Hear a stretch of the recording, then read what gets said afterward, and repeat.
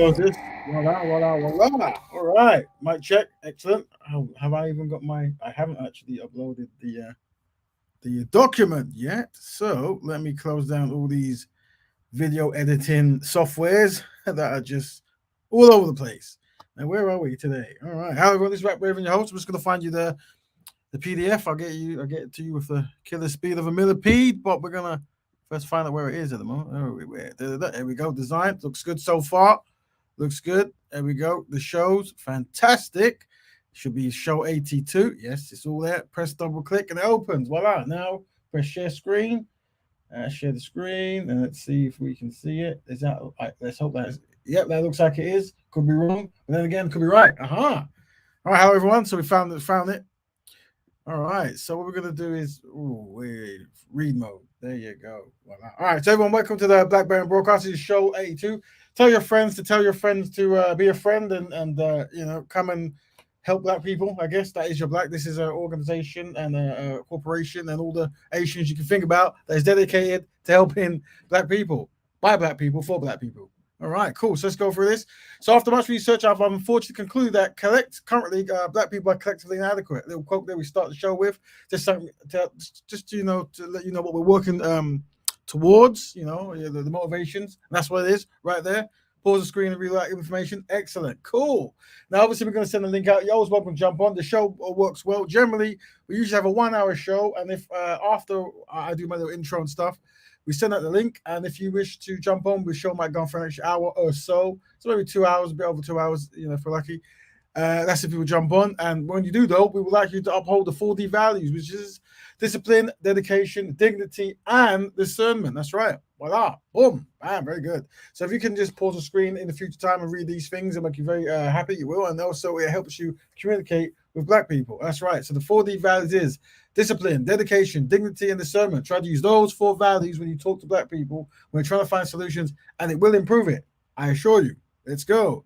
Also, try to use geographic language if possible. Never the best idea to do that when you're trying to find solutions. I know it's hard. Also, please try to, because sometimes people come on there and the natural culture that they're from, they might just, F and blind and this kind of stuff. And then what tends to happen is the transition between them being happy and doing that and being sad and doing that isn't really seen. Before you know, people arguing. So it's probably best we just don't use any kind of derogative terms, especially around kids. But, just what it is. So yeah, anyway, so if you can do that, that'd be fantastic. So move on. Okay, what is Black Betterment? Black Betterment is black people helping black people on black issues for betterment. That's what it is. All right. That's it's pretty much a lifestyle. All right, cool. So yes, that's right. This broadcast promotes the lifestyle of black people doing for self, really. There you go. All in a nutshell, that's the magic. That's what it does. So am I going to read that? Copyright disclaimer under Section 107 of Copyright Act of 1966. Allowances made for fair use. Yeah, so fair use. I'm going to read all that. Basically, yeah, we're going to show some video that's not our copyright, but we're doing it for, journalist purpose. But it's on the screen now. There you go. Fair use, fair use, fair use. Hopefully the algorithm hears that and it doesn't try to go at us. Fantastic. Right, cool. What is today's fantastic show about? Let's see, make sure I've actually put it in there. What are the collective benefits of black people marrying non-black people? Where that comes from in America at the moment, you're noticing that there is a lady, we covered her before. Let me make sure I get her name right because I'm always wrong. Things. She's part of the Supreme Court nominee for Judge Ketanji Brown Jackson. Yep, she's now the Supreme Court nominee, and she's gone through. She's won, and I think as she's won, there's a gentleman who's been talking for a couple of years about black women needed to, maybe potentially not marrying black men for multiple reasons. And I think people heard his article that's come out again, and he was making showing a successful black women married to successful white men, and I guess the values of that and this kind of stuff. So we just, some people weren't displeased for multiple reasons, and we can unpack that. And yeah. So we're gonna go through some videos that unpack that. And the brother's name who wrote the article, let's make sure I get it right. His name was, I haven't written it, so shame on me twice. Oh no, maybe I'm wrong. I am right. Ralph Richard Banks. There you go. It's a good thing I wrote that down because I forget everything. Now, okay, and the secondary topic is what are the advantages of helping people groups that despise black people? All right. Once people in doesn't matter, whatever. Cool. All right, excellent. So let's what we're gonna do. Let's do the black woman one first. So let's see if I can find it. Let me move around, move that there. Voila. So first video, family, is, let's see if I can, it should be, I think it's this one. So we're going to listen to the brother whose name is Ralph Richard Banks. So some of this stuff will be from 10 years ago because he's been campaigning this for time. Big up Sister She Reigns. Good contributor there. Just big up the family there. All right, let's hear this, see what he has to say. Rewind. We have more black women, right, graduating from college, 2-to-1 to black men. You throw in incarceration rates, you throw in the unemployment rates, and you're saying there's just not enough black men. So the brother is saying that there's a challenge with many black men. This issue we covered before. It's all over the world. Well, not all over the world, but definitely in the Americas, the Canadas, the UKs, and that kind of stuff. This kind of like short number of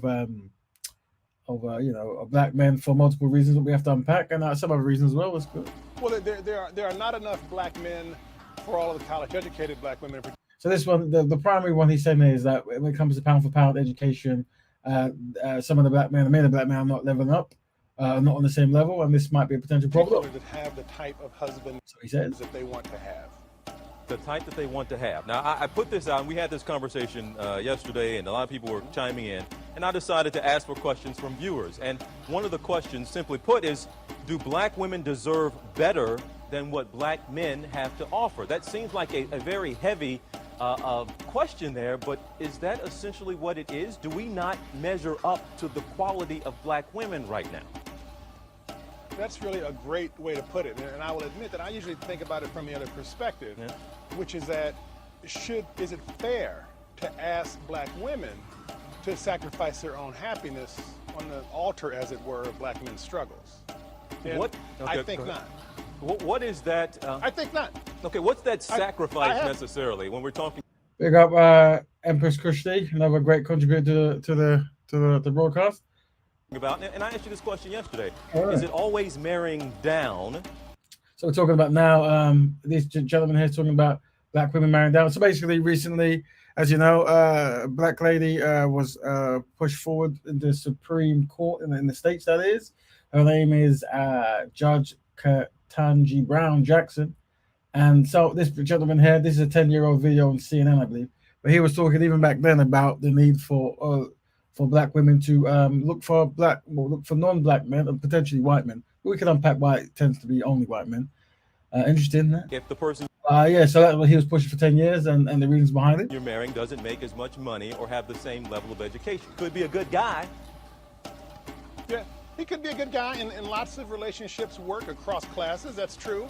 But it's also the case that for everyone, not simply for the women, but for the men as well, having a spouse who is matched to you educationally in terms of your outlook, your aspirations, your experiences, that's a positive thing. So it's actually not a great thing for the wife or the husband if they're in a mismatched relationship. All right, and we know a lot of conversations were started yesterday because of this topic, and I had one of these conversations at my house with Mrs. Holmes, and one of these things that keeps coming up is how do you, and the word I think my wife used was reprogram, if you will, black women.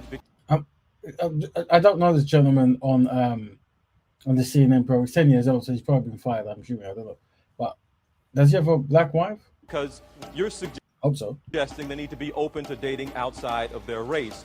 But, a lot of black women just like brothers. They like the black man. Right. So if you're just not attracted naturally, why have them give up on finding a black man? Right, that's a great question. So that's another thing. Many black women are naturally attracted to black men. That shows me that the mindset of the black woman is still intact. Unfortunately, many black men's mind might be somewhat compromised for many reasons, where they don't see any beauty in themselves. That's one way to look at stuff. People have different explanations and stuff, but that's that's something we'll be tackling as well from the black men perspective. Those black men who don't necessarily see value in their physicality, and obviously that trickles onto the women when it comes to picking. Question, and the issue, the way I think of that is that women have been asked to carry a great load. Black women. Very true. Very true. Black women have been asked to carry a great load. Men shoulder a lot of the burden, in short, of black men's struggles. And I am asking women to put the burden down. Many women think that they're attracted to black men. They are attracted to black men. But attraction itself is complicated. And one of the things that I discovered in the course of writing this book is that there's a whole host of fears and desires and anxieties that animate black women's attraction to black men. Okay, and on that though, I got another question from a viewer, Judy, sent in and said, well, it sounds like you're saying, why should black women give up the good fight? You know, you're not telling them to take on a project of fixing a man necessarily, but why just give up on black? We'll have to have a project because there's a list of things that they say that might limit black sisters' ability to find black men, and that's something that as the black male community, we have to go through that list and try to heighten it to make sure it is easier to find a partner, a decent one. Right, that is another great question. I actually am asking black women to give up the good fight because I wouldn't put it that way. Give up the good fight? Been successful. The fight has not been successful. This is what a friend of mine, Carolyn Edgar, calls a Negro Improvement Project, which is what a lot of black women undertake, and often the results are not so great. So the strategy has been counterproductive.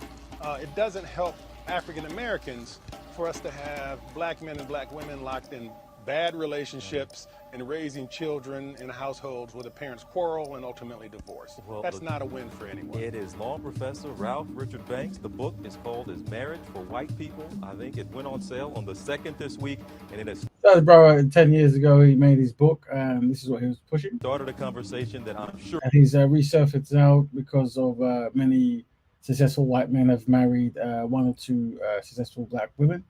And I think now it's time for him to come back and say this is what he predicted.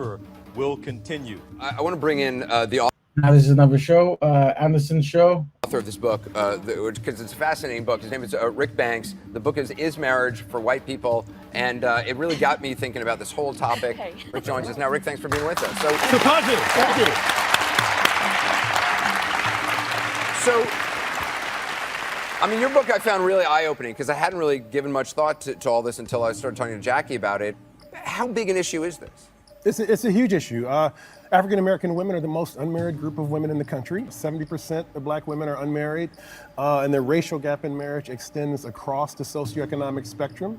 So it's not only poor women, it's college-educated black women as well, who are about twice as likely to be unmarried as their white counterparts. Is there a stigma? I believe this was also maybe 10 years ago as well. I could be wrong. I mean, do you look askance at an African American woman who is dating a white guy? No. Maybe not 10 years ago. I'm not too sure. No. I don't, but there are friends of mine who do, and I know black women who do and black men who do. Right. I think black women are more sensitive about seeing black men with white women. Why is that? Because there's such a shortage in our eyes of black men to choose from in the first place. Very interesting view. People are not best pleased to see black men with non-black women because of the shortage. Very good point. One other point we should bring up as well is the history point. Like black men have, the black community has been completely destroyed by outside communities, and we've yet to really fix those and control economic base or any kind of like real structure. And and you ain't gonna find your salvation in other communities. That's a very good one we should push forward as well. But that one as well is very good. I don't think black men care so much about it, but I think for black women. No, black men probably don't care much about it, which is probably one of the challenges when your male groups, your men, don't really understand the values of family and and community and how community economics works and this kind of stuff. Then you will get quite a wishy-washy experience, and what you will see is the collective inadequacies of a people group will continue. That's right. And unfortunately, in many cases, black women are more intelligent than black men. In so many, and because of that, to make bigger collective decisions, the community group will go down. But there's always reasons and stuff, and we're going to unpack this and try to find solutions. It's a much more sensitive issue So, to see black men with women of other races. Well, since you say you only date black men, do you feel that way when you say a black 10 points to her. man with a white woman? A little. And what is that feeling? Explain that. I really don't know if I can explain it. It's just kind of like, if you can put that into words. Yep. It's just, it's just because. One thing else we have to remember is the black experience in the world is very different from most experiences, and unique unique scenarios have to be carved out in order to find solution. There has to be a dedicated way of doing things, or there will be no actual betterment at all. And that's just something people just have to realize no matter where they find themselves. Of being. From Wavy Maroon, black women are tokenized and want us to take them like that. Why should we? There you go. Yeah, tokenizing. Never good to tokenize anyone. Never good. Black people are generally the kings of being and queens of being tokenized. A journalist myself, and knowing that black men date outside of their race more than any other group. There's a problem as well. Once again, if it is true that black men are dating outside the race, the people group, much more than any other group or people group or race, then this is a problem that we have the community try to fix. It should be a priority where if you're black men do not see a value in being a black woman, and it's quite outbalanced. And there is some strategy we have to think about this as well. Like, for example, I was noticing I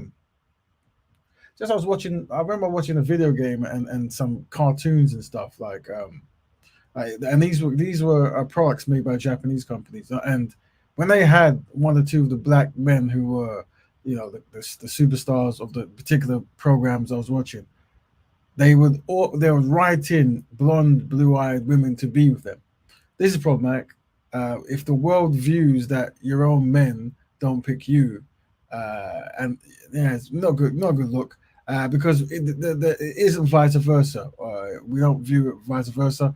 So clearly, controlling the mainstream of what is acceptable and what is required and needed, we definitely need to make sure that the world image of black men is black women. I mean, I can't see why there would be any reason why that wouldn't be. And also, definitely a dedication in music groups. If you make music and it isn't disrespectful and this kind of stuff, trying to put more black women as the primal center of if it's an R&B song, the love interest, that kind of stuff, that very helps.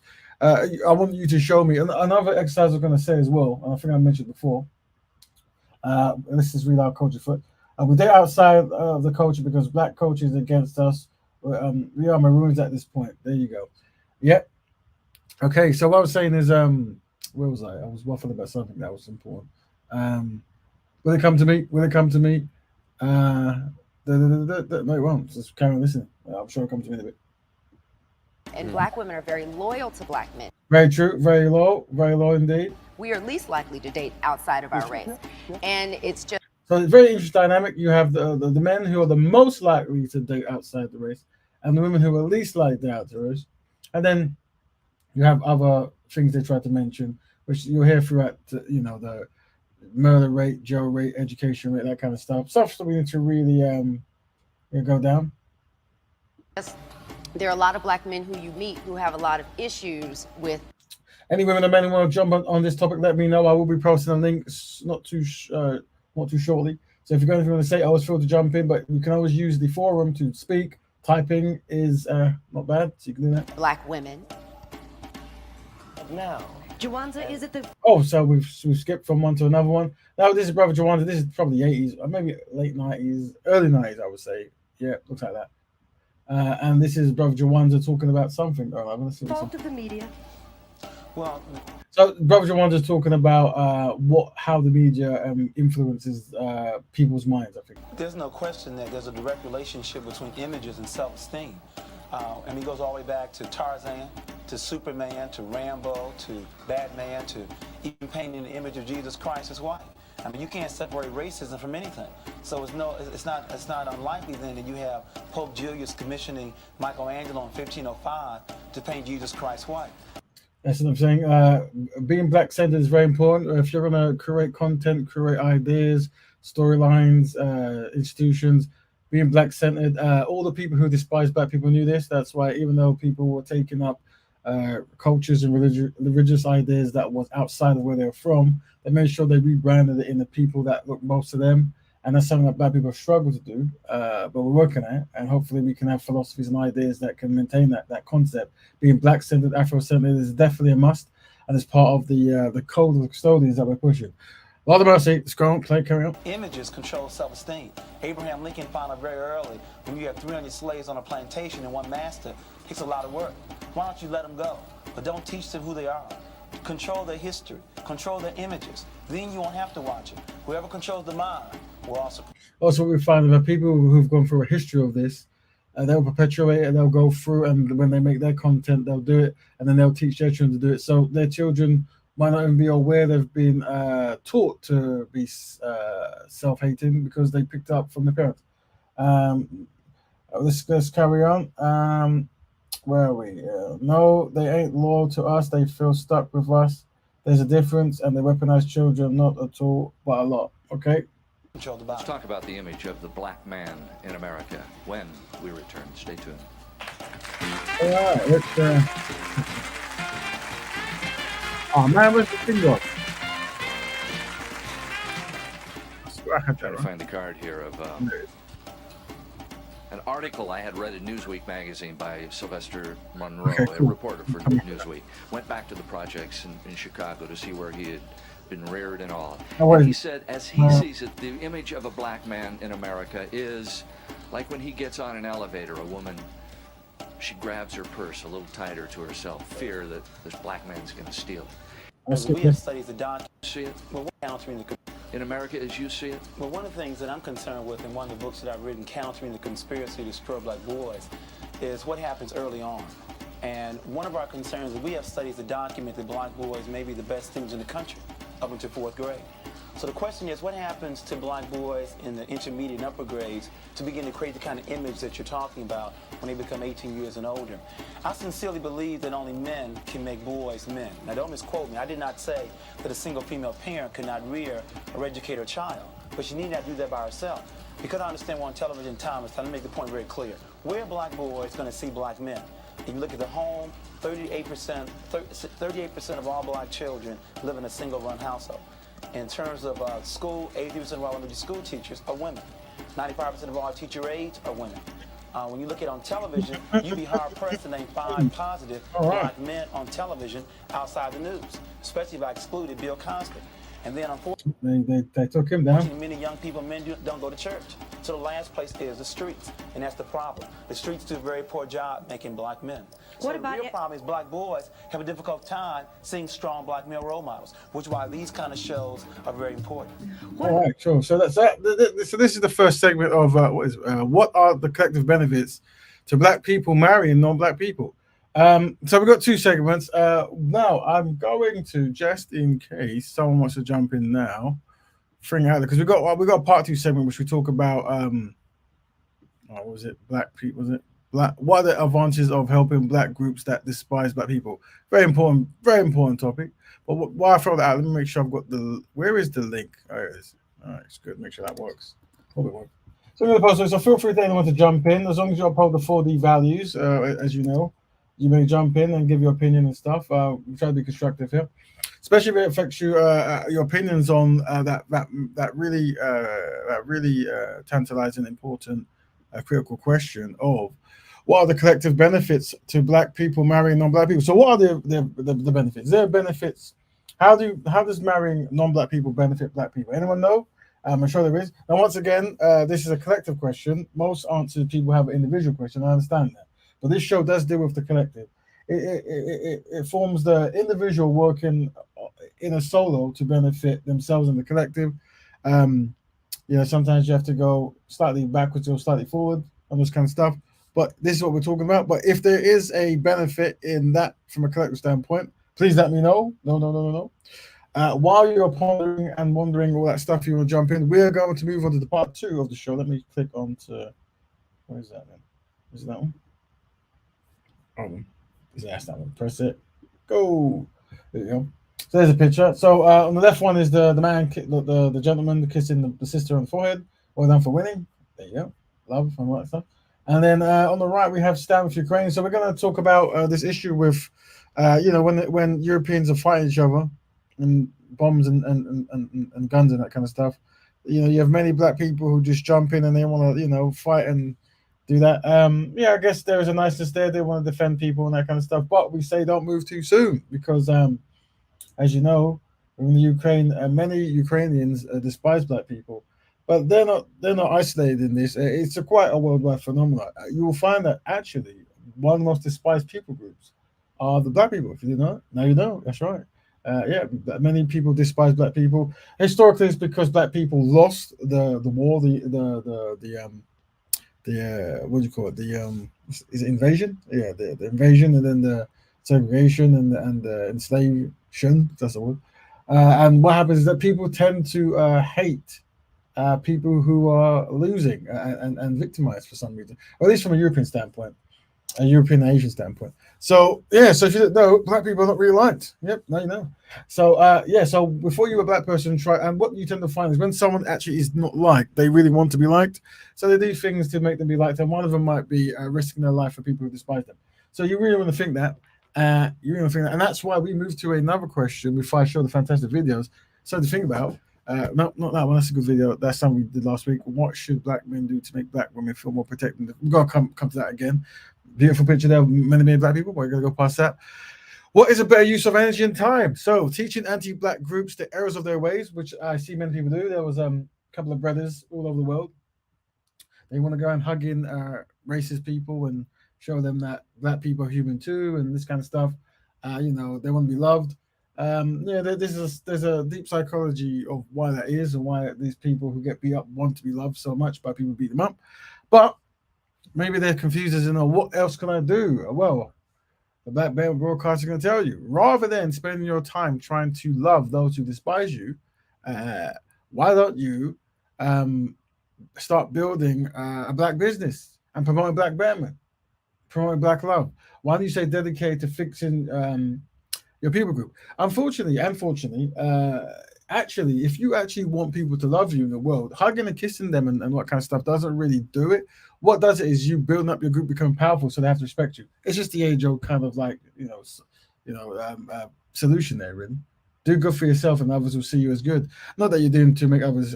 You shouldn't really care what people outside the group think of you. You just thrive and survive and all that good stuff, right? But yeah. So just there's a solution. But we're gonna look at some testimonies of brothers and sisters who are interacting in the Ukraine scenario. See if we can skip through a bit, quite long, maybe 10 minutes or so, but we might skip through a bit. This is not ours. We're using this for fair use, and we've blackified it. So hopefully we won't get the algorithm to come and beat us up. Also, rewind. Skip that in. Over 2 million refugees have fled Ukraine since the Russian invasion began, with 2 weeks ago. Many facing extremely long, cold, bitterly cold queues at border crossings. Bitterly cold. British student Corinne Skye, who was studying medicine in Ukraine, spent 3 days trying to escape the country. Once she reached the front of the queue, though, she was subjected to racist abuse. Oh, dear. Forced what a surprise. To join a slower queue with other non-white people. Non-white people. It's a story that keeps coming up, actually. Very much so. And Corinne joins us now. She's back in the UK. You've been back since Thursday, I think. Welcome back. Haven't you? And you've brought along with you a barrister, Patricia Daly. Good to see that she has a black sister as a barrister. Well done. 10 points for that. Who is also helping other students to leave. You've been raising money, haven't you, to help them through. Corinne, just to explain, you're a British citizen, but you chose to study in Ukraine. Just explain why, because I think viewers will be thinking, why did you go to Ukraine? Why did you go to Ukraine? In the first place? Yeah, so my lifelong dream has always been to be a doctor. So when I found out that it was actually way more affordable to study in Ukraine, I opted to go to Ukraine. Like the school fees in this country are extortionate along with the cost of living. So the opportunity to study somewhere else more affordably and also like learn a different culture was really appealing to me. Always a catch. Yeah. And of course, you've had a good time in general since how long have you been in Ukraine studying? I'd been in Ukraine for almost a year this time. Yeah. Yeah, it was an amazing time. I was really like building a community. There's a large community of international students. So I had like a community of people from all over the world. Yeah. So I really like was enjoying that part of it. And so explain what happened when, obviously, as with 2 million other people, students in particular, were trying to get out. Where did you go? How did you get there? And what was the experience that you had? Okay, so originally our plan was to go to Poland. So I set up some Telegram chats so that our students could communicate with one another. Telegram, just in case people at home are watching, is it? Let them know what Telegram is. It's a platform. It's like a social media platform. It's called Telegram. It's not necessarily used by promotion by lots of people, but it's a really good way of communicating. Sort of. Yes, it allows you to have like large groups of people in one place. And in Eastern Europe, that's generally the way of communicating. So we were all in these group chats trying to like find out how to get out of Ukraine. When the war broke out, information dissemination was really slow. Things were changing by the minute. So being in those groups, we could keep like up to date with what was going on. So we left Dnipro the day after Kyiv was bombed, when the air siren started going off, and we headed to Lviv. Lviv is in western Ukraine. It's like the closest place in Ukraine to the borders. So on our way there, like we saw armed police officers, there was like military everywhere, and we had to go through several military checkpoints. And that was really scary because I know like during a war, military checkpoints are targeted.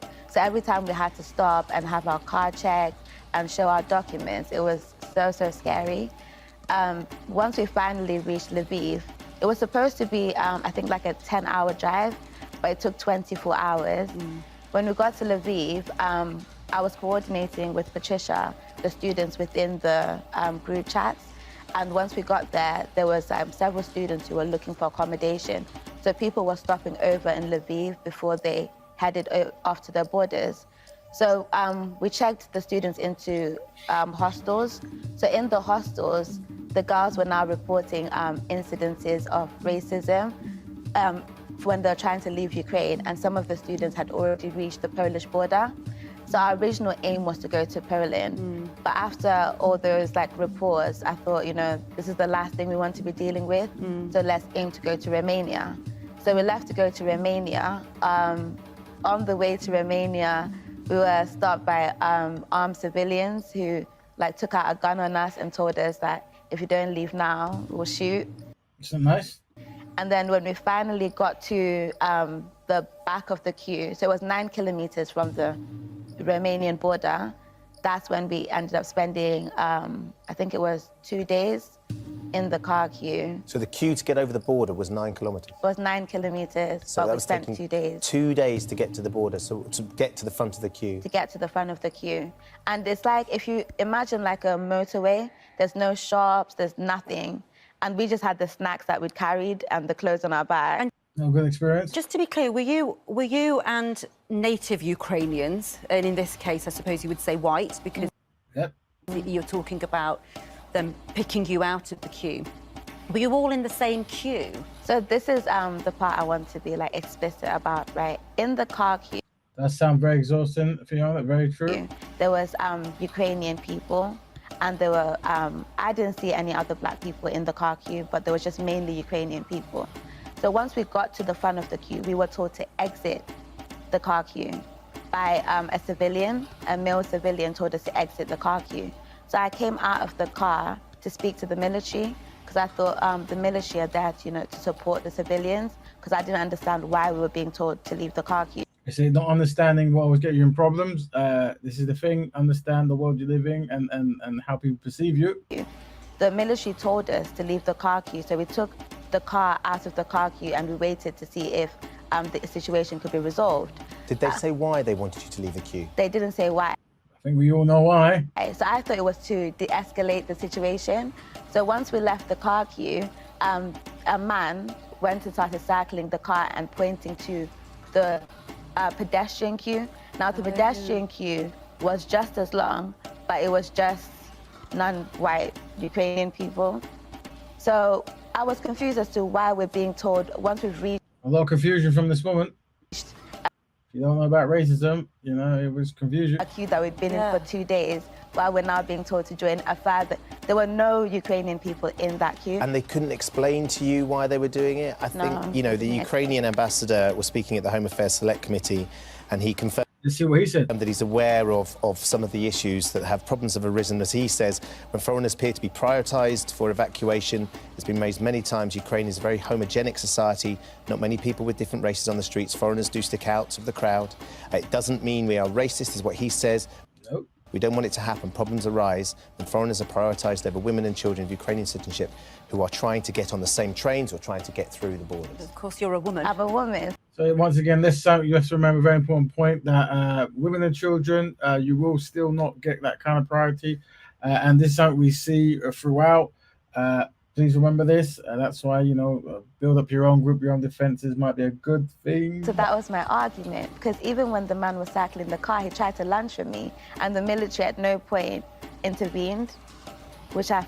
Yep, so someone tried to launch her and the military didn't defend her. Nope. Found very, very odd. And so she found that odd. She shouldn't find that odd. So the queue for the non-white refugees, essentially, fleeing war, was much, much longer than the car queue, and you were on foot, and it's freezing cold. And it's freezing cold. And so and Patricia, you're here obviously because this is Corinne's story, and eventually you got through, but you didn't want to make a fuss because you just wanted to keep going, didn't you? But you were documenting it as you were going because you knew then that you were experiencing racism. Yes. And this was from the Ukrainians who... The reason we're watching this, everyone, is the question in the group is, what is the question? What are the advantages of helping people groups that despise black people? What I mean by that is just the war going on. Many black people have tried to, jump in and add support and help Ukraine, which is a nice thing to do and stuff. But I think we need to start really reviewing decisions made when you have a people group that naturally despise black people. There was also a thing circulating about I think African Americans were going there to do community work and help out and this kind of stuff. And they were saying, by the way, don't be alarmed if people call you racist names and look at you with contempt and this kind of stuff. And this is this is normal. This is a normal thing, and it's always been normal. But what I'm saying is that's one thing, but it's how black people react to that, and that is fix black issues first. That's why we said, what is a better use of energy and time? Teaching anti-black groups the errors of their ways. Hugging them, taking them to the Black History Museum, reading them poetry, dancing with them, that kind of stuff, or building black businesses and promoting black betterment and black love and that kind of stuff. That might be a better use of energy. Let's carry this into this bit. We're managing the border, not the Romanians or the Poles, as you were saying. Patricia, what is the widespread concern, and what is that experience very common that you're finding in all the people that you're trying to help who are still trying to leave? Yeah, from very early on. Yeah, I think black people are used to this kind of mistreatment. That's why it isn't really like a zippity-doo-dah, hullabaloo kind of like, oh no kind of thing. But it's very normal, and that's how life is. Let me skip past this because we get the gist that racism exists in Ukraine, and it's sad stories of it. Yeah. Well, I mean, I suppose the key aim is just to get people out. Yeah, I guess so. That's what the aim is. All right, cool. Let's go past it. Is there any final thoughts on that? Nope. We'll just skip that.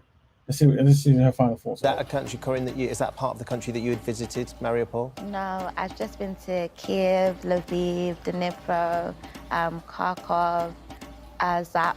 Yeah. So plenty of lovely parts of the country back then, of course. Yeah. Will you go back eventually if the opportunity arises? Do you know what's going to happen? Well, when we left my apartment, we just abandoned everything.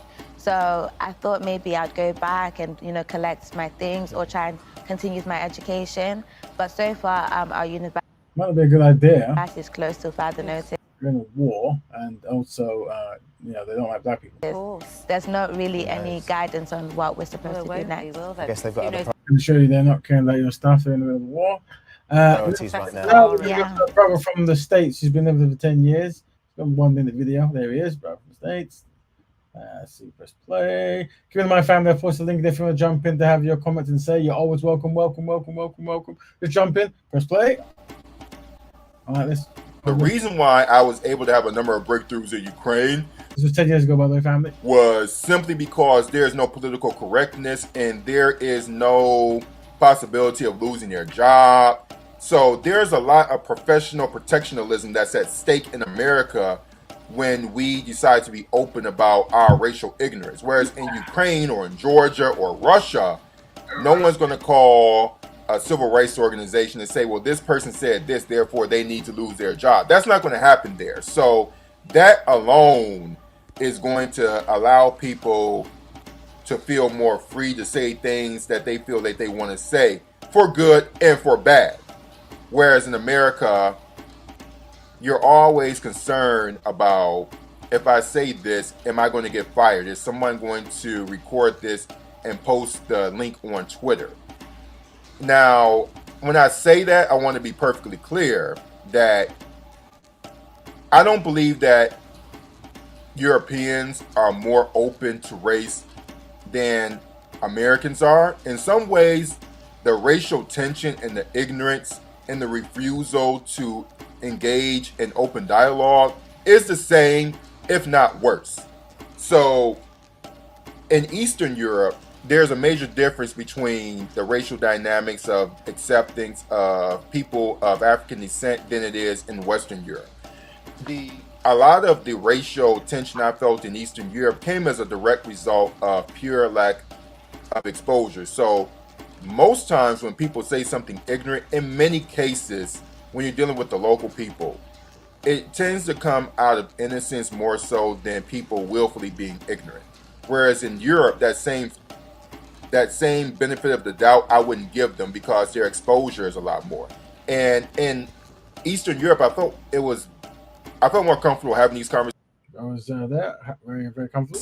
Because I didn't have so many knee-jerk reactions to people being so quick to call someone racist. Now, there are plenty of people who deserve to be called racist, but in my role, I spent 4 years there. I chose to be in Eastern Europe. So I had to engage the community a lot more because I was a legal resident in Ukraine, for example, a legal resident in Georgia, and I had to understand. Oh, brother, thank you very much. Let's quickly skip now to the final video, and that is, we have a brother. Now, so this video didn't age too well because this is a brother, I think it was hired a few years back to give his opinion on Ukraine, because obviously they were trying to get people to go and study there. Here's what the brother said. All right. Generally speaking, one of the most surprising things for me, his brother's name is Leonardo from Nigeria, was the fact that when I was getting ready to come to Ukraine, when I was thinking about the opportunities and the dangers and all of that, I decided to go to the internet and to search for myself and try to see, what the world had to say about Ukraine. And I got a lot of negative, reviews. So brother was saying that before he wanted to study in Ukraine, probably because the prices were cheaper than wherever he was at. I assume Nigeria. Maybe not, to be honest, but let's say it was. And then, he decided, he was reading it, and there was a lot of negativity. Don't know what the negativity meant. Don't know if it was poor education, poor food, poor sewage. Who knows? But yeah, let's see what he says. A lot of people said a lot of negative things. Not specific. Makes you think he might work for the company or the video that's sponsoring this, but maybe not. Regards to the fact that Ukraine is a very racist country. Oh, he made the words. That's very particular, very important. And they hated Africans. They hated. Very strong words. And so he's read forums where they've said this. Let's see if he listens. The blacks and all of that. And actually, that was the biggest surprise. When I came to Ukraine, it's not as bad as people say. Really. Interesting word. When I came to Ukraine, it's not as bad as people say. So when he was reading the thing, he was saying it's racist, that they hate Africans, black people, that kind of stuff. When I came, it wasn't as bad as they said. I am doing great. I've never had a single racist incident. I've been here for a couple of years now. I feel fantastic. I feel comfortable. Yeah. And so that was, for me, one of the biggest surprises. No, the biggest surprise is if you're still there now, that will be the biggest surprise. But there you go. I'm not sure if this that was sponsored by EDU Ukraine. I don't know if that's I don't know what that is. Just just Google search and I just blah blah blah. But yeah, voila. So all right, let's go back. I think that's all of it. Am I wrong? We've got one more. We had quite a big video, didn't we? Which one was that one? Did I upload it? Right. So anyway, what I'm gonna do is I'm gonna do what I'm gonna do. I'm gonna post the link one more time. So, guys, just so you know, the format of the show, I do my little spiel. I show some videos. I waffle on, and then by 11 o'clock, I shut the show down unless people jump in and go, "Oh, I want to talk about that. I've got an opinion." So, if you do want to jump in, the topics are as we just covered. So, those who come slightly late, what are the collective benefits of Black people marrying non-Black people? So, we reviewed, is there a collective benefit to miscegenation, and integration, that kind of, in marriage and stuff? Is that a community benefiting act? Let us know. And then we asked our second question: what are the advantages of helping people groups that despise Black people? So we use Ukraine as a reference, but Ukraine is just just one side microcosm. There's many situations, but it is current, and that is Black people fighting and going over there to help the Ukrainians, which is nice. But not realizing that there is a history of hate, and also as you're helping them, they will hate you. I'm not saying all, because I'm sure there's fantastic Ukrainians who don't mistreat Black people, but it's those who do, and the sheer numbers and what they do, and also where should that energy best be spent? Should it be spent going into dangers or facing bullets and bombs to face a nation that despises you, or should it be build up your own people, educate, practice Black love, Black economics, that kind of stuff? So maybe, if you are actually in Ukraine and you're from a nation and, you get stranded, maybe your nation can send more help to get you out. So you're not getting guns pointed at you when you try to leave the border. Maybe, there, maybe good, maybe bad, who knows? But thanks if you want to jump in to have your say. So that was that. And then we also tackled the Black collective benefits of love. We have looked at some videos, and obviously, there's the Supreme Court lady who in America at the moment who's coming to big hoo-ha because she's the first, which is good. And we do like symbolic gestures are nice in the sense of it's visuals, and young people can look at places of high power and believe they can achieve. Very important. So that's all good stuff. But also we do understand that in many positions in power, I think we showed this dynamics before. Maybe I know I show it a lot, but we'll show it again.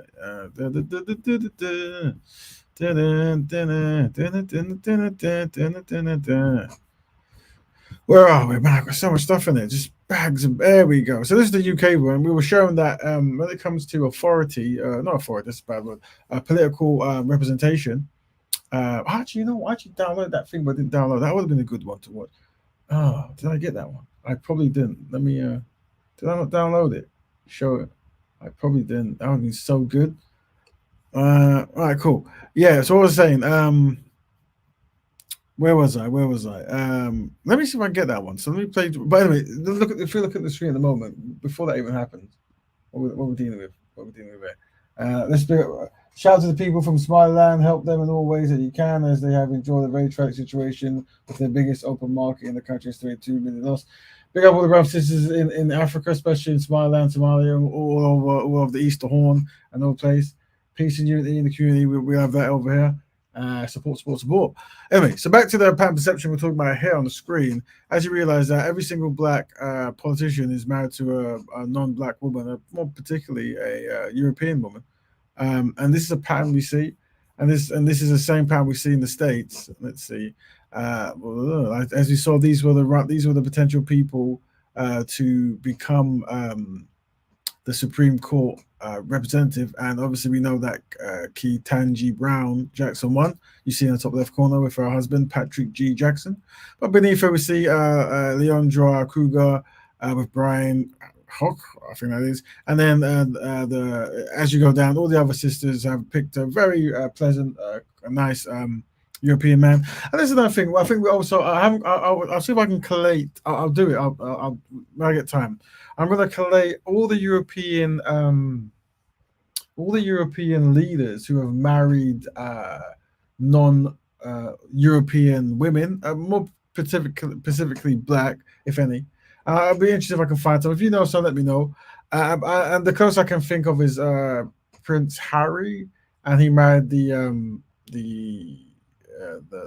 forgot name because I'm bad with names. But anyway, they were kicked out of the castle and they've left it to America, which seems to be the outcome. But apart from that, generally, but in Africa there is quite a bit of the African prime ministers, and I guess I have to look at the Caribbean as well. Be good to see that. But we do see this concept of black people, in high authority places, political places, marrying Europeans, more particularly Europeans. So we have to review that. I don't know if that's in collective our best interest. There's no way you can run from a position like Kojic Brown without being okay. Anglophile, interesting name. Yeah, so this is the thing. Something just to be aware of. See pattern perceptions. Black people are collectively inadequate, and as a collective inadequate people, this is all falling into patterns. You see, this is the behavioral patterns of a collectively inadequate people. We do preach Afrocentrism, Black centrism. This is a cure for this. I generally don't think Black people know how to love Black people. I think it's interesting because the Ukrainians probably understand how to love Ukrainians or whites more than blacks. But the only thing is they're displaying it in a very aggressive nature or way, whatever. But yeah, it's a shame really. But then this is the byproduct of being colonized and enslaved and media bombardment and also not controlling your media and that kind of stuff. So yeah, it is what it is. But that's why the Black Betterment Broadcast is here, and hopefully we can influence other influencers who can do a much better job than myself, and can go out and try to have dedicated consistencies in trying to fix Black issues, because Black people are collectively inadequate. That's right. Every single challenge that the world goes through, we shall find something at the bottom. And sometimes we don't learn. That's why we're flying to Ukraine to fight a war that people hate you. That's what it is. Also, priorities. We want to get priorities sorted out. Funny enough, speaking about miscegenation in the African prime minister, this picture here is actually of a film of a Nigerian brother who just happens to be married to a European in real life. But in the film, he's choosing as he's a king of some kind of land. I can't remember what it was, and he's deciding to marry a European. And that's just because the narrative when you see that will be that's good stuff, marry, and yeah, marriage is great, blah, blah, blah. But what the focus will never be like, oh, what about fixing Black issues, fixing the Black woman, being loyal. When the war was on, the Black woman stood by your side. Yet when you get a bit of money, at the time you run to non-Black women, especially the women of the people who generally try to kill you, that kind of stuff. So just things to think about. Things to think about. Also, we here see this picture here, we see this contemporary kind of like, when it comes to being kind, it's like hold hands with non-Black people, sing songs for freedom, march and tell the authorities and the power structure, we will overcome and that kind of stuff. Or you could actually practice Black betterment, teach kids how to be fantastic, teach kids how to have a skill, marry Black people, create Black institutions, create a Black infrastructure, control the Black media, be move away from error-prone, be high principle, that kind of stuff. All that kind of stuff. Could be a good idea. Don't know if anyone believes that, but might be a way. Black Love campaign, always good. Boom, boom, boom, boom, boom. So what we're going to now, what I'm going to do, I'm going to download. Let me do that there. I'm gonna play a video while I try to download something with the killer speed of a millipede. Where's that one I had? I think I had it. I'm going to say it's this one. And it's actually in full color, so you'll know. This is Brother Jawan to talk about something. And while I'm doing that, I'm going to see if I can find that thing I wanted to find. I've been asked to look at the workshop on Black men, Black women. We both need each other for the past 10 years. All right. I've always refused. And the reason is I've always felt that in order to give this workshop or write a book, you've had to have been married, happily married, for at least 20 years. It's interesting. I always felt I never could do a good job counseling drug users because I never used drugs. I knew the theory on how to deal with drug users, but never knew practically what they went through. But I know about this workshop. I've been in the good marriages and in the bad marriages. And so this one, I asked the Lord to give me the confidence for because I'm a sinner saved by grace. And I believe that this workshop on relationships is given by someone who knows both the ins and the outs of this particular situation. Black men, Black women, we both need each other. It has not been that long. It's been 360 years since we left from Africa to come here. 18 generations. 360 years, 18 generations since we came from Africa to America. Black men, Black women, we both need each other. And my concern about this particular issue is that we didn't always have these problems. 1 of every 3 marriages in this country ends in divorce in 18 months. But it used to be around this period, around 16, 19, we were looking for each other. There were Black men and women that were sold to Alabama, sold to Mississippi, and they weren't looking for each other. They never allowed slavery to separate them, to divorce them. But now many of us, it's now become very, very easy to separate. and we're concerned about the situation of black men, black women. We both need each other. A black woman told me that if she was walking down the street late at night and someone was walking toward her, the person she would feel most comfortable walking toward her first would be a what? Can anybody know? Does anybody know? She said a black woman first, then a white woman. You know what she said third? A European male. And the person she said she would feel least comfortable walking toward her late at night would be a black man. It wasn't always this way. It's only been 360 years, only 18 generations. We've come a long. If that's true for you, sisters, that's something we need to work on, definitely. Let us know if that's something true. Long way. Black men and black women used to be friends, used to be lovers, used to be protectors. And we're concerned about that. It's even gotten to the point now we feel we can separate black men and women. Black men and women could never be separated. If a black man is an abuser, a black woman is a victim. If a black man is a pimp, then a black woman has to be a whore. If a black man is a loving husband, a black woman has to be a loving wife. We should never separate from each other.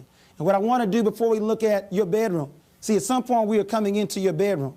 But what I want to first of all do is look at the macro issues, look at the societal issues, look at the large issues first, and then we'll look at some of the micro issues, the more issues pertinent to our bedrooms. The first one has to deal with the shortage. At birth, there are 1.03 black boys born in the world to 1.0 black girls. Remember in my book, Countering the Conspiracy to Destroy Black Boys, we looked at the fact that at birth, there are more boys born in the world than there are girls. 18 years later, it is now 1.0 available black men to 1.8 available black women. What I'm getting at is you can't even look at the quality of the relationship if the quantity, the number of men, simply not available. Now, can anyone share with us, what do you think is the impact on relationships with a male shortage? Remember at birth, more boys than girls. 18 years later, almost 2 black women for every 1 black man. What's the impact of having more women to men on relationships?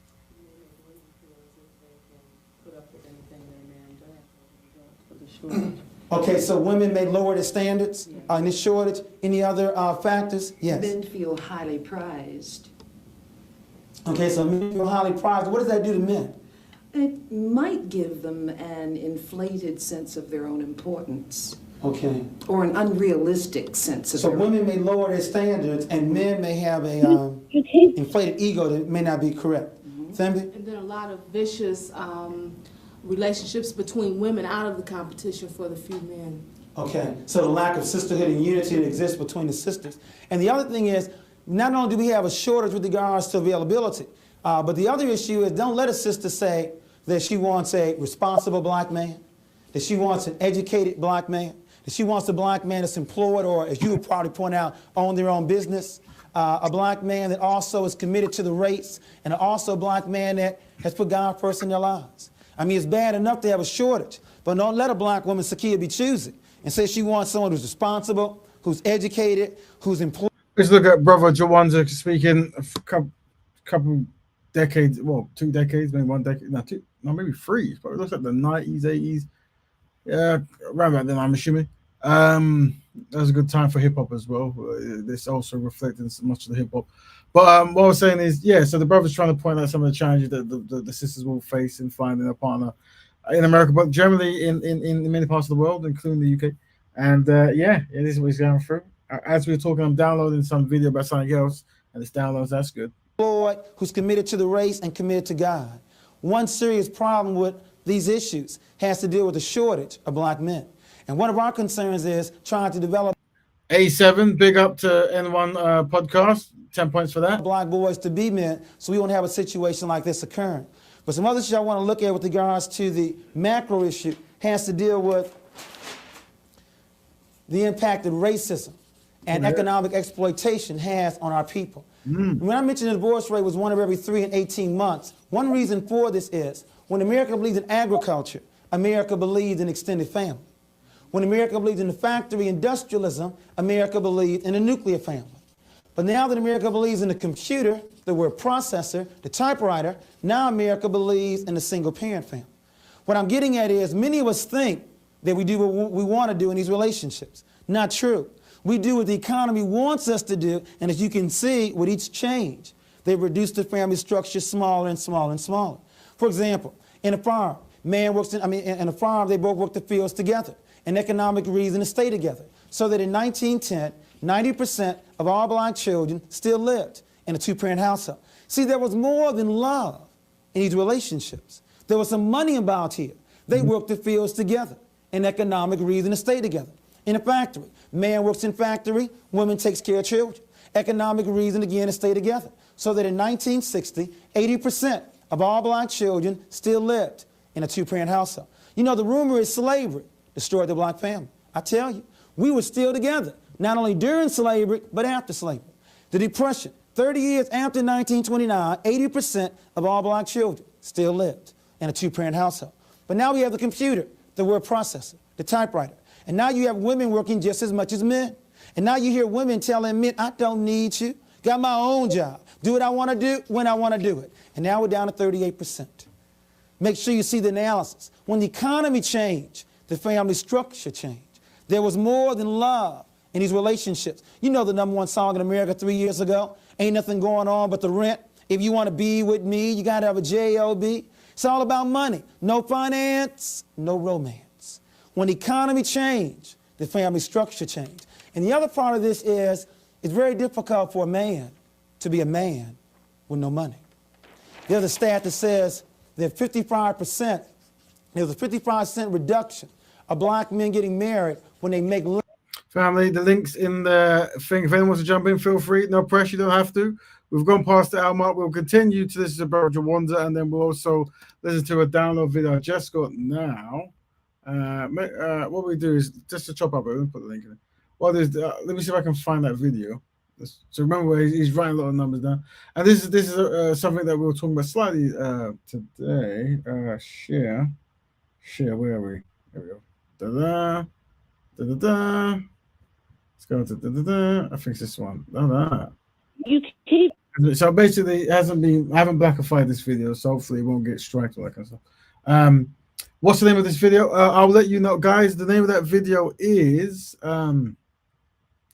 you know what I'm going to do? Let me this is what I do. Let me go back to it and find it and click back, and then I'll pop, because the brother's name is Jawanza, and I found a YouTube thing that's got a lot of his stuff. I don't know if it's his page. He's still going. Still looks very young to me. But he's still going. But let me find his page and I'll put that in there. Give me 17 seconds while you listen to his facts. We always try to give $5,000. That's fine. The brothers know, I can't marry this sister. I don't have any money. There's a direct relationship or inverse relationship between, as the money declines, where it really is direct. As the money declines, the weddings decline. So one serious problem is many men don't feel they're a man with no money. And I want to give you a little example of two brothers, and they both work at GM, and they both make $18 an hour. And all they know how to do is put widget 186 on top of widget 185. But they get paid good money. They get paid $18 an hour. Now remember what I said. Some men base their manhood on money. No money, no manhood. To be even clear, for every 1% increase in male unemployment, there's a 4.3% increase in wife abuse. I want you to understand the impact that racism and the impact that economics has on relationships. Many men don't even want to get married if they make less than $5,000. Now, we have two men both working at GM, and all they know how to do is put widget 186 on top of widget 185. But they get paid good money, $18 an hour. They both get laid off.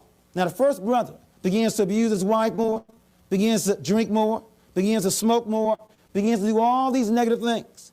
But the second brother goes back to school, learns a new skill, begins to read the Bible more, begins to read the Quran more, begins to read more Black history books. In a scenario, the first brother is now doing 20 years' time, divorced from his family, and lost his children.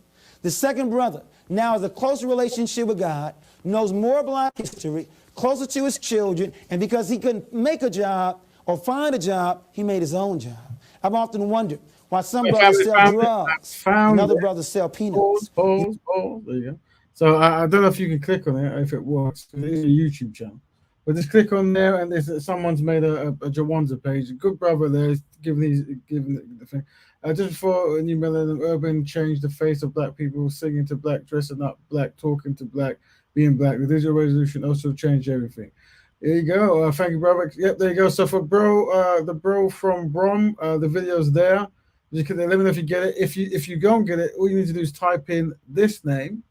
Yeah, the brother's full name, wonderful name. I would recommend if you want to have a name, pick one of these. It sounds really good. Jawanza Konjufu. There you go. Pick on that.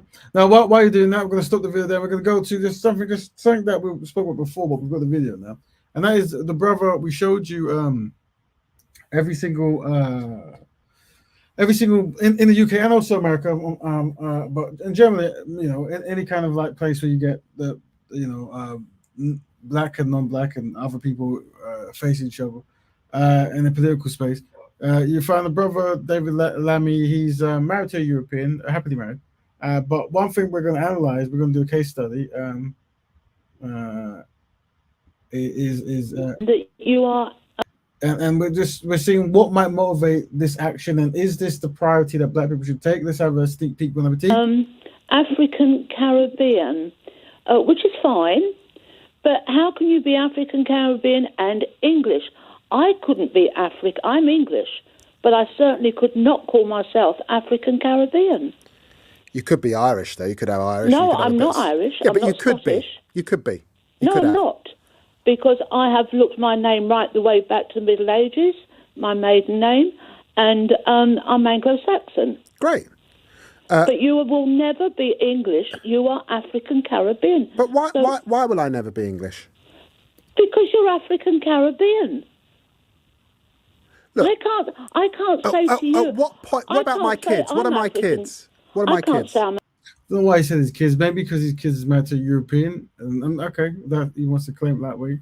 I don't know if she knows that. Most people wouldn't assume it, but maybe I could be wrong. African Caribbean. What? Yeah, but the truth is, Jean, just a little bit of history on this.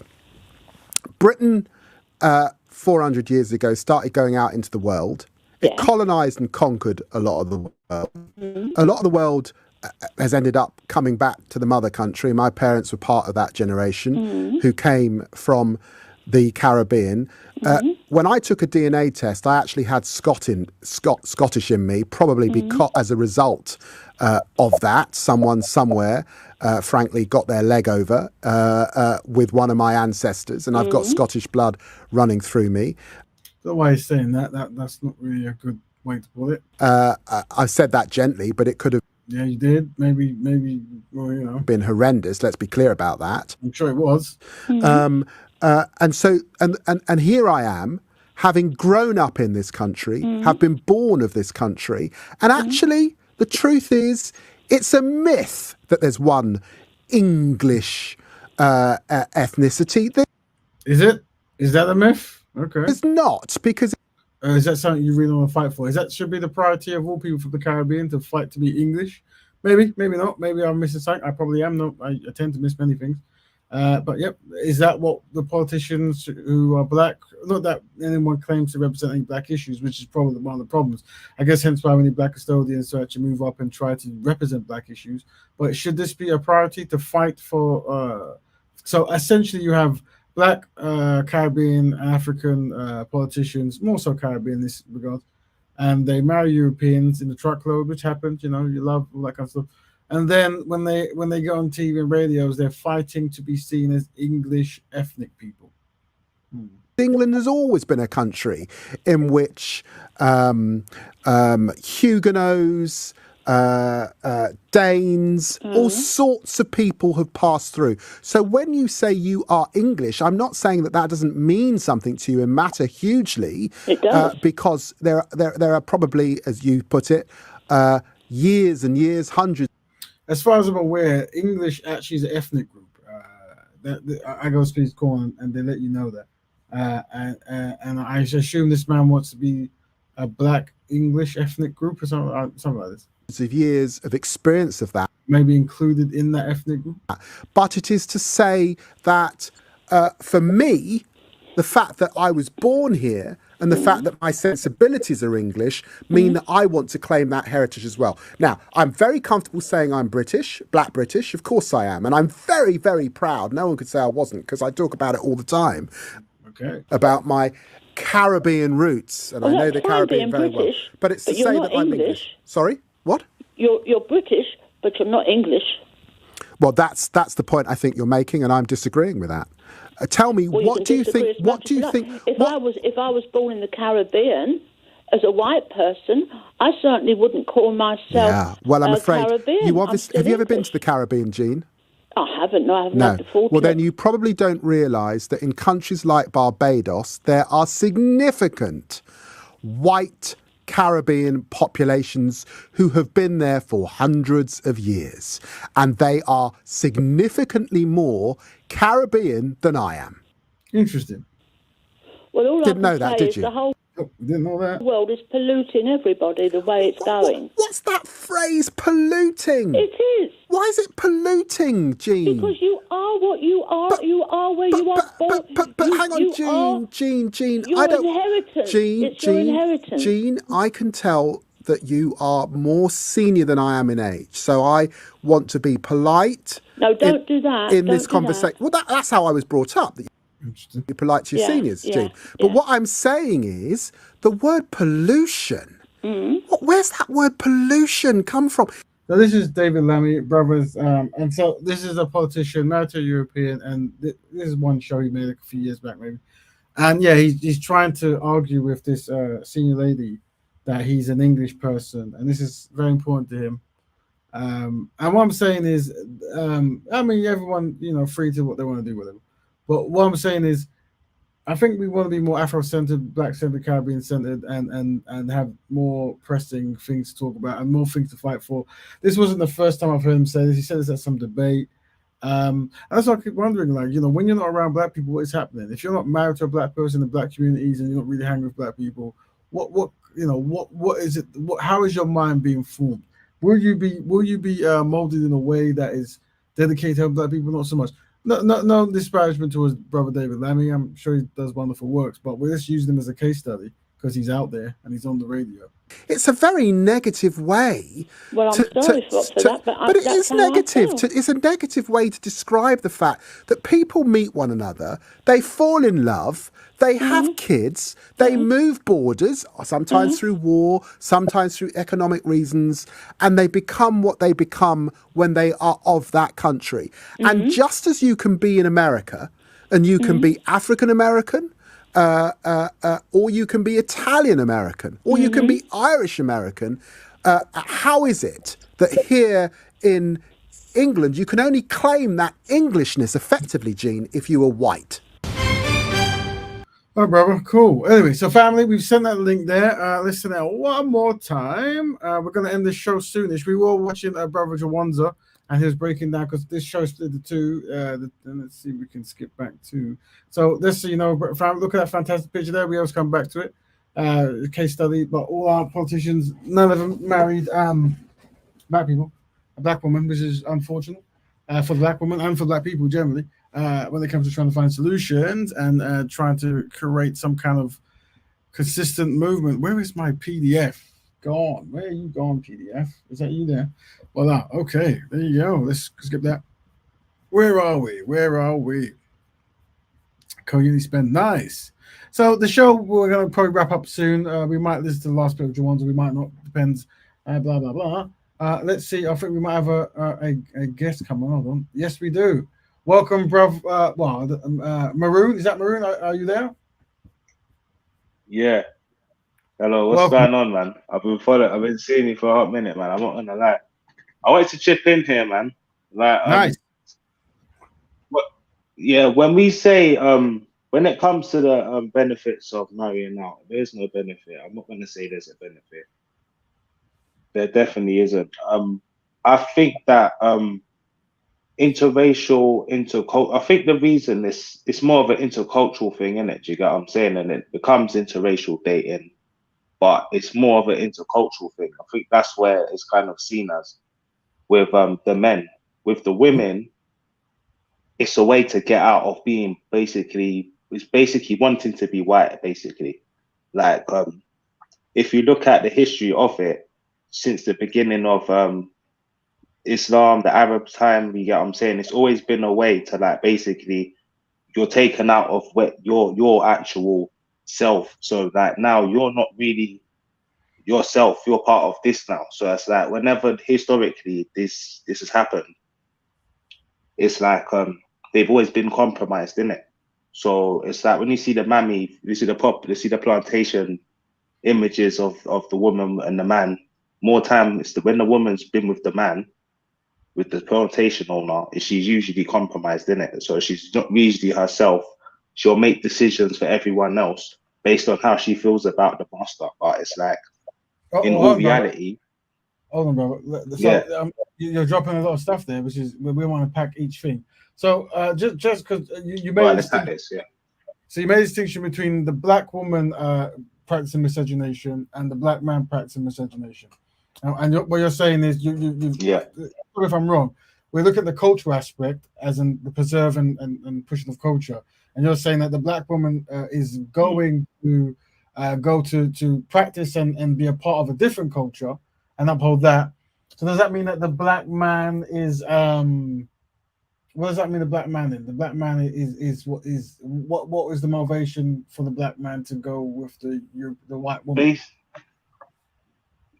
Well, basically, I'm not gonna lie. It's not the motivation. It's more of a media thing. It's a lot to do with even how social engineering goes. It's like, all right, cool. When you grow up, it's like when you grow up with a lot of black men when they grow up with their mums, you have to understand the dynamic. Like, usually, it is usually the mum has a trauma bond. Mostly, more time, mums have trauma bonds, yeah. But for black women, especially when they become single mums, it's way worse, isn't it? So it's like when they have these children, if they don't like the father, they don't like the child. Innit? That's the truth, isn't it? We try to go around it. We try to say, oh no, and we basically know a lot of black men know deep down that their mums didn't really compare to the other siblings. You get what I'm saying to you? Hence why you have the stereotypes. You have boys in the hood. You have all things like that. Mm-hmm. So these things make it basically. Let me wrap it up. Basically, those sort of things here, when you get to a certain age, a lot of these young youths, even the ones I speak to now, they're not looking for like black women, and it's sad, isn't it? But it's due to that. So break it That's down. what I've got. Yeah. So what you're saying. So you're saying. Am I really saying that by observing the black woman in the household is why black men don't want to be black women? Am I wrong? Did I get that right or did I get it wrong? Was I just swinging in the dark now? Yeah, I'll say kind of. I'll say with this household, I'll say it's more upbringing, you know what I mean? And the people that he's been exposed to. That's what I'll say, yeah. So I would say upbringing, yeah. Right. So okay, so why do you feel that black women are more loyal to black men while black men are less loyal to black women? Why do you reckon that is? Well, I'll be honest, I don't know about loyal. I'd feel like it's more they kind of feel like they can't get other groups because it's not really like if we look at now, it's in England, it's very, you know what I mean? It's more accepting. In other places, it's accepting here in America. But it's like in reality, yeah, black women know, bro. Like you get with another non-black person, you can't act like the way you act. You're not yourself. Like, and everyone can see that. Do you get what I'm saying? So they don't really want to lose themselves in it. So they want to stay with a black man that's kind of all right, can't really have that firm behavior with her because he's out fucking around. You get what I'm saying? So they need something like that. 4 seconds. To kind of Hold on, let me. I think my what's my machine? Yeah. So on this show, we try not to use a colorless language just because we record that and just. Sorry. I didn't mean to. I know. Yes. In the form as well. If you can refrain from, that's all right, bro. If you can refrain from any kind of colorless language, we want to try to keep it as constructive and away from error proneness as much as possible. It just makes, because usually people jump on and when we use certain languages, it triggers. All right, people. no problem. Yeah. So, all right. So, okay. So the question is, what are the collective benefits to black people marrying non-black people? And I feel this brother here, Maroon, is he's saying there is a stark difference with black women and black men marrying. What is there a value in a black man marrying a black woman?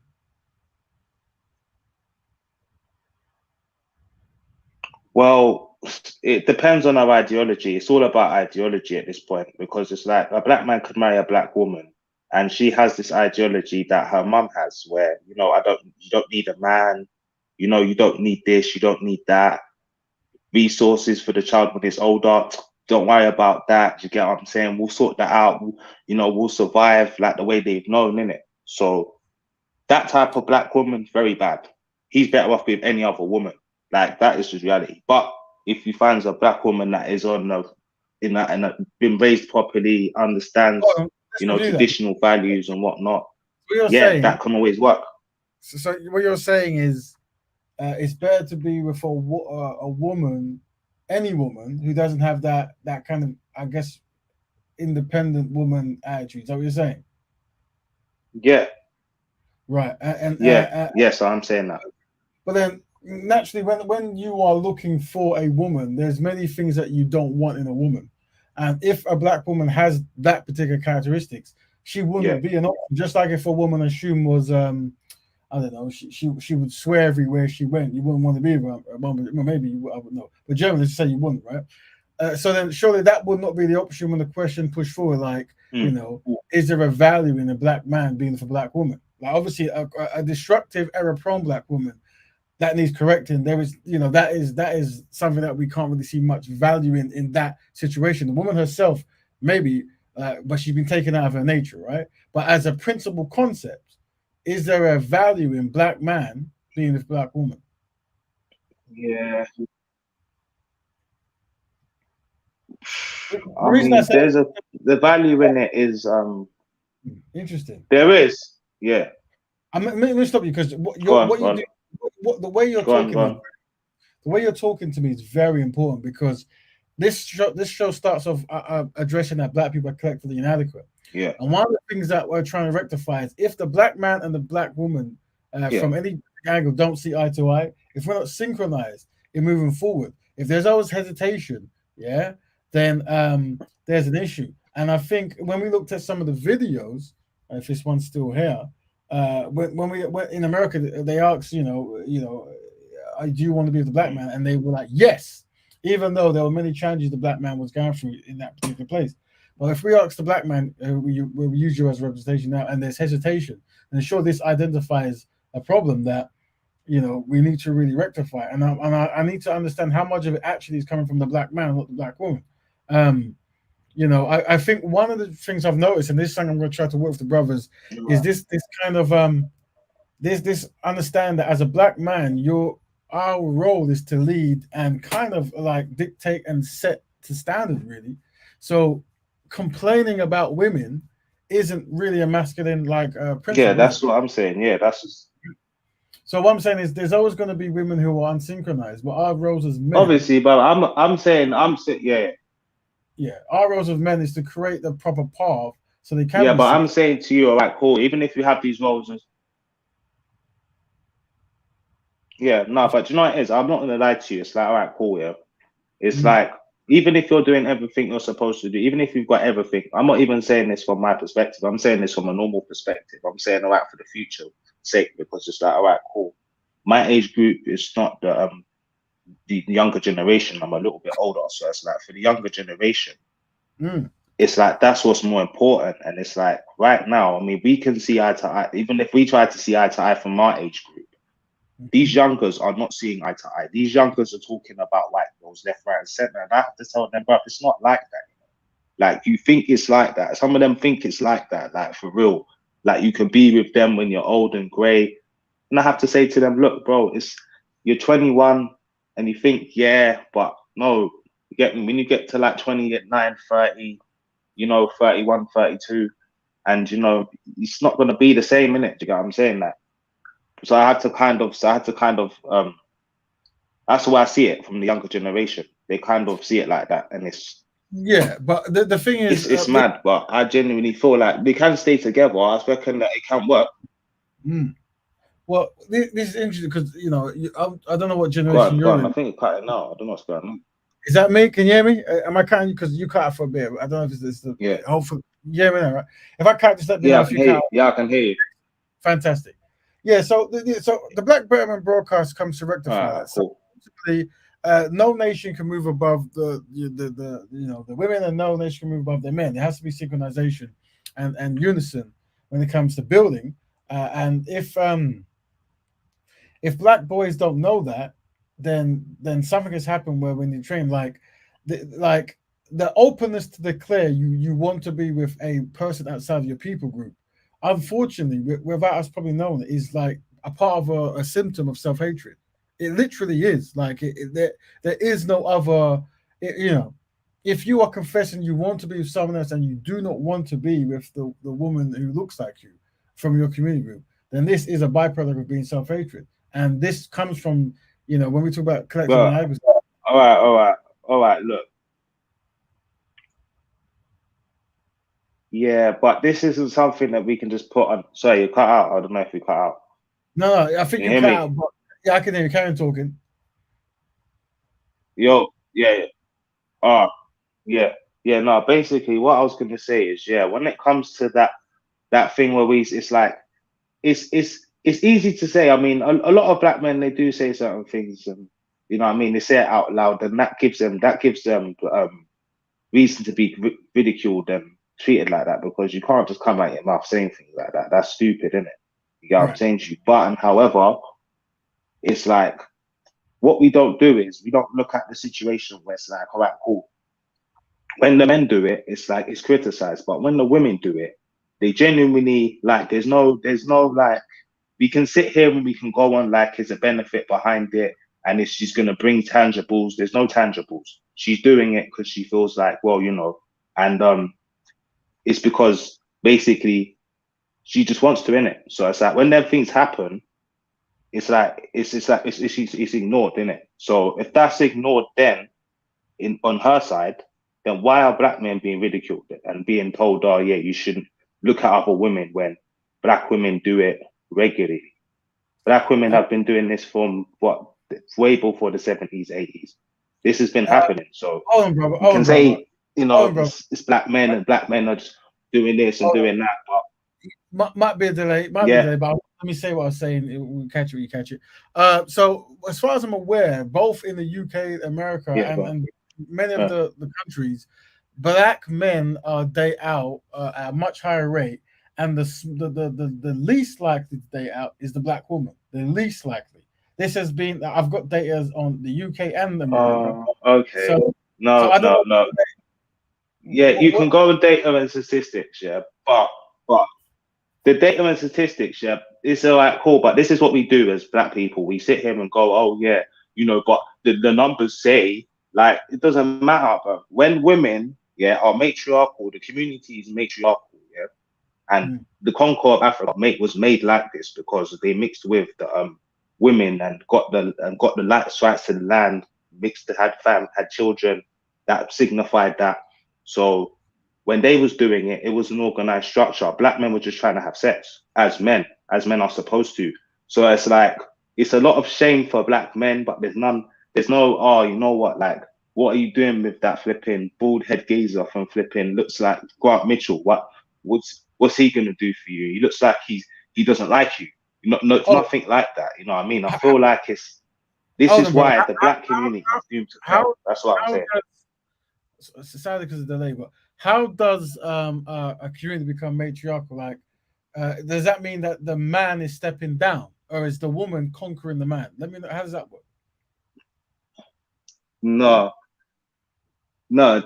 This is how the matriarchal thing happened in America, yeah, with the black people in America. When slavery was going on, it was basically the identity black was ruled basically mother and children. Like, that's how they've always wanted that. That's what black meant from when black people, when Africans in America and wherever was designated as black. That was what it was.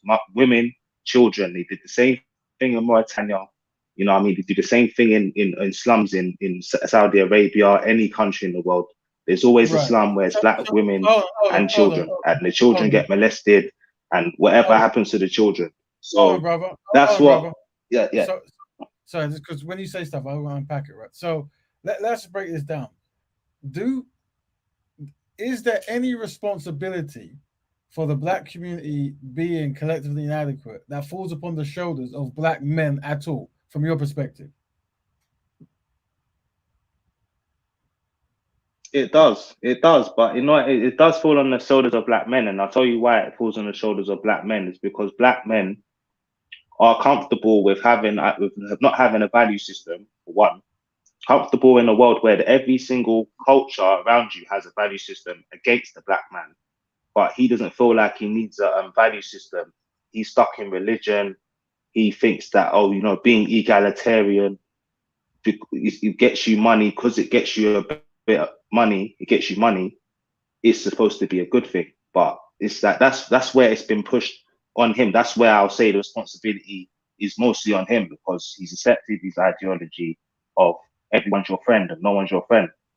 But at the same time, when you're born in that, when a lot of people are born in a household without a father. Wait, let me finish. When you're born in a house without a father, there's no you following any kind of manhood, any kind of tenets that you have in it, because you don't have a father, you have a mother. So mum was like, oh, you know, she couldn't do that.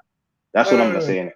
You know when you say there's a house without a father, Yeah. is the woman casting the man out of the house? Is that what's happening? Yeah.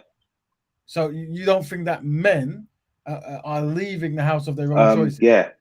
Yeah, that's been happening. So surely that's been happening. But from when a woman knows that she can call the police. Wait. Let me finish. Go ahead. Huh?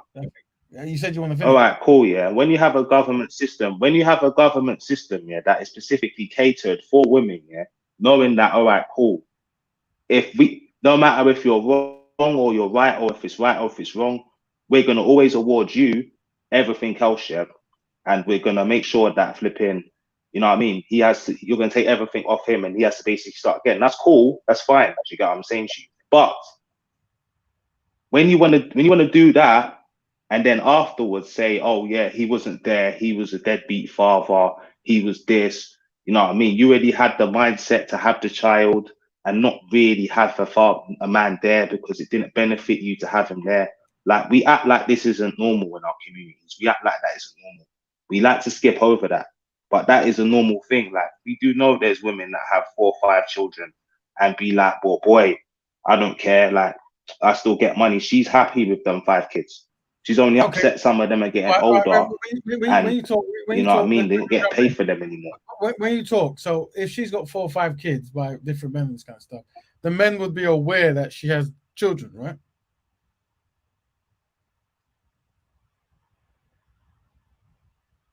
Yeah, it would be aware, yeah. So the men are choosing to impregnate women who would be aware she has children if you've seen her with the children, yeah. So they're willing to impregnate her further. No, but I'm not saying that. I'm not saying that. I'm saying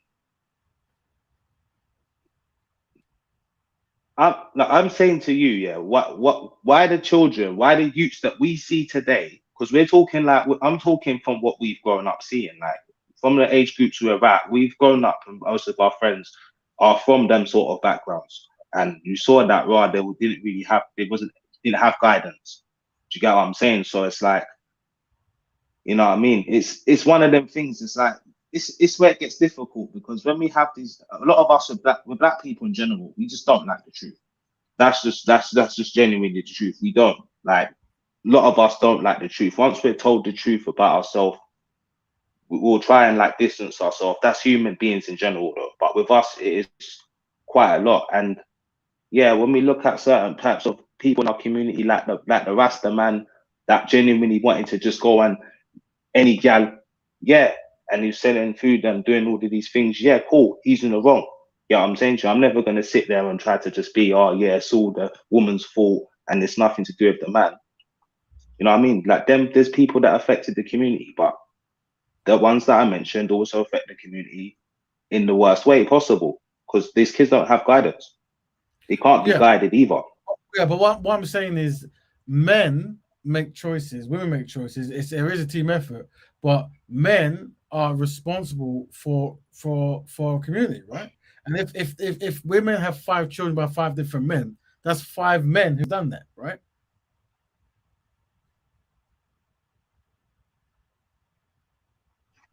Yeah, obviously there's 5 men that have done that, but at the same time, why is that allowed though?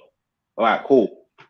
I'm saying to you, I'm not saying that, right? I'm not saying that someone that is pregnating women like that is poor judgment anyway. But I'm saying more time, women can have just one kid with one man and just take the child, basically do certain things, go to court, knowing this guy's got all kinds of criminal history, criminal record, all sorts of things. You know this guy can't do nothing.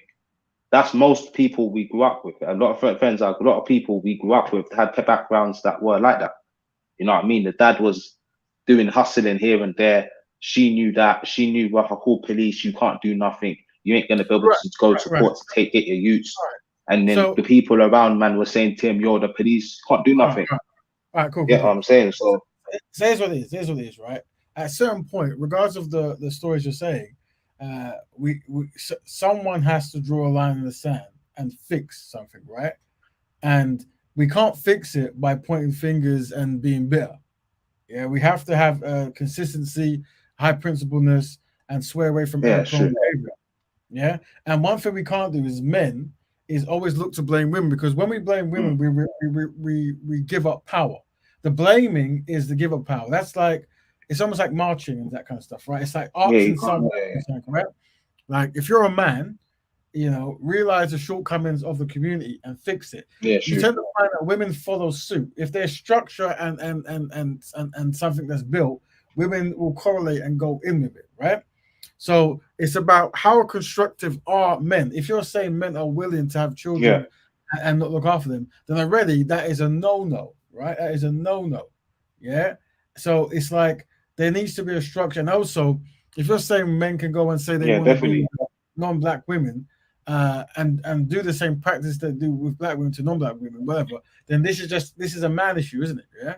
And all men can focus on is fixing the man issue, isn't it? Now, either like picking a destructive woman is not a choice. There are, as the man was saying, throughout the world, there are more women than men, right? Because of many reasons, right? So it should be easier to find a constructive woman. It should be easier, right? And so what I'm saying is, rather than us focusing on destructive women who are made that through... You're cutting out there. What I'm saying is, let me talk a bit louder. What I'm saying is, rather than focus on the particular destructive women... You're cutting out.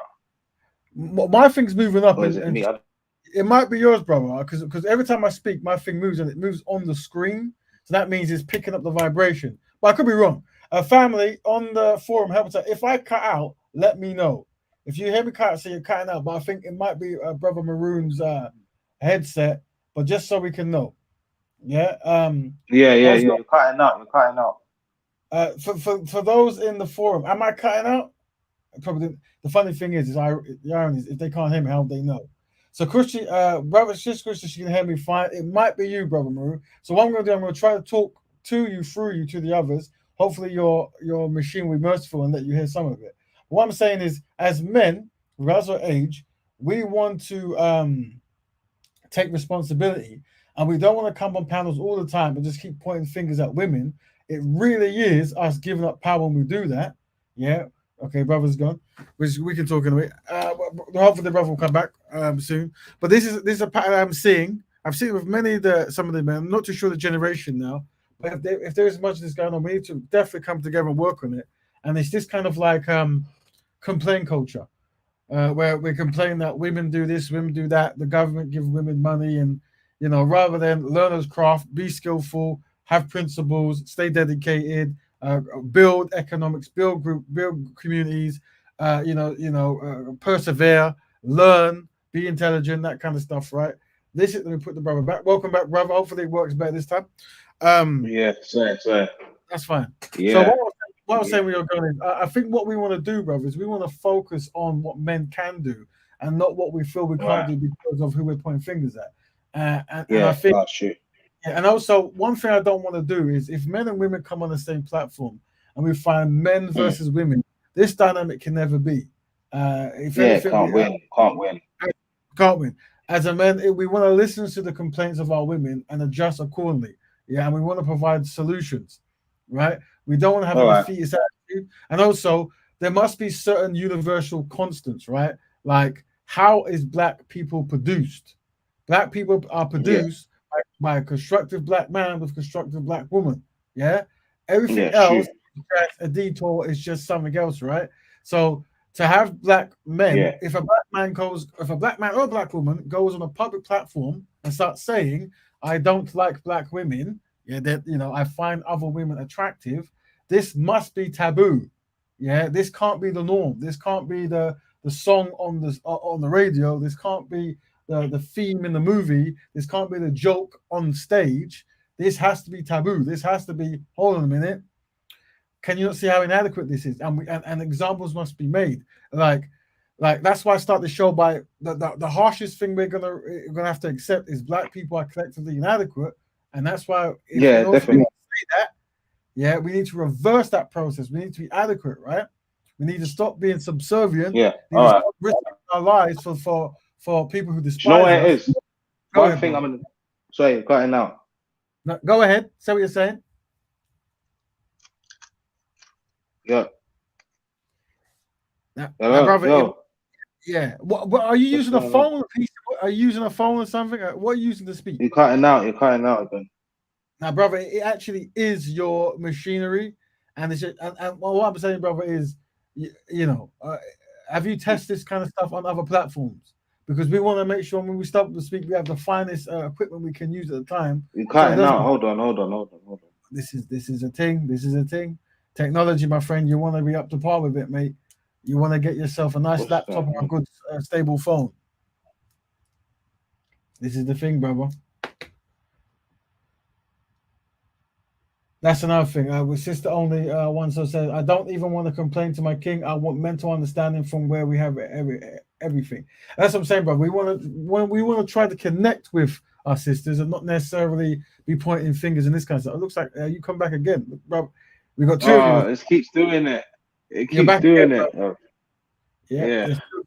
Yeah. No, I hear what you're saying. You're right, man. You know what it is? At the end of the day, man. There's certain points where you can get like that, and we can start placing the blame game. But at the end of the day, I feel like, look, the fact of the matter is, I feel like as so-called Black people, we need to think realistically. Yeah, especially, all right, cool. A lot of us in Britain, it's like we're not from where we're from originally, innit? Do you get what I'm saying to you? We're kind of, you know what I mean?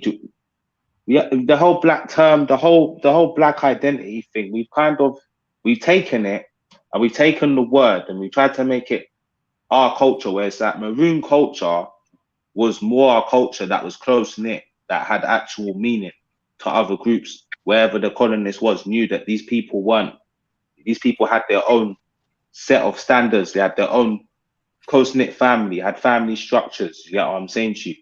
And where we kind of have let go of these things and we've just tried to set wider culture, it's like saying this in an Anglo-centered world. It's crazy. People would look at me like I'm mad. They'd be like, what? Listen, no, bro, no, we just, the way we are is fine, innit? You get what I'm saying? But obviously we just need to get back into a close-knit kind of culture. That's the only way, that's the only solution we can have, because right now we don't have a close-knit culture. Okay, well, we'd like to welcome Brother E said the Black Intellect. How's it going, brother? Peace and love, family. Peace and love, man. Long time, bro. Very long. How's it going? So this show, those who just joined, we've got two topics here. What are the collective benefits of Black people marrying non-Black people? And what are the advantages of helping people groups that despise Black people? Okay, what was the second one? What are the advantages of helping people groups that despise Black people? And if you look at the images on the screen, there's a stand by Ukraine. We're referencing the fact that many Black people have gone to Ukraine to help the Ukrainians, but many Ukrainians despise Black people. And is that a wise decision, or is it turning the other cheekism? We're just studying at the moment. Okay, so It's I sort of androphilic heard you nature. I swear it is. Sorry. Sorry. I heard you say something. Did you say inadequacy? Is that the word you used? Where black people are inadequate? I'll give you the exact quote, just so everyone can see it. Very important quote. We start every show by saying, after much research, I've unfortunately concluded that currently black people are collectively inadequate. That is the black people as a collective. It's the philosophy that we drive this whole show with. We're trying to find a solution for that quote. Go ahead. So my thing is, we generally, okay, my issue is that a lot of the approaches that we're having are kind of not a holistic way of doing things. So we generally would have this in what we find of religion, where they look at the problems and they provide the solutions coming from the family building, you know, how they do marriage, rules of how they raise children, what they do, etc., all the way down to the economics, buildings, cities. Everything is, you know, encompassed by one system. But what we're doing, we're trying to go one way, and you can marry as you, or live with your partner as you like. You can do your economics as you like. You can look at science and your paradigm of life and your morals and your values. They're all different. So obviously, we're not going to have any unity in anything that we do further on in the line, because these basic foundational things we haven't got. So when you're saying about inadequacy,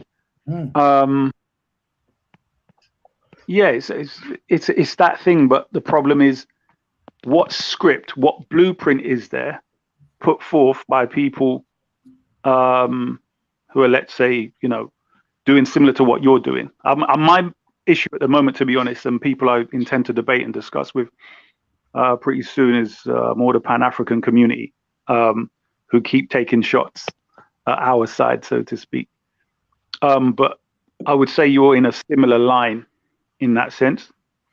Obviously, you want the best for black people, but I also would put to you, what script do you have? Because my focus, to be honest, is the family. And I heard something about somebody entering a show and saying something like they don't like black women or something like that. And where is the script for black family building?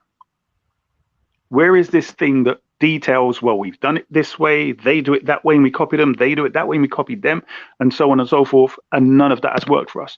Where is the script? This is what we should do. We used to do it this way, and it might work today, or it might not work today. But what should we do now in regards to relationships, marriage, sex? Sorry?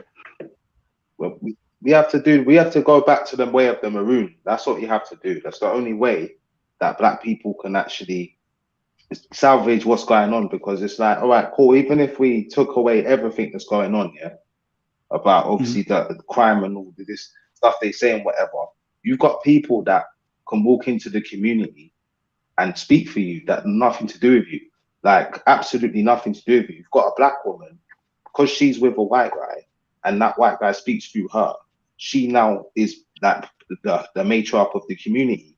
And obviously, don't get me wrong, the maroon culture was matriarchal, but we knew what type of woman that would let do something, that would let give advice and spiritual knowledge and stuff. Where we've gone with this whole, we need to listen to the mum and listen to the woman, is why we're passive with a lot of things. And it's like, a woman can't look at a lot of us like men, because a lot of us do this stuff of trying to compromise with her, and you know what I mean? And Maroons didn't need to do that. Maroons grabbed women out of the plantation and was like, you're coming with us, and that's that, bro. Like, you can clean up outside, you can do your little thing outside in the compound, innit? That's it. You get me? All of this stuff of all free roaming, and you know, you're gonna go and get the bag, and my girls are flipping HR manager and all this stuff, bro, that men do now. It's not it. The maroon way or nothing. That's all I'm saying. Right. Have you got very sorry, could I, two very have you got go ahead, Isa, go ahead, Susan.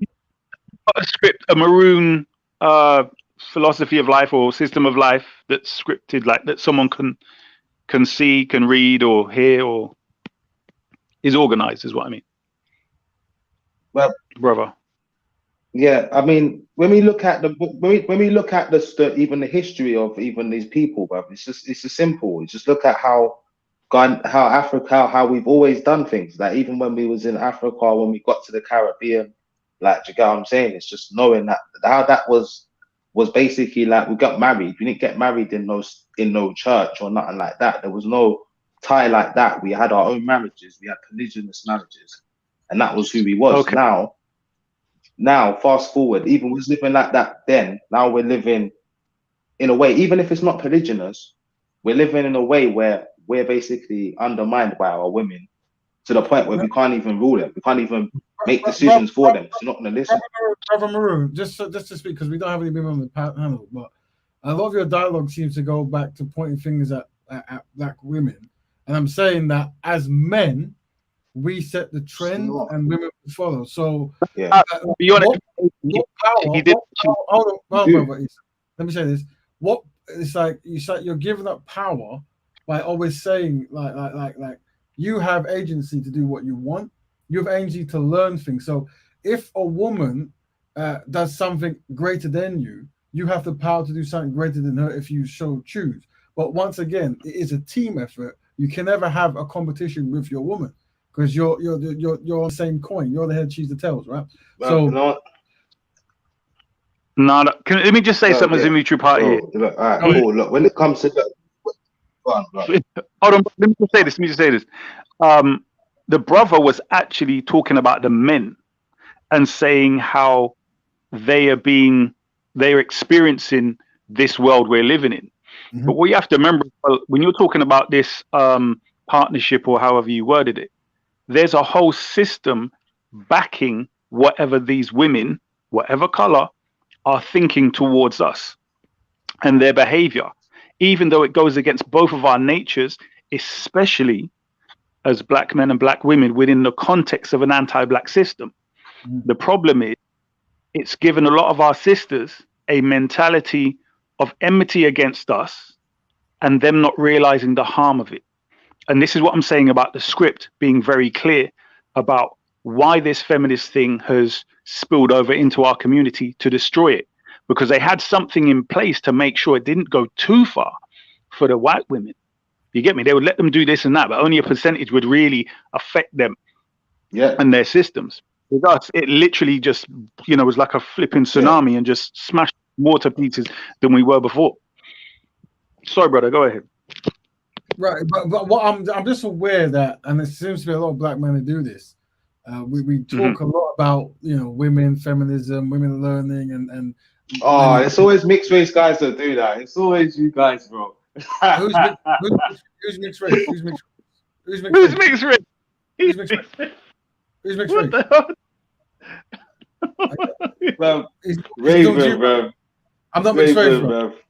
Come on, it's always you guys. It's always the attack, bro. It's what happens, bro. It's like, bro, no one's trying to attack women. You make it like I'm attacking the women, and I've had this experience before. Maybe you're not doing that, but I've had this experience where it's like you tell the truth. He's not telling the truth. You get attacked. No, this is not what I'm saying, brother. This is a solution-based show, right? And I'm seeing consistency. So I'm challenging you, right, to actually come with solutions other than pointing fingers. Yeah, right? I'm giving a solution. Now, what I'm saying is, when you talk about learning, when you talk about learning, I'm not pointing fingers. I said, but you kind of are. If I'm asking you if I'm saying there's challenges in the community and we come together as men, we should be going, the women, they keep doing this, and the white man makes them do it. It's like, no, we set the trend in it, and I'm saying that learning is available. When you learn something, you can form something. So whatever we lack in the community that needs to be learned, as men, we learn it. So when you were talking, you kept talking about shotting and this kind of stuff, right? That's one economic. That's one thing that someone learned. But they can learn programming. They can learn how to build a house. They can learn how to plant seeds. Learning is the most powerful thing you can do. So I never said nothing about shotting. No, you did, brother. You were talking about. That's what I'm saying. That's what I'm going with. Well, you say a lot of things. You start talking about light-skinned men or mixed race men, whatever. No, I was saying that No way the way it's no pushed. one here is mixed race. No one here is mixed race, by the way, right? But what I'm saying No, is, no. You didn't get what I said. No, you tried to just get what you wanted to get from it. right. But what I'm saying is, and I'll Go try to on. be consistent with what I'm saying here. Yeah, I'm saying that when men are on a panel, yeah, building should be priority, right? How do we build? How do we find solutions? If we find ourselves constantly talking about what we can't do, then the whole show will be about what we can't do. Yeah, it's about what we can do. Yeah. So I come here and I have many skills and tools, and this is a platform for us to use to find out what we can do. Now, Brother Issa gave some good points. He's asking, is there a template we can follow? One would suspect he comes from a template he can push forward. Yeah. But also, the idea is to take things that work, push them forward, and things that don't work, push them back, right? So if a brother has a template that works for the black community, then we can use that, right? Yeah. But what I'm saying is right now, the whole premise of this show, as if you come to the beginning, I'll show you on the fantastic screen, right? Is let's break it down. We're gonna get there. What is Black Betterment? Black people helping black people on black issues for betterment. Black betterment is a lifestyle. So this entire broadcast is the forming of a lifestyle that is dedicated on black people helping black people on black issues, and it has to be high principle. Yeah, we want to be high principle. We want to move well away from being error prone. You see here? So if we complain and we complain to our women and then they complain back and then we argue back and forth about your to blame, your to blame, this is a what scenario? This is error prone. We need to be high principle. We need to, I think some of the women are saying there, they want to be listened to, innit, about griefs. So let us give a time for the sisters to speak. Unfortunately, there's no sisters here, but if there was, we want to hear their side. But we don't want to get in the echo chamber of just, women have done this for feminism and white man and that's when we Let me just hold on. Let me say one of the things is that you have to mention what the problem is to let people understand how the solution you're bringing can help heal that situation. So I'm saying that the way that things are done to us, normally it's not like back in the day they just kidnapped you, whipped a name into you, raped and abused and da. Now they're doing it really subtly. They're going to get a specific actor, singer, and then a movie here and a soap opera here and all these various means of training and evolving us socially, psychologically into acting the way they want us to. So I'm just saying, once we understand ourselves, yeah, so I agree with you, the back and forth arguing, pointing fingers ain't gonna help none. But if we discuss what's happened and therefore and say, well, look, these are solutions to these problems that we have. Do you get what I'm saying? So both sides can say, well, this is a problem from our side, and that's the problem from the other side over there. Yeah. To understand how to come up. I hear that, brother. Now, one thing I say to men, is the importance of building. And when I say it's important to build, if every man was on the same page, content was made, media content, song content, book content was made in a way that was uplifted for black males, uplifted for black women, and dictated a certain way that people should be, people would follow suit. The women would follow suit. So that's why building is primary. Like I said, because when you build, they will come, right? But when you build, people will literally follow suit. So it's like, how do we come together with our minimal resources and maximize it, right? How do we become high principled and dedicated to black-centered content, that is putting black needs at the heart of every single solution, right? Every single challenge, we have a solution of a black, literally it's black-centered stuff, right? How do we do that? Literally, that's the thing. As the men, that's what we do. So we need to establish the elite amongst the men group, those who can do it. So when we're speaking, we have to identify, are we a part of the elite? Are we just not part of it? Because if you're part of the elite, the small number that's going to create and build so people can correlate with what we're doing. Yeah, that's the idea. That's what I'm saying. Skills, dedication, understanding. All these things we push together to actually form solutions. This show is based on that. One sec, brother. Let me say something. One of the things I've noticed, and I did mention it before, is morals and values. Of course. Because one of the things that we have as a problem is this green eye thing, envy, jealousy. And when you mentioned, what was the word you used for the men? Was it high? What did you just say? Well, we're saying we want to be high principled. not sorry, not high value, but you used another term. Elite. Was it? Yes, Okay. very true, very true, very true. What I'm saying is, in this, when you're coming at it from the perspective that we are at the moment, there is a competition to be seen as the elite, high value, high principle, or whatever it is. Well, high Do you see what I'm saying? High principle, not high value. No, I'm saying high value. I'm saying when you say elite, the word that's thrown around now is high valued. There's a lot of people. Slightly different. That's more so coming from the manosphere space, isn't that kind of stuff, right? No, I know they are. What I'm saying to you, at the moment out here, is the concept of a high value man. What you've described as the elite, what you've just described as the people of the elite, they will equate with high value man. I'm talking about the mentality that hears what you're saying. Right, yeah. Right. And about the competition at the moment of the where we are at the moment when you examine our people and how they think and how a lot of the times they follow fashion, which really is always detrimental to them or to us. So all I'm saying is the moral system of where we're at needs to be changed first, because the crab in the barrel thing is based upon that. Do you see what I'm saying? How we're programmed to feel that when someone it's a, let's say an emotional programmed reflex and reaction Very. that people don't even know why they have it, and then it's just a drive, just continues. Do you see what I'm saying? Here's what it is. Here's the solution, right? Here's part of the solution, right? Where there's a process that I call benchmark rebranding, right? Where there's a benchmark that people have to go to, but people change the benchmark to make it easier, right? They shift it somewhere else. Right? A bit slower and more clearer. Sorry. Can you speak? Can you hear me? I hope it's not. I hear you. Right, you say it a bit. Yeah, go on. So benchmark rebranding is, for example, let's just say that we want everyone, we recognize that learning how to program is a valuable thing for the community. Learning how to be a farmer is a valuable skill for the community, but we rather learn how to be a couch potato or something that, but let's say drug dealer, right? As in high pay, but it's high risk. So, yeah, hold on, I'm finished, right? That's benchmark rebranding, right? If a person wants to be a stripper, yeah, that's benchmark rebranding, right? Yeah, that's if a person wants to be that. I'm not saying someone is forced to be that. I'm saying someone wants to be that. Yeah. Usually some of these things is because they feel there's no other options. So we're dealing with the mindset of a person who wants to be something that should have been, if ever, a last gut reaction to struggling, right? So with benchmark rebrand, we want to make sure the benchmark is there.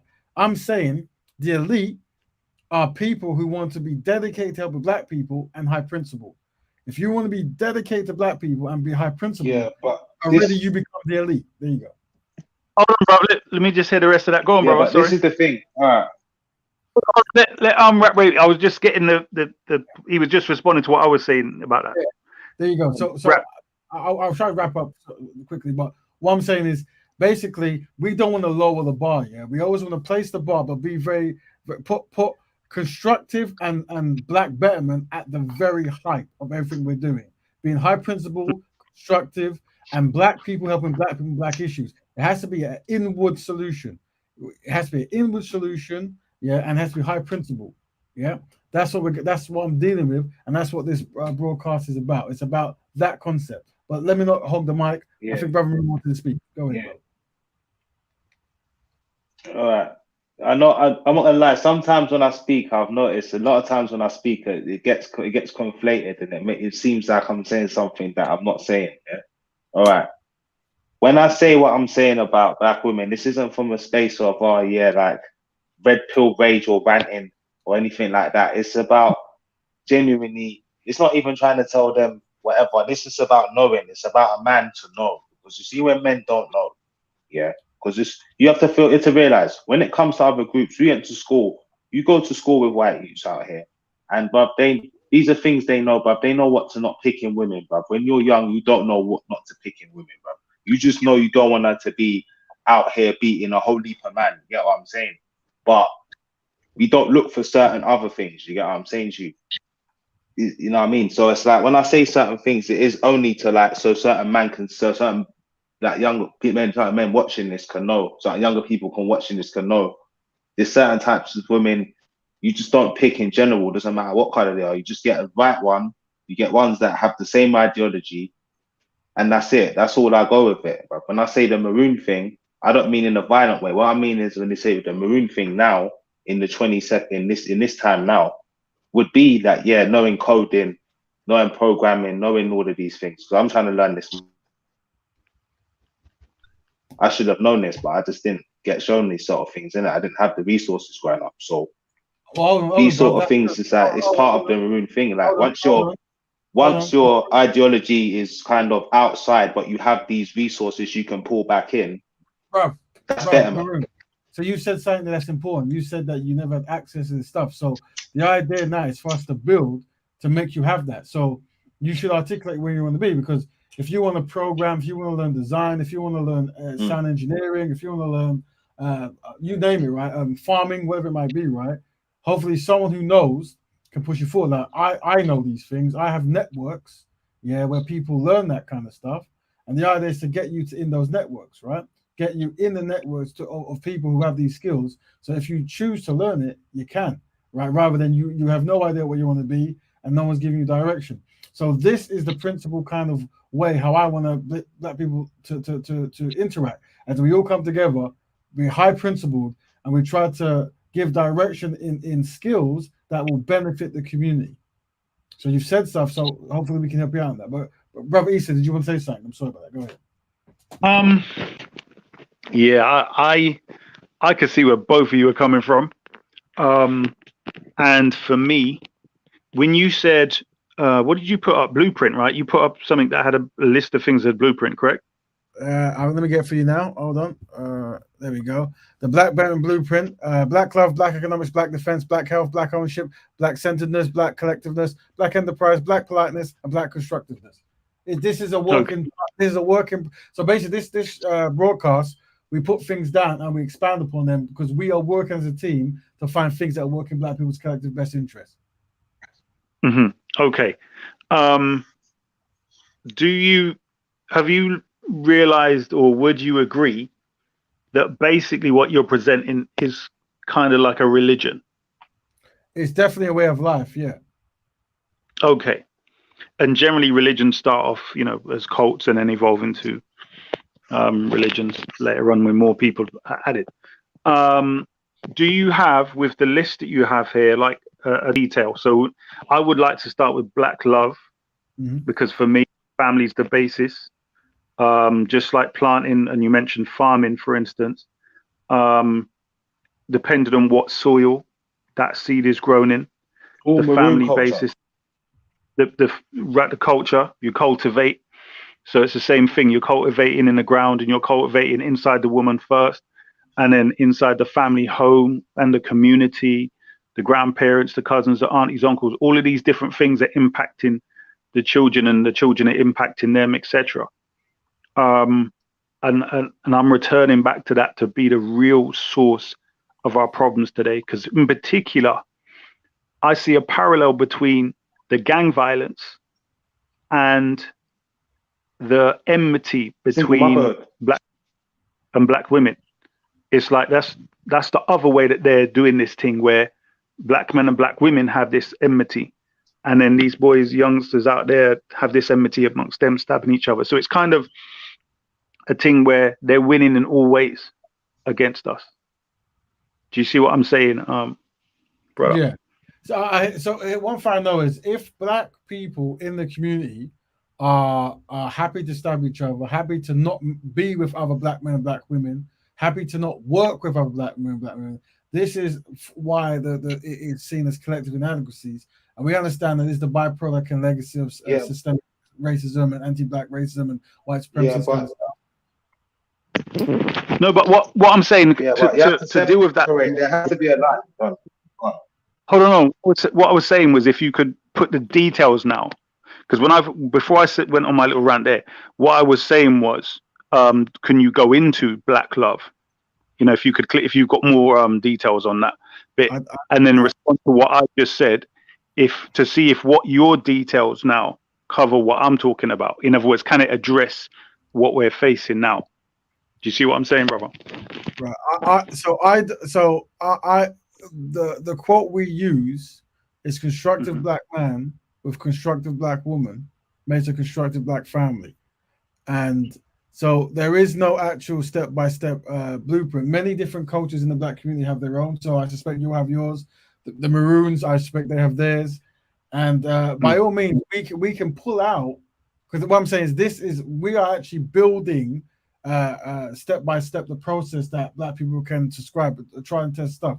So if there's any things that people want to push forward, we can pull it here, we can pull it under the microscope and expand it, talk to the women, talk to the men, and get a consensus and go, okay, as a community, this idea from this community might be the best way to practice black love. You see? But right now, the quote is universal, and that is constructive black man with constructive black woman makes a constructive black family.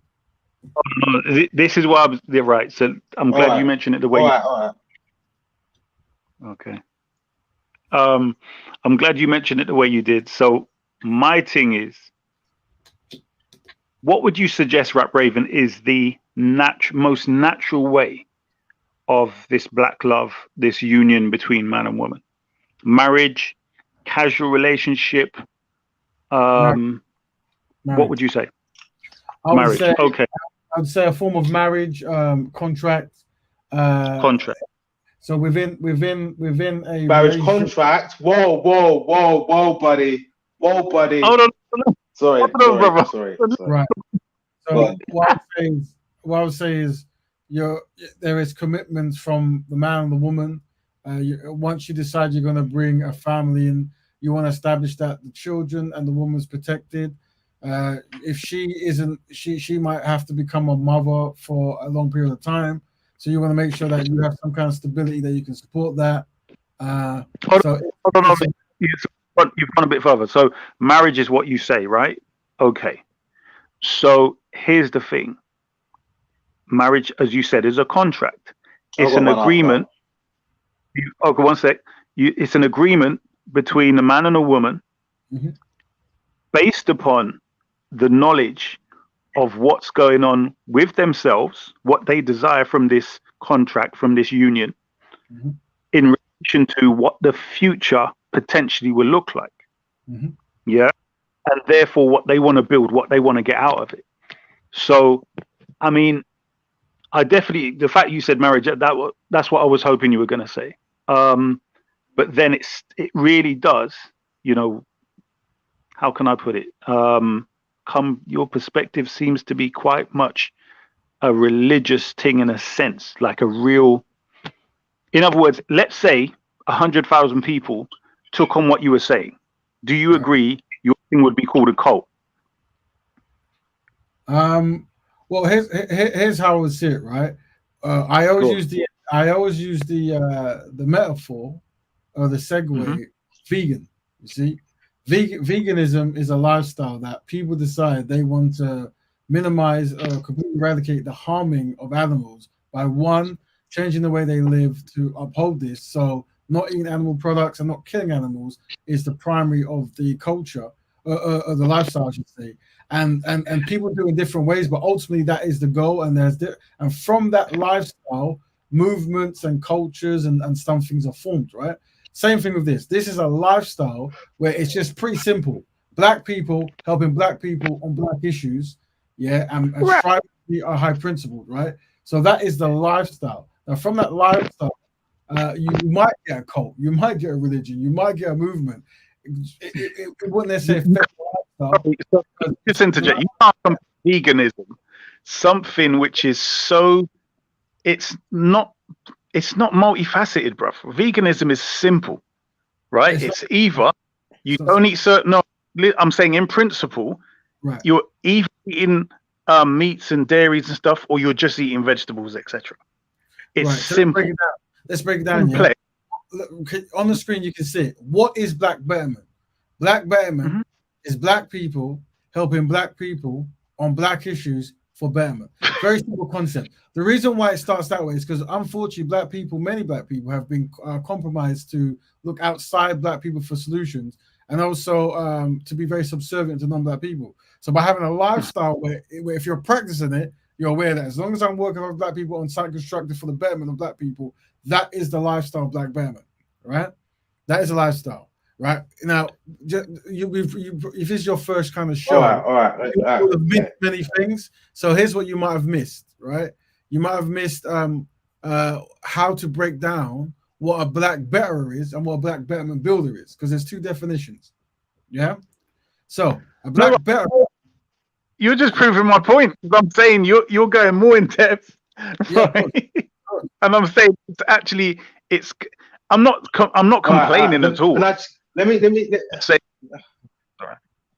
Go ahead, brother. Go on. Go ahead. All right. Look, I understand that.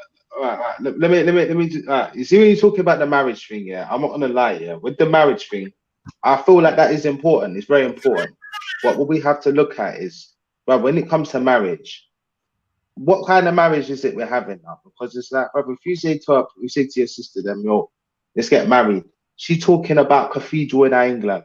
She's not talking about not her, like, you get me, like an actual marriage that actually symbolizes you and her, bruv. That symbolizes you in England, bruv. So you're living some Prince Charming lifestyle. You're not actually Prince Charming, and it's like, bruv, it's a fake reality that black men are supposed to just act like we don't see, bro.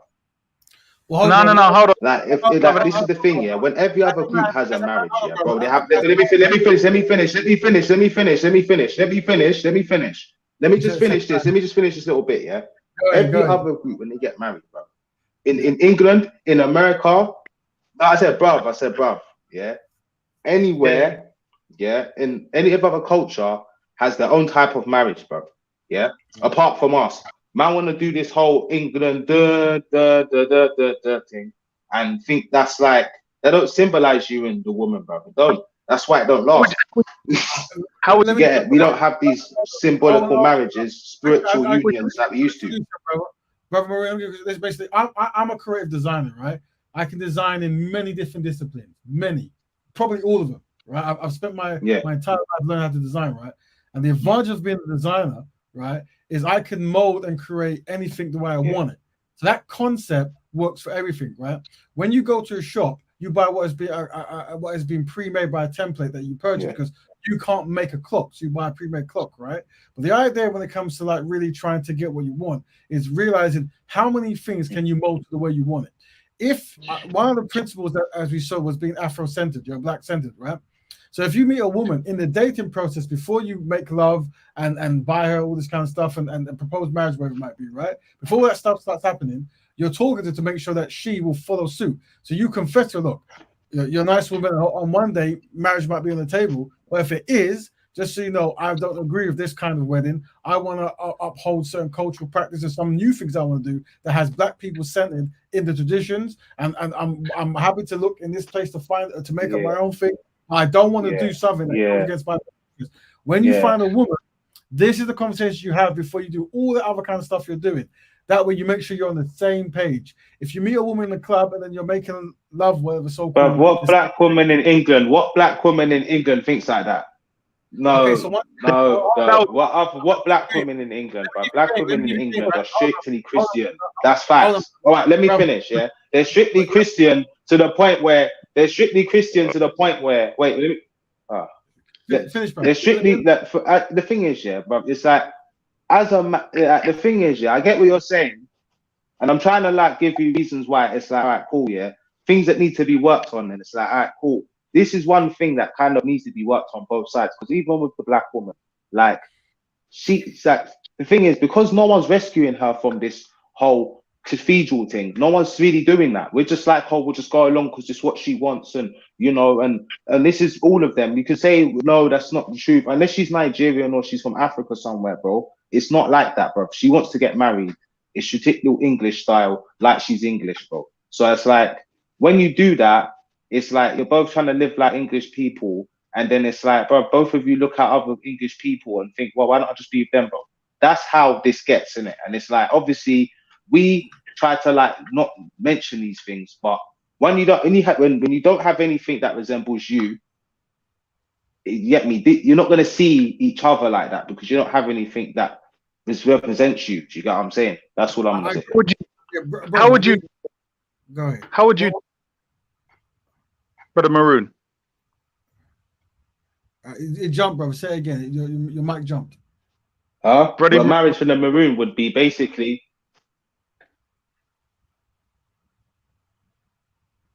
Hello? Yeah, your mic's jumpy, bro. Yeah. Yeah, go on.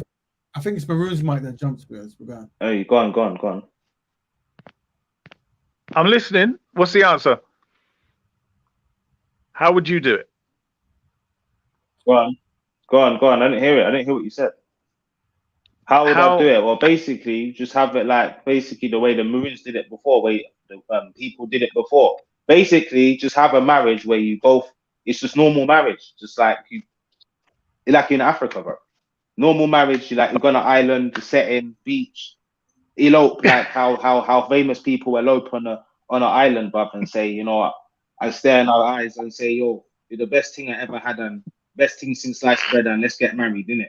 Like it's that simple. We make it out like it's not that simple. Like we have to go to a registry office. Like we have to go down the state route. Yeah, we have to go through all these things. When in reality, you don't. And the fact of the matter is, once a woman knows you're just going to sign that. Wait, let me finish.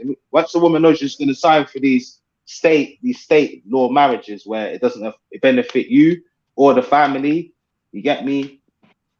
The marriage isn't going to work. We have to kind of get marriages back to the way we know, innit? Other groups have this, innit? This is just what I'm saying, bro. Yeah. Well, whatever you want to do, brother. Yeah. If you're Afro-centered in your principles, then when you meet your woman you're with, this is what you confess to her, and that's the choice. If she doesn't, then this is not something that you both want. You're not synchronized on this, which I'm putting down to being black-centered. You want a black-centered wedding. One thing I'm saying is when you have kids or a wife, you want to guarantee a protection for them in some form. So this is what marriage in this country was. It's guaranteeing protection from certain things. Both man and woman and children need protected in all things, bro. Right? Bro, you're saying this from a European mind, bro. Like, bro, you're not protected. No one's protected in a marriage, bro. Like the man. Like, the thing is, the person who has the bread, the person who makes the bread and butter. Let me finish. The person who makes the bread and butter goes out and gets the bread and butter. Is not protected, bro. There's no other group. There's no white man, bro, in this country, bro, that does not know in himself, in his mind, bro, that, bro, if I get with a black woman and I marry her, bro, she cannot take nothing off me. She can't take half my money. She can't do nothing like that because the system works for me. So it's like when men are forced in our community to go into a situation that doesn't benefit, man, and you're getting told this by men, you wonder why there's a division. Like, this is why there's a division. You have men just trying to just pander to black women, bro, and black. Like, it's crazy. Like, we have to start thinking for ourselves. Black men don't think for themselves. They don't free think. Black men just think what they know from back in the day. They haven't evolved Pan-Africanism. It's been the same since it was made, bro. You know what I mean? Every other group has evolved something. We don't evolve things. And right. Yeah. The example you gave was of a black woman. You know what I mean? Man. It's like we say things, even when we talk about like normal things like marriages, building, we don't build properly. No, we don't. So how do we know that when we're talking, I'm trying to establish skill set. I don't know if it's my mic, bro. I don't know. I think it might be your mic because my mic is constantly moving when I speak, but yours might seem to not. But what I would say is that's why I'm talking about skills, my friend. Skills and building. What can we build? What institutions? What kind of ideas can we do? And we want to, like I said. We seem to keep going back to black women, this kind of stuff. But generally, it's like, what are the men doing? Hold on, let me send the link again. Hold on, I think he's lost it. Where is it gone? Yeah, you guys got some different kind of. I think brother's been kicked out as well on chat. Let me add this one. So there's links sent again, brothers. Links in again. But yeah, so it's about building. It's about how do we build and how do we form solutions.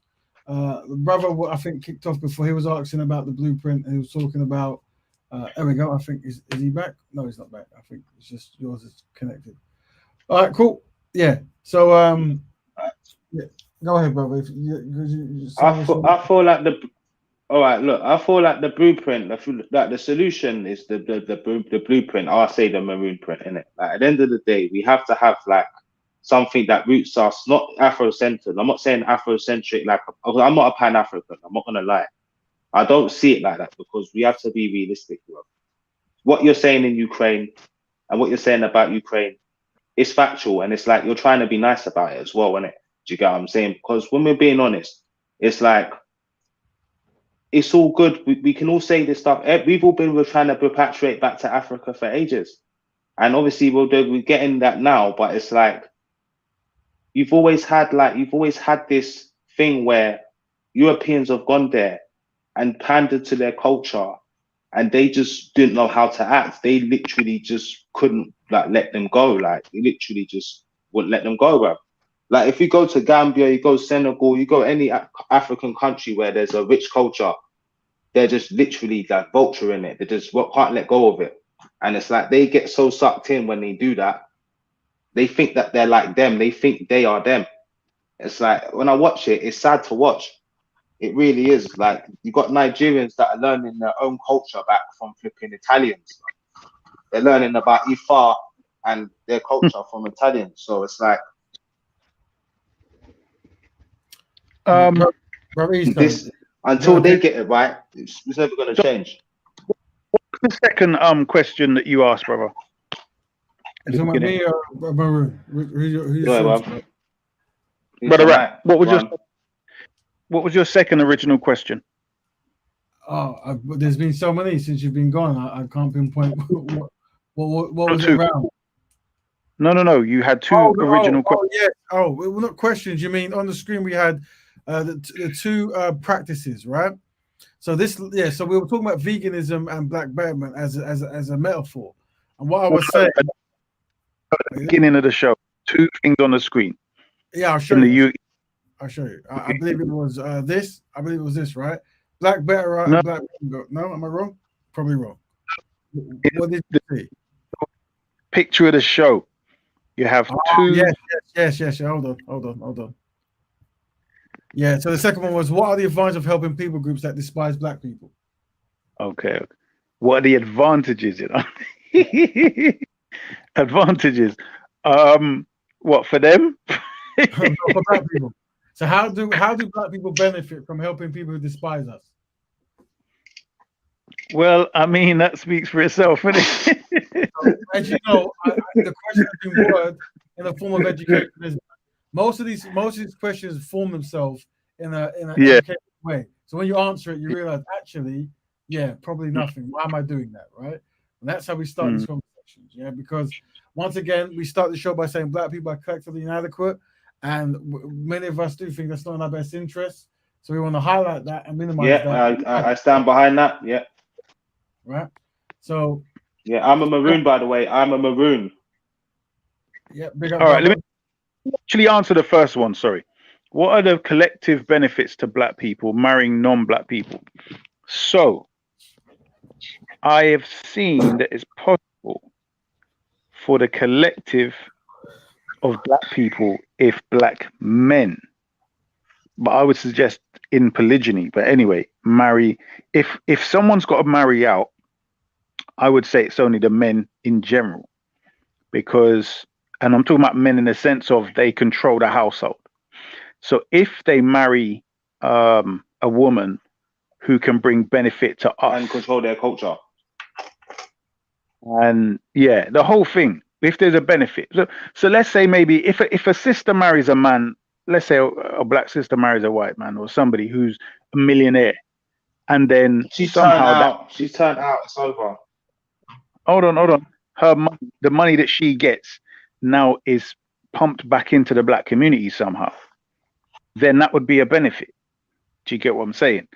But other than that, and I'm saying the way it's going, then definitely not. So the way that we're doing things right now, where it's just some sort of extension of what became a fashionable thing, which was an extension of We shall overcome Martin Luther King integrationist thing. Right. We're kind of, doing it without purpose. So here's what it is, yeah. Man, Hold on, brothers. So here's what it is, right? As I see it now, there is no collective benefit in black people marrying non-black. There's no collective benefit, right? When someone mentioned the word holistic, right? So when we say holistic, it's how every action we do impacts something else for the betterment. The big social media face of black men should be black women. Constructive black man, constructive black woman, constructive black family. That is a holistic healing. That visual and understanding and that dedication to commitment is part of the social branding that is needed to fix the collective image of black people. So we cannot find salvation in the arms of a people group that originally were oppressive. You see? That we can't reverse history with the oppression with lovemaking.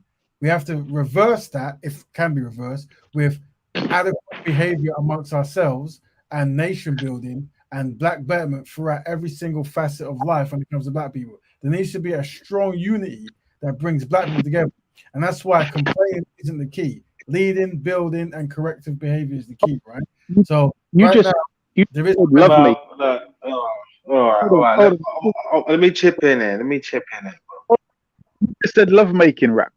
Yeah. You went from marriage being a contract, right? And I described it as, let's say if she can get in there and whatever she inherits or the money, she can use it to benefit the community. I mean, maybe she married someone that can build schools, youth clubs, and whatever else. And then you reduced it down to lovemaking. So please respond to what I've said in relation to. Let's break this down here. Yeah, we're gonna look here. Black betterment is black people helping black people on black issues. From time you step outside of that concept, you are no longer practicing black betterment, and there's no point covering the show. This show. Hold on. Listen to what I'm saying. Hold on, bruv. Please listen. There is hardly anything that we're going to do which doesn't mean that we have to get the resort somehow from outside of black people. Yeah? If you want to buy a lot of your food, you're going to have to go to a shop, supermarket, and food and all kind of stuff resourced by non-black people. So, the intent maybe in the future is to everything come from black people. But at the moment, we're generally working for non-black people. We're generally getting our most basic food source, non-black people. The controller of entertainment, sport, and everything else. No, but I'm just saying. So, Rap, please respond to that. Slightly because we want it. So once again, it's like this. Regardless of where we're at, in order to help black people, the template is there, right? So whenever we are talking about black betterment, that word, that concept, that lifestyle, the discussion only is how do we do it within the group. Once it goes outside the group, it's another discussion. Once again, we go to the analogy. The analogy is veganism. You don't harm animals, you don't eat animals. As soon as someone talks about eating a shark burger, it's got nothing to do with veganism. It's something else. And the reason we have to do that is because as black people, we can be easily distracted into putting all of our resources in someone else's basket, right? And that doesn't work. That is an adequate way of thinking. No other people group does it. So that's why it's a long conversation. The conversation is how do we maximize everything within the group that we can? And definitely marriage, courtship, lovemaking, creating other humans. Surely that is something that we can do more correctly within the black group. If that is under threat, if there's things that's jeopardizing that, then that's what we have to review and fix. If black women can't find constructive black men, we have to fix that. If constructive black men can't relate with black women, we have to fix that. That has to be the primary. At no point can we look as a solution outside the community group. By us doing that, this is an adequate way of thinking, and it is a subservient way of thinking, and it doesn't work. Bro. But all right, all right, cool. We've never thought like that as well. Let's be real, yeah. But when it comes to like grassroots shit, black men weren't doing that, bro. When it comes to these sort of things, but other groups, these like what we fail to realize is, especially in England, yeah, is we live in this delusion. Like in America, bro, like, well, those black women over there that was in bed with the white man, bruv, and was always trying to do certain things. We forget that. You know what I mean? We forget a lot of things. But this isn't to talk about them. This isn't to talk about them. This is to talk about what's going on now. Once black men keep forgetting of things that happen, bruv, and we start going on this whole, like forgetting what's going on and forgetting, taking our eyes off the ball, because what we fail to realize is every community has this issue with their women, but not as bad as we have. So the only solution for it is a maroon way of life, bro. It's to be separate from outward people, because you can't really be mixed in an integrated society, and you're black and they're white on paper, and then you're trying to like go against the grain, bruv. Like, it doesn't work, bruv. On paper, it doesn't work. Like, this is one thing about black people, and this is one thing that this isn't black men that have pushed this whole proud to be black stuff, bro. It was more a feeling, and we felt like it was of identity, bruv. It's not an identity, bruv. It's not even a color. It's just a hypocrisy, bruv, all across the board. And it's like people can walk in our community. You have homosexuals that walk in the community, speak for the community, and nothing gets done. You've got weirdos that speak for the community, nothing gets done. So when we talk about black community, black betterment, and all this stuff, bro, where? Because the only betterment that's coming, the only people that benefit from this whole being black thing are people that aren't normal in the community. That's facts. Like, things that you say, Raven, is basically normal stuff. A lot of black people will just be like, oh, well, it doesn't it's not fun. Do you get what I'm saying to you? So it's like, where do people like us fit in the community? Normal, straight, free-thinking people. Where do man fit? Because when you say something that isn't liked by black women, you're getting told, look, allow it. So why you keep saying it? Yeah. The thing is, it's black men and black women in unison who might disagree and agree. It's just one side of the thing. But once again, when you're trying to do something, right, you don't focus on those who don't. You focus on those who do. And you tend to find that all movements, all changes, all leadership happens in a smaller number, in a smaller place, that makes decisions that affect the masses, right? That's no different in the black community. So how we speak now is how we're going to network. Yeah. You're going to find someone like me. I've spent my life learning particular skills, and I'm going to network with other people who spend their life doing particular skills. And when we get together, we do not talk about what we can't do. We talk about what we can do. We don't talk about, if we talk about the problems in the community, it's to find solutions. And we definitely don't try to have any kind of like divisive way of doing stuff, because we understand that everyone is a victim of the challenges that we have to face, right? So that's what I say is, how are people being high principled? What skills are they learning? And how are they coming together to work on solutions? And that's what I'm about. So one of the problems we're pushing down is, if there is a relationship problem between black man and black woman, we have to list what it is, and one by one go through the solutions. And we have to create marketing, propaganda, and every single kind of thing done to re-educate the family group on how best to process information when it comes to interacting with black people. So we make choices that are Afro-centered, black-centered, black first, all that kind of stuff. All right, Raven, I put it back to you, right? Okay. And I would suggest you still haven't responded to what I've said. So I said to your question, I think, how has it helped the collective? Yeah. Yes. So I gave a scenario in which a black woman marries a millionaire. He's cool with her taking that million and, building certain structural things necessary for a whole community. And that helps, let's say, at least 100,000 to 1 million black youth families. Just because one woman has married out. Right. Is that a bit or not? I would say this. Have you ever come across that in real life?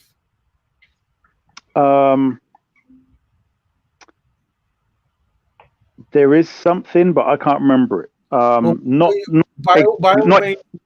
give you an example. Let me give you. So we follow patterns here, right? And unfortunately, there's a consistent pattern. So if you look at the screen at the moment, hold on, here's the pattern when it comes to the whole whiteness, blackness thing, right?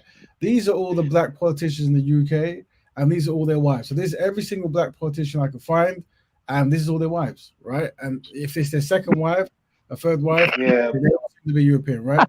But why would it be another way? Hold on. Why would it be no other way? But Raven, let me ask you a question. Why would you think it would go no other way? Why would you think that it would go another way? Like, bro, if you're going into a government, that is not your government. There's no way you're going to go in there with the same thing. It's not. Yeah. I don't know why we do this. No one thinks that, but it's a case study. Hold on, bro. We have to collect information to see patterns, isn't it? So with this pattern, once again in America, the same kind of pattern, right? This time it's the women, same dynamic, pretty much, right? No matter where we look here, this concept of being with another group as a form of a salvation has never worked. Because if it was, it would happen already, right?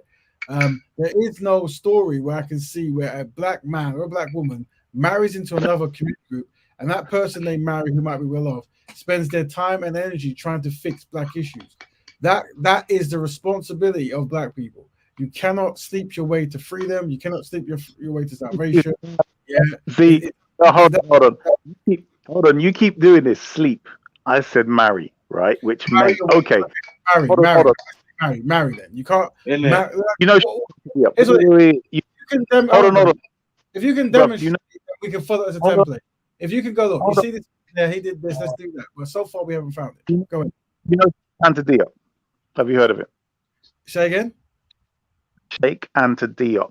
Yeah, he married a European, very, very, very intelligent brother who married a European woman. Yes. Okay, so we had a few years ago a discussion on him in particular, and I'm saying, do you agree that she would have contributed greatly to whatever it was he was doing? No. You don't think so? No, at all. Why not? If anything, she would have hindered him. A great man will be a great man, regardless of who's around. But the woman who you're around can either add to it or take away from it. But greatness will always be manifest, right? So so it does. What I'm saying is, you will have to be particular and give examples. One thing I see is what you got to understand. I really do. I really understand that black people are collectively inadequate.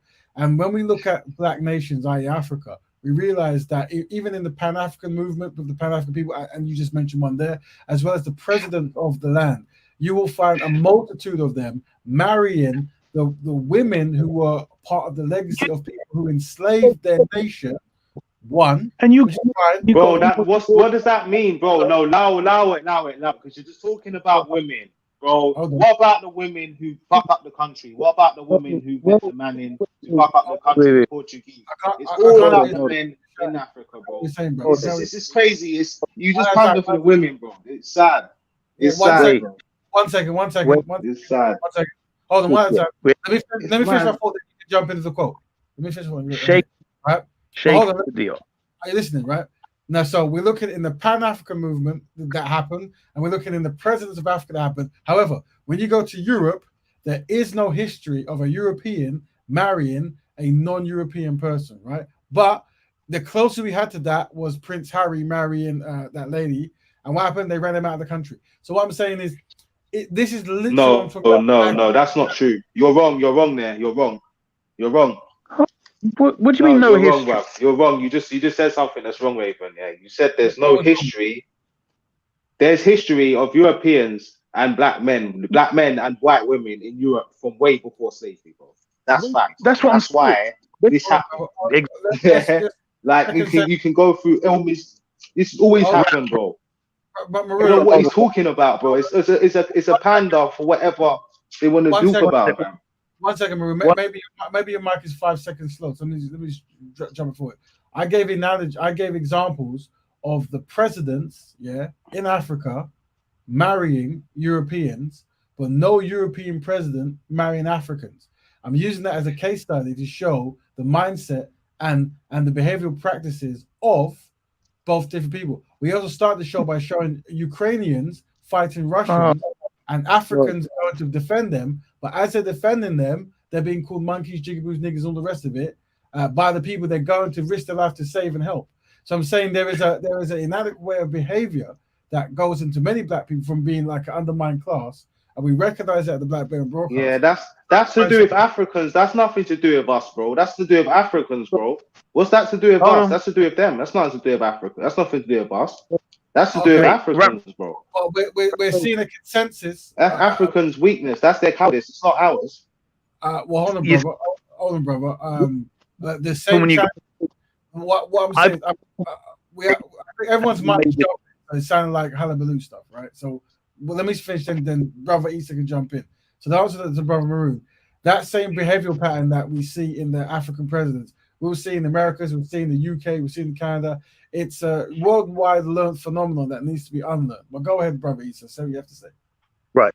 What I was saying was, when I put Sheikh Anta Diop on the table, yes, I asked you about his wife, and then you took it way far to presidents and all kind of people. Right. What my point is that, do you know what she studied?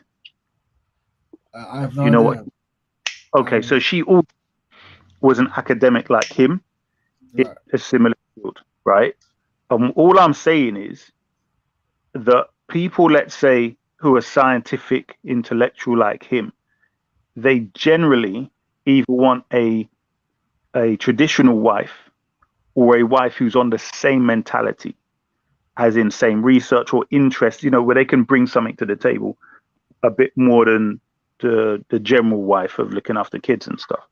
Right. So that's why I was saying the contribution in his time. But in relation to you now, hold on, you talking about blacks marrying whites, this is how it is when your people are on the bottom. Because historically, they would have their daughters in Europe and their princesses marrying Ottoman Turks in power, African kings, Moors in Spain, etc., people of wealth back then when they were the underdogs. So it's normal for people to seek to go upwards when you're marrying into the people who are on top. So it wouldn't make sense for them at the moment to start marrying into blacks now, because we're looked down upon. But 500-600 years ago, 700 years ago in Spain, Moorish black Spain, where we were looked up to, it would make sense then. Right. So as a principle now, there has to be behavioral holistic patterns, that work for the collective benefit of black people.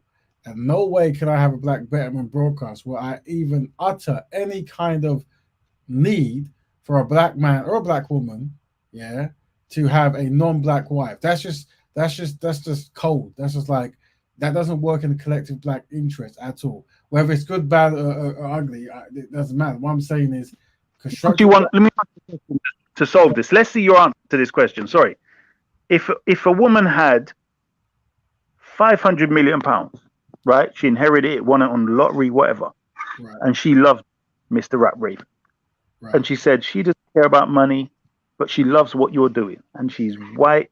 She's one of them white women that can't even get taxed. Yeah. But you had to marry her, and she would allow you to do what you wanted to do with at least £250 million. Would you marry that woman? No. See, you see this? You're not honestly, brother. You're telling me you would take £250 million to help black people with your Black Betterment building? I wouldn't be helping black people, because what I would be doing. Oh, is this brother? Hold on. Welcome, brother. Is this Quincy 82? Yes, it's me. That's correct. We ran a show about you not too long ago. I know. I saw it. I saw it fully. Welcome to the show. We actually tried to reach out to you, but I don't think you got our message right now. Say again. I think we tried to reach out to you, but I don't think you got. Did you? I didn't get a message. Yeah, because I don't think you can do direct message, so we would have put it on one of your pages on the actual thing. But anyway, we're here now. Welcome. So before you jump in, let me just finish this to brother, because I was asked a question. No, the reason why I wouldn't marry a non-black woman is because every action I do is a Don't just say that. Again, and I'm including the money in that. I'm including the money in that. The reason I want to do it because every action I do is a template. So, Brother Issa, can you mute your thing? Brother Issa, I think you might be out and about, so if you can mute it while I talk. No. Yeah, there you go. Well, the reason is because everything I do is a template, right? So if I was to marry a non-black person, what happens is that means that any offspring I have yeah, can copy that same action. Now, we talk about how one of the strategies of Europeans was to breed out black people so resources could be inherited. So this was a concept known as racial whitening. It happened in Australia, Brazil, and to an extent Canada with the Indians group, right? So this process I'll be co-signing because anything I do, my children should be able to look at me and say, if you do it, why can't I do it? So regardless of 200 million that I could be offered to black people, I won't accept it. It won't be for me. But what go ahead, brother. So you can say. That's nothing to do with kids, bro. I didn't mention anything about kids. You added that. I said all she said was she would marry you and you would get 250. And even, okay, and she said, listen, you can have a second wife, a black wife, to have your kids with. Okay? Oh, what about that? Because you keep adding stuff. I'll say, woman, if we're not having intimate relations, we're not having children, and you love people that much, just give me the money then. Why am I getting married to you? What is the value of marriage in this situation?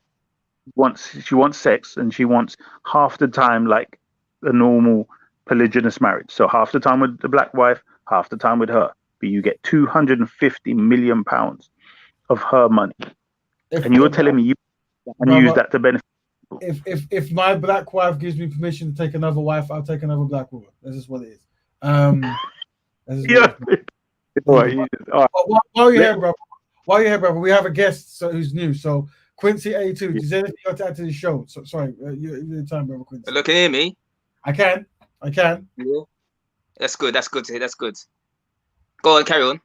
No, so the question of the show is, so brothers who are new, we covered brother Quincy a few months ago, and what brother? You did. Yeah, and let me explain why I became how I became SY black man. There you go. Go ahead. Can you hear me? We can hear you. I watched the show, and the guests were very ignorant about my reason into the reasons why I became SY black man. They took a clip of my video.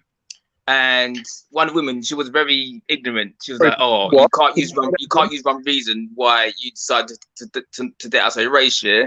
But if you watch that video properly, I said multiple reasons why I tend to date outside race, because throughout my life, a lot of black women treat me like rubbish. Basically, I wasn't what they were looking for. I'm not a tall man. I'm only 5'7".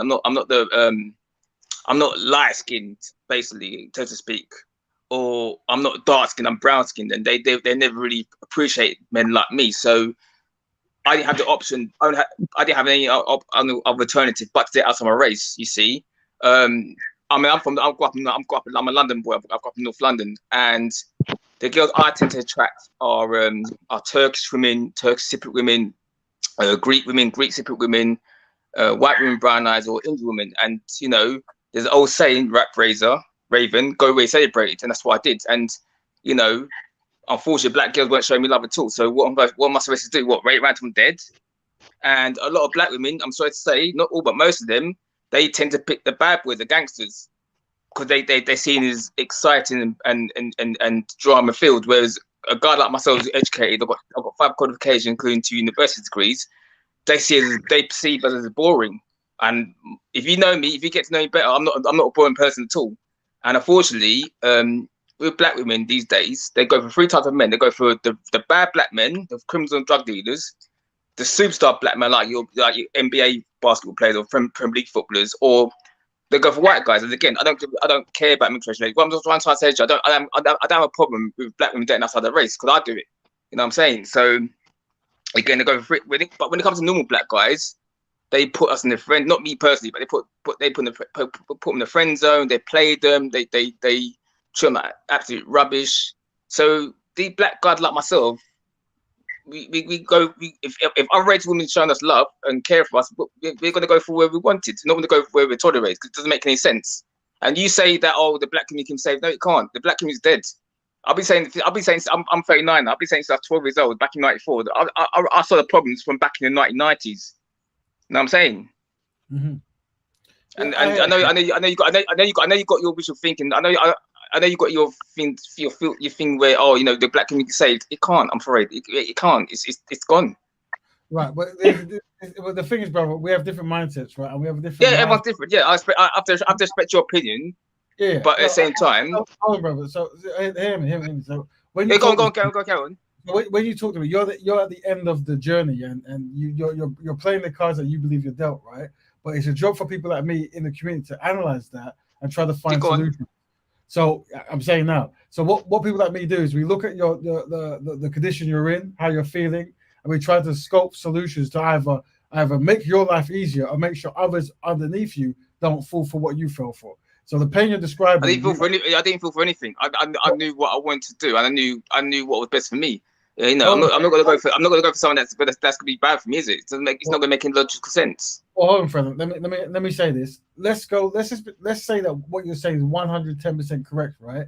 What you're saying is you're a black man, and because you're constructive, you have a job, and I got my business. And your own business.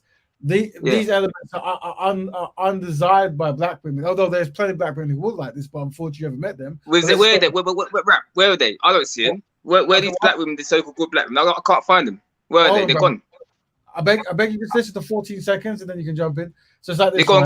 Sorry, go on. Yeah. So what it is I run a network.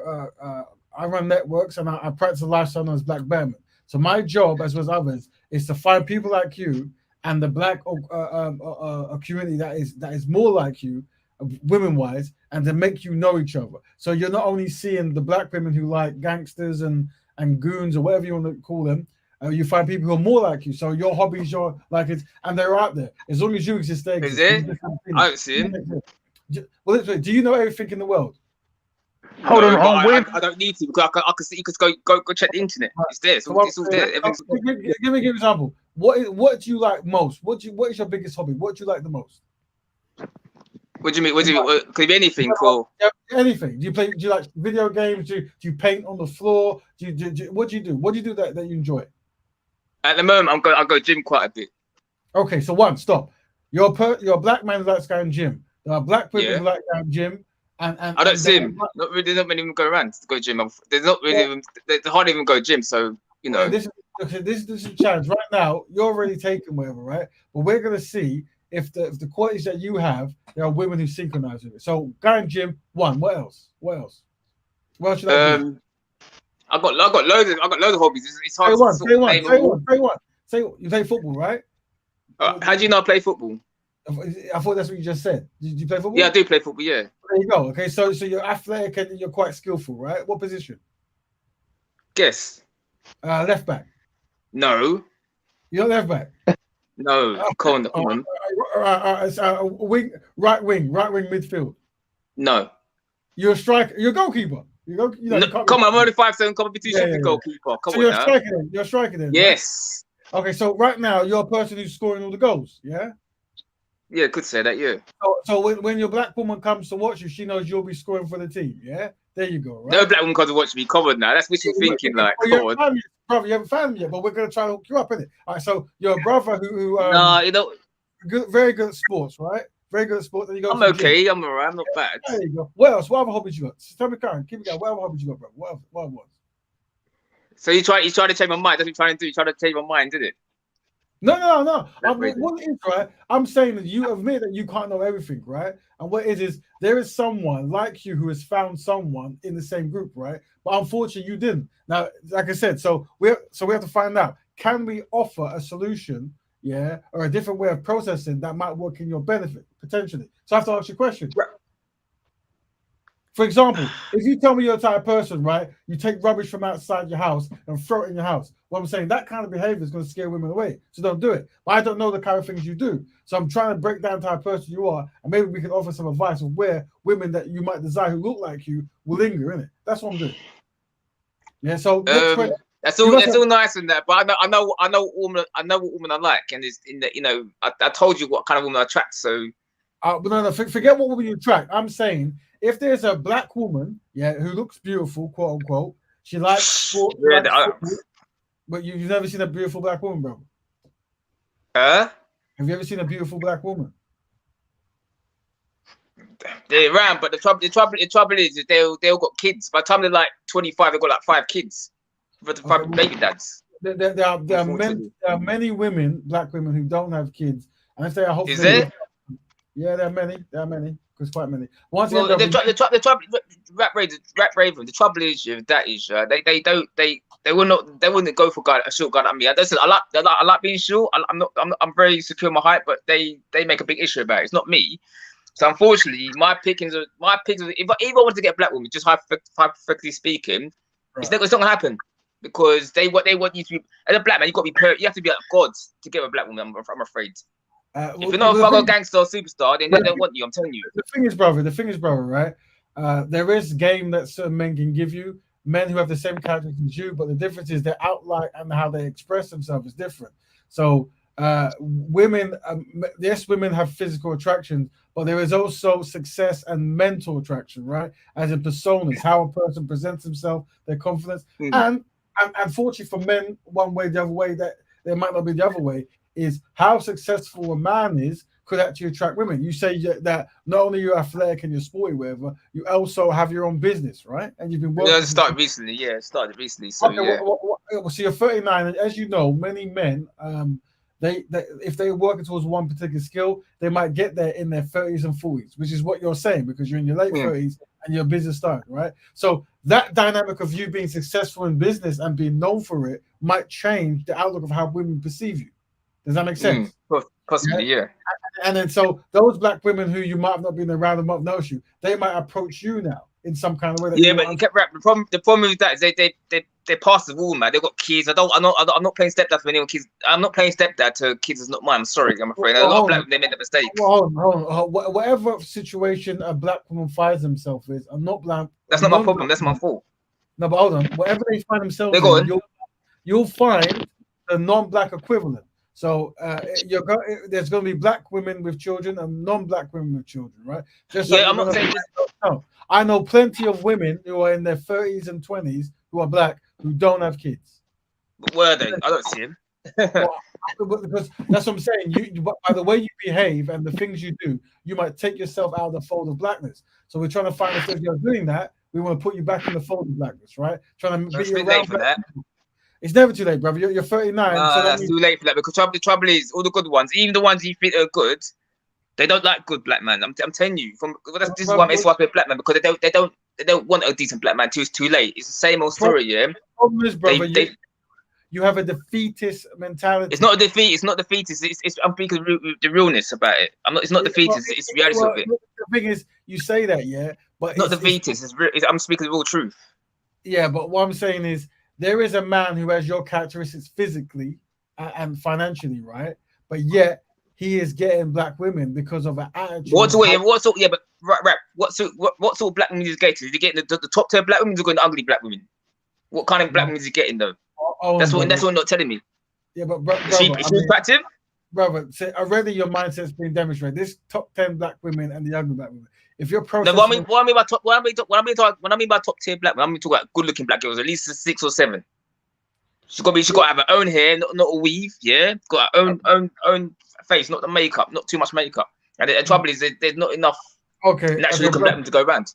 Brother, I applaud your honesty, but I suspect by the way you perceive and present information, this might be a contributing factor of why many black women might not feel comfortable around you. Because that's not my problem. That's not my problem because I speak the truth. Yeah, but what I'm saying is the world doesn't really work that way. Like someone just spitting out certain kind of information and facts and expecting someone to really be able to. That's not my. It's not my fact. That's what goes on in the world. It's what's happening now. What I'm saying is, as a man, we present ourselves in a way that we want. That when we talk about being attractive, how we present ourselves to what people go towards. So, for example, you're on a platform now, right? You have your own platform. You're making material. Yeah, how you present yourself is one day someone's going to see you, and they're going to say, the way this man presents himself, I want to get to know him better, right? By the things you say. If you say things in a certain kind of way, they're not going to want to meet you. So you're minimizing who you meet by the things you say. Yeah, but rap, I can't please everyone. I can't please. Listen, no matter how I present it, I'm gonna piss some. I'm gonna annoy somebody. But you're not pleasing anyone at the moment, are you? You're not pleasing anyone, are you? The way you're speaking isn't pleasing anyone, apart from maybe yourself. And I would question that, even that. But my YouTube channel is not for the many, it's for the few. And the few of the people who feel like you, right? Yeah. And that's and people... I mean, my YouTube channel is doing quite fine actually. It's doing okay for a small channel. It's actually doing quite well. You know, I mean, I'm not. You know, if I go mainstream, I go mainstream. I don't. But I don't really care because you know, as long as my message gets across, people that want to listen, that's up to them. You know what I mean? But I can't please everybody. Yeah, I know. But what I'm saying is, when you say it's doing well, you surely you recognize a challenge, and the solution to that challenge is like, if we say that black men are not being with black women, that is a problem. That is not. To problem to who? To you? To black people. No, it's yeah, but not. Listen, some black people will stay in their race. Some black people mix out. Well, me, because you know, in my family history, yeah, my dad's actually mixed race. Yeah, my mom's black. I'm Guyanese. I'm Guyanese heritage. Yeah, my mom's all black Guyanese. My dad's mixed race. He's half black Guyanese, a quarter Irish, quarter Chinese. So I'm not 100% black myself anyway. So mixed race relationship in my family is quite normal. Yeah, you know but what I'm saying. So yeah, but I mean that way of thinking, like every black person in the diaspora, unfortunately because of enslavement, will have a mixture of some kind. But today, when you walk down the street, you have African phenotype, and people can clearly see you're a black person, right?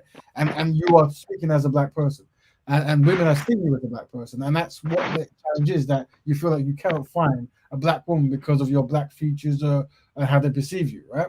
So say again. Well, you cannot find a black woman because of how they perceive you physically and maybe. Yeah, but yeah, Rap Raven. If you watch my video, that you borrowed from my channel. Yeah, if you watch my video, yeah, I clearly said that I had it upon black all my life.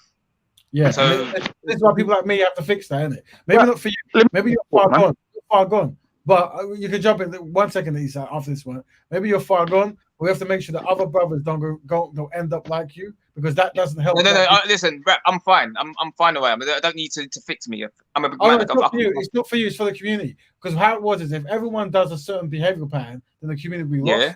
So, for example, you know that you're complaining about drug dealers, right? If you have more than one drug dealer in the community, it's a problem, right? So the idea is that template has to go. So if every single black man can't find a black woman, that template has to go. You see? Yeah, but rap. All due respect, right? Not every black man's gonna get a black woman, I'm afraid. Not every. It's you want the black. It's not. Listen, black men can't be fixed, I'm afraid. It's too far gone. No, well, that's why you got extra us being black men like myself, just staying out, because we had enough of the bullshit. All right. Well, you know what I'm saying. Enough of the bullshit. It's bullshit. Like. We were trying to use strong language here, but can Brother Issa, do you want to add in, because I know you're patient? Do you want to say something, Brother Issa? Yes, please, my brother Quincy. Yeah. What kind of where would you go to find the black women when you were looking? And was it a varied place? So, for instance, nightclub, coffee shop, bar, work, tennis, badminton, gym, swimming pool, whatever. Where would you go when you met these black women? Was it specific? Not met, clubbing? but what I see when I go out in the world, when I go out in public, or whatever. A lot of them have the same negative mentality towards black men like myself. But if there's a white guy, they treat him like God. They kiss his feet. And again, I don't care who they date. I don't care who black women date. They can date who they want, yeah. But they don't disrespect me because I'm not your type of man. You know what I'm saying? It's like I said, Issa, with black women in this today, and Rap could disagree with me once. He typed his own opinion. They go for three types of men. They go for the roughneck black man, the bad boy black man who's got like lots of baby mothers. They go for a superstar black man, like is it a Premier League football or NBA player, or they go for a white man or any other non-black man. Yeah. Now, if you're a normal black man, they don't want you. They don't want you. I'm telling you from straight. I'm telling you. Can we just go back to where you went to find, or where you looked? So you first were saying just out there into the world. Out of the world, just out of general. Yeah. Hold on.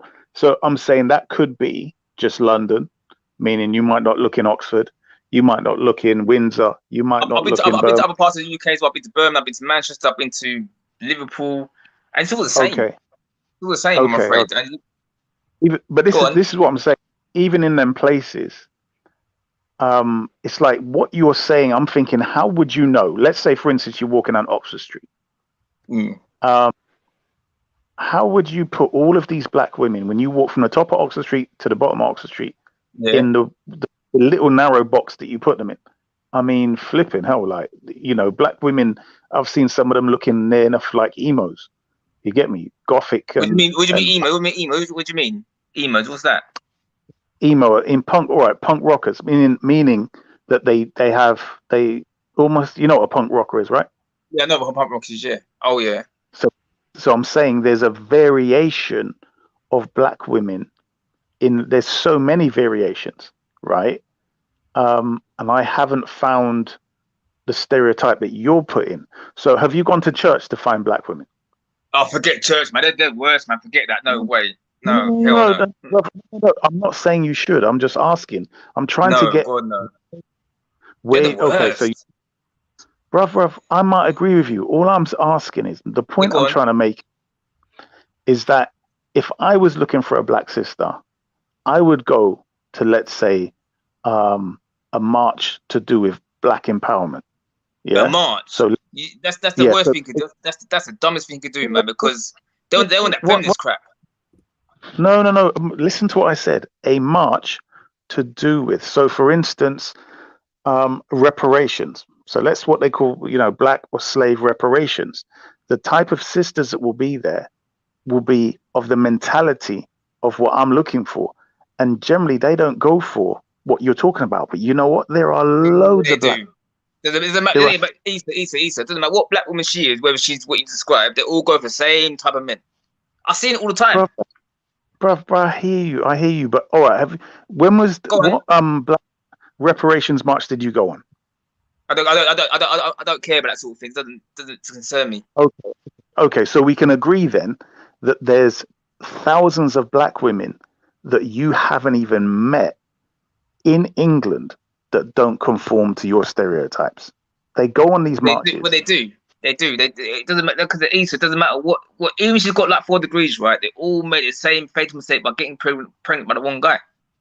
I'm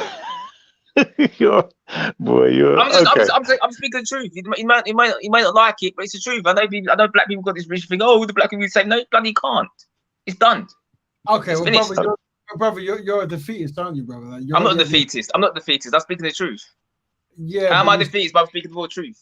Well, listen to me, and we'll see if we can, right? What I'm saying is you've really gone to the end of the tether and you're saying that things can't be fixed, right? First of all, you have the brothers give you examples of where other different types of black women might be. And yeah, but even that being said, Rap Raven, right? They all go over the same sort of man. I see them my own eyes every day. Like when I see black couples, yeah, the man's like bloody 6'8". He's like a skyscraper. They won't give guys like me a chance, small guys, but they want a guy who's like all rough around the edges, rough man. They don't want a nice guy until it's too late. You see the way you're speaking now and the way you present yourself. Is that how you present yourself to black women? No, I don't. Yeah, because I don't talk to them anyway. Because they if I walk past them on the street, yeah, they gave me the most disdain, horrible look, like I done something to them. That's why I thought, you know, fuck them. If they're gonna treat me like shit, I'm gonna bother with them. You know what I mean? Brother, in this show we try not to use colorless language. Okay. And it's challenging, but we try. What I would say is this, yeah. Sorry about that. That's okay, bro. The thing is, brothers and sisters, listen, we haven't. I just get really passionate about when it comes to I get really passionate about these sort of subjects because it's close to home as well. Yeah. So, yeah, I get it, but we won't be constructive. What I'm saying is, brother, we haven't walked a mile in your shoes, but I'm saying that from my experience and the brother's experience, we I'm saying that we haven't come across that kind of behavioral pattern that you're saying. We know it's out there, but it's not consistent across the people. Yes. Rap, how tall are you, Rap? You're same height as you. 5'7". Yeah. Isa, how tall are you, Isa? I'm 6 foot, but well, yeah, there you go then. They probably like you because you're a big guy, innit? You're a big tall man, innit? Nah, hold on. Listen. Listen to what I'm saying. I hear what you're. Hold on. One sec. But let me just give you some advice here. You need to be adaptable in this arena as a man. You see, when you say you're the nice guy, I'm a nice guy. I'm not a nice guy, but I'm a good man. I'm a good man. Nice. No. Okay, I'm just saying what you said, innit? Okay. What I'm saying is, you have to remember something. we live in a society that's quite insecure, that makes us insecure about many things, right? Yep. And one of the things that women, whether consciously or unconsciously, look for is protection and defense and leadership, right? So therefore, a man, for instance, who's what you call a gangster or whatever, bad man, etc., even though he's on the wrong side of, let's say, even positive life or whatever else, those qualities are there. And a lot of them are trying to grab him and then steer him with those qualities into the angle that they want him to be. That's why they go for them. Yeah, a but lot of the time. you can't change the bad guys. A bad guy's always be a bad guy in obviously in that sort of situation. A lot of bad guys, most of them don't change. They don't, unfortunately. No, not true. A lot of them, especially when they start having kids, they start to realize they're putting their kids in jeopardy with that lifestyle, and then they try to get out. Do you get what I'm saying? They retain the toughness. So you have to remember that you as a man anyway, regardless of which woman you get, you have to be thinking about defending your woman and your children. Yeah. That's so natural. that has to be reflective of everything about you, like confidence. Do you know what I mean? There's various things. I totally hear what you're saying, brother. All I'm saying is that it seems for you to have drawn that conclusion, I would have suggested you have gone to all of these different places where you find collections of black women and then make your conclusion. Because I'm saying I've been around.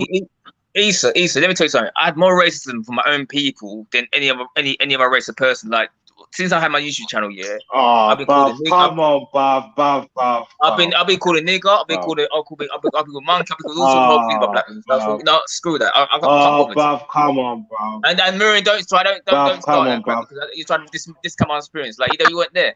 I'm trying to listen. Let me just say something. I'm not trying to disparage you. I'm trying to see. I can get partly what you're saying. There's certain things you've gone through, and it's affected you, innit? Do you get what I'm saying? It affects a lot of people, even younger people, innit? Of course, it obviously, I'm not trying to sit there and downplay your thing, but at the end of the day, you can't. The one thing we can't actually do is say out man's mouth, "Oh yeah, bro, like other women are better." That's kind of mad, fam. It don't make sense. You get what I'm saying? Yeah, but look, let's be real, bro. Let's be real, bro. Let me finish. Let me just say something, yeah, bro. When you get with these other groups of women, bro, like, bro, it's good when you're young, but when you get older, bro, bro, it's just like it's not like that. It's not like that. No, I disagree with you, Marie. You get what I'm saying? It's just what it is. You're beating, you're having sex, and you're just having sex, innit? Like, you can act like you're not, but that's what it is, man. Go on. Listen, let me tell you something, yeah? When you got black women calling you ugly all your life, yeah, everyone you meet, they call you ugly. They call you monkey, they call you horrible things, right? But tell her to shut her mouth, bruv. Yeah, okay, you can't tell her to shut her mouth, bruv. Like, you think that I've had all sorts of shit told to me by black women. I tell her to shut up, bruv. Like, you just tell them to shut up. That's all women need to be told to shut up. That's the truth, bruv. We want to keep it at a level of constructiveness, not like argumentative and this kind of thing, right? Hold on, we got any members. When I'm not trying to argue. I'm not arguing. I'm just saying. No, I get it. It's just men speaking. It's just how we're gonna speak. You just have to. No. Hold on. On this show, we want to keep it as civil as possible. That's what it is. Right, Marin, can you hear me? All right, I'll keep it more civil in it. Yeah. Marin, can you hear me? Yeah, I can hear you. Yeah, I can hear you. When I can hear you. When your own race of women call you some horrible things about you all your life, so from the time you're small, all your life, but you get love from other race of women, yeah. The common sense thing is to go away celebrated, yeah. It's not about having sex. It's about being loved and respected. That's all it is. And unfortunately, a lot of black women, the ones I came across, obviously everyone experienced different. Yeah, I can't speak on this because I wasn't there. But I'm saying, for me personally, I'm not the select black guy when they call it. I'm not wanted by them. So what am I supposed to do? What, Ray around I'm dead? Wait, go into a shed and lock myself into a shed?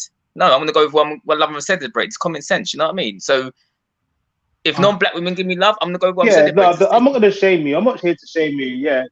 Yeah. No, don't get me wrong. No one's here to shame you. You get what I'm saying to you? At the end of the day, yeah, It is what it is. It gets like that. But at the end of the day, we can't go out your mouth and say, all right, cool, yeah. Because you see what it is? Other groups know this. It's a gap in the market, bro. It's like white women know What do there's you a mean the gap gap in in the market? What do you mean the market gap in for market? black What do men, you mean? and white men know there's a gap in the market for black women. All right, cool, yeah, bruv. But, bruv, the fact there, but most black men are growing up in a single household, yeah. It's Yeah, I like have as other well. groups know this. They all know that. Your mum Yeah, I told you have as what's. well. Yeah. Yeah, exactly. So women know that you. Yeah, but women know that ultimately you listen to women. You're more listening to women. Like other groups of women know that. Do you get what I'm saying to you? So it's like for them, it's a fix. It's a good thing for them. Makes them feel good, innit? But really and truly, it's not really like that. Do you get what I'm saying to you? And it's like a lot of black men think it's like that, and they get to like 50 in these ages and realize it's not like that. Innit? Like I've seen it from family, that genuine family that thought it was like that. I've got an uncle who thought, yeah, I'm back, saying the same thing you're saying, bruv. He's he's divorced his wife, they're divorced. You get me? Sometimes they're not always divorced, but bro, it's just reality, innit? You have to realize there's a gap in the market with us and for the women as well. They know, Maroon, other groups know, bruv. So Maroon, let me get this right. You can hear me, Maroon? Maroon? You can hear Hello, you. can you hear me? Yeah. So what you're trying to say is, I can hear you. Okay. What you're trying to say is, that the guy you've spoken about, was he with a non-black wife, a non-black woman, or whatever, or black woman? What are we saying? He was with someone who got divorced. Yeah, it was a white woman, bro. Was she white woman? Okay, but all right, but but breakup as I'm happening. saying, But breakup happening in the same race relationship anyway. Yeah, but even in same race relationship, breakups happen all the time. So are you trying to say that? Are you trying to say? Yeah, but all right, cool. When it comes to go on. Are you saying that because I get a black woman? I'm trying to. But I'm basically.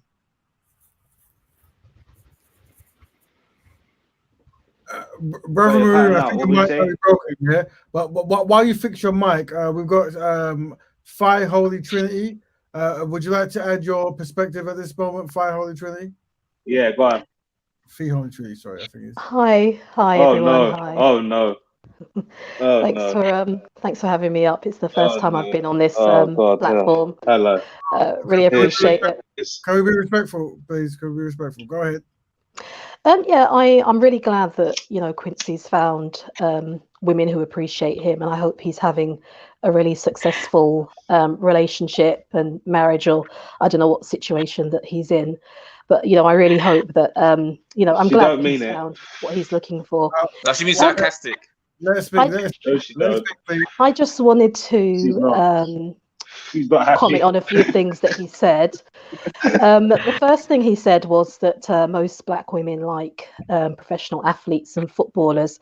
I just want to know how many he's seen, particularly in this country, who are married to professional footballers. I'm saying, no, not this one. If you can count them on more than one hand, I would, like you to name them. Raheem Sterling, his girlfriend. Raheem Sterling plays Man City. Biracial, yeah. I mean, if you want to say, is she mixed race? Black biracials, yeah. Oh, okay. I thought she was black. Sorry. But I'm saying, I'm not. I can't put a number on it. I don't know if you're referring to black biracials or if you're referring to unambiguous. What do you mean? Holy Trinity. What do you mean black? What do you mean black? What do you mean by black biracial? What do you mean by that? Well, biracial women. Are you referring to biracial women, or are you referring to unambiguous black women? I'm saying just black women, strictly black women, strictly black women. Okay. Well, then if you're talking about strictly black women, then that's certainly not the case. That they're married to. I'm saying what I said earlier when I first came to the last show. I clearly said that the type of black women the type of men that black men go for usually are like professional athlete, the thug black man or white guy, like a mixed relationship. Do you honestly think, particularly in the UK, you saw the pictures that Rat Raven put up earlier with politicians who are six-figure men and people who are in the same salary bracket? Are you honestly saying that most of them, or that black women have a chance of getting with most of them? Is that what you're telling me? That most of them are ideally married to black women? Is that what you're saying? No, I won't talk about politics. I'll talk about strictly three types, like I mentioned. I said professional athletes, fuck black men, like do drugs and do badness, or white guys. Usually, they're the three types I've mentioned. I didn't mention anything about politicians. Okay, so you're saying athletes where, in the Like, UK or the US? All over, both. Well, from what I can see, I don't actually see any black women in droves married to athletes. They're usually married to, as you said earlier, biracial or non-black women. So I don't know where you're getting that from, but you know, if that's what you're seeing, then you're seeing. I mean, I do look at a lot of entertainment news. If that's what you're seeing, you know, I'm looking at your Kim Kardashians, your Jenners who are marrying rappers and all types of quote unquote bad boys. But for some reason, you're seeing something completely different to what I'm seeing. So, you know, and Kim Kardashian is not black by any stretch of the I know she's not imagination. black. She's Armenian, yeah. So, and these are the these are the types of men that these women are marrying. So for you and men like you to say that black women have, you know, that these particular types of men who are rappers, who are famous, and who are athletes, that's black women are not their type normally. So the fact that you're sitting there saying that black women have the do you hear what I said? I said the type of black men that black men tend to go for, want to go for, whether they get them or not is another story. But I'm saying usually, like I said, they go for three types of men. Like they want the professional athletes. They said this. You can go YouTube and Google it. YouTube it. They go for like professional athletes, Premier League footballers. That's what they want. Or they go for bad boy type. They're definitely not getting the professional athletes. Definitely not getting the footballers. Bad boys, I will agree with you. General bad boys that are They love the bad boy. I love him kissing as well. Road men. Road men. I would say yes. Man. Maybe that is the case. Man. They like the road man. But I will say that once the middle class and the affluent black men have left the community, what realistically do they have left to choose from? Yeah, I suppose, yeah. But the second point you made, Trinity. Let's be real now, yeah. Let's start from teenager, but second school, yeah.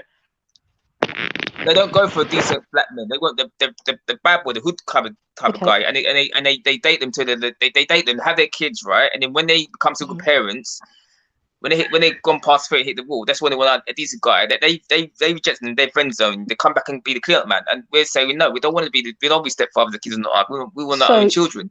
So you're judging women from what they do at 16, yeah? So you're the same person that you were at 16 that you are now, yeah?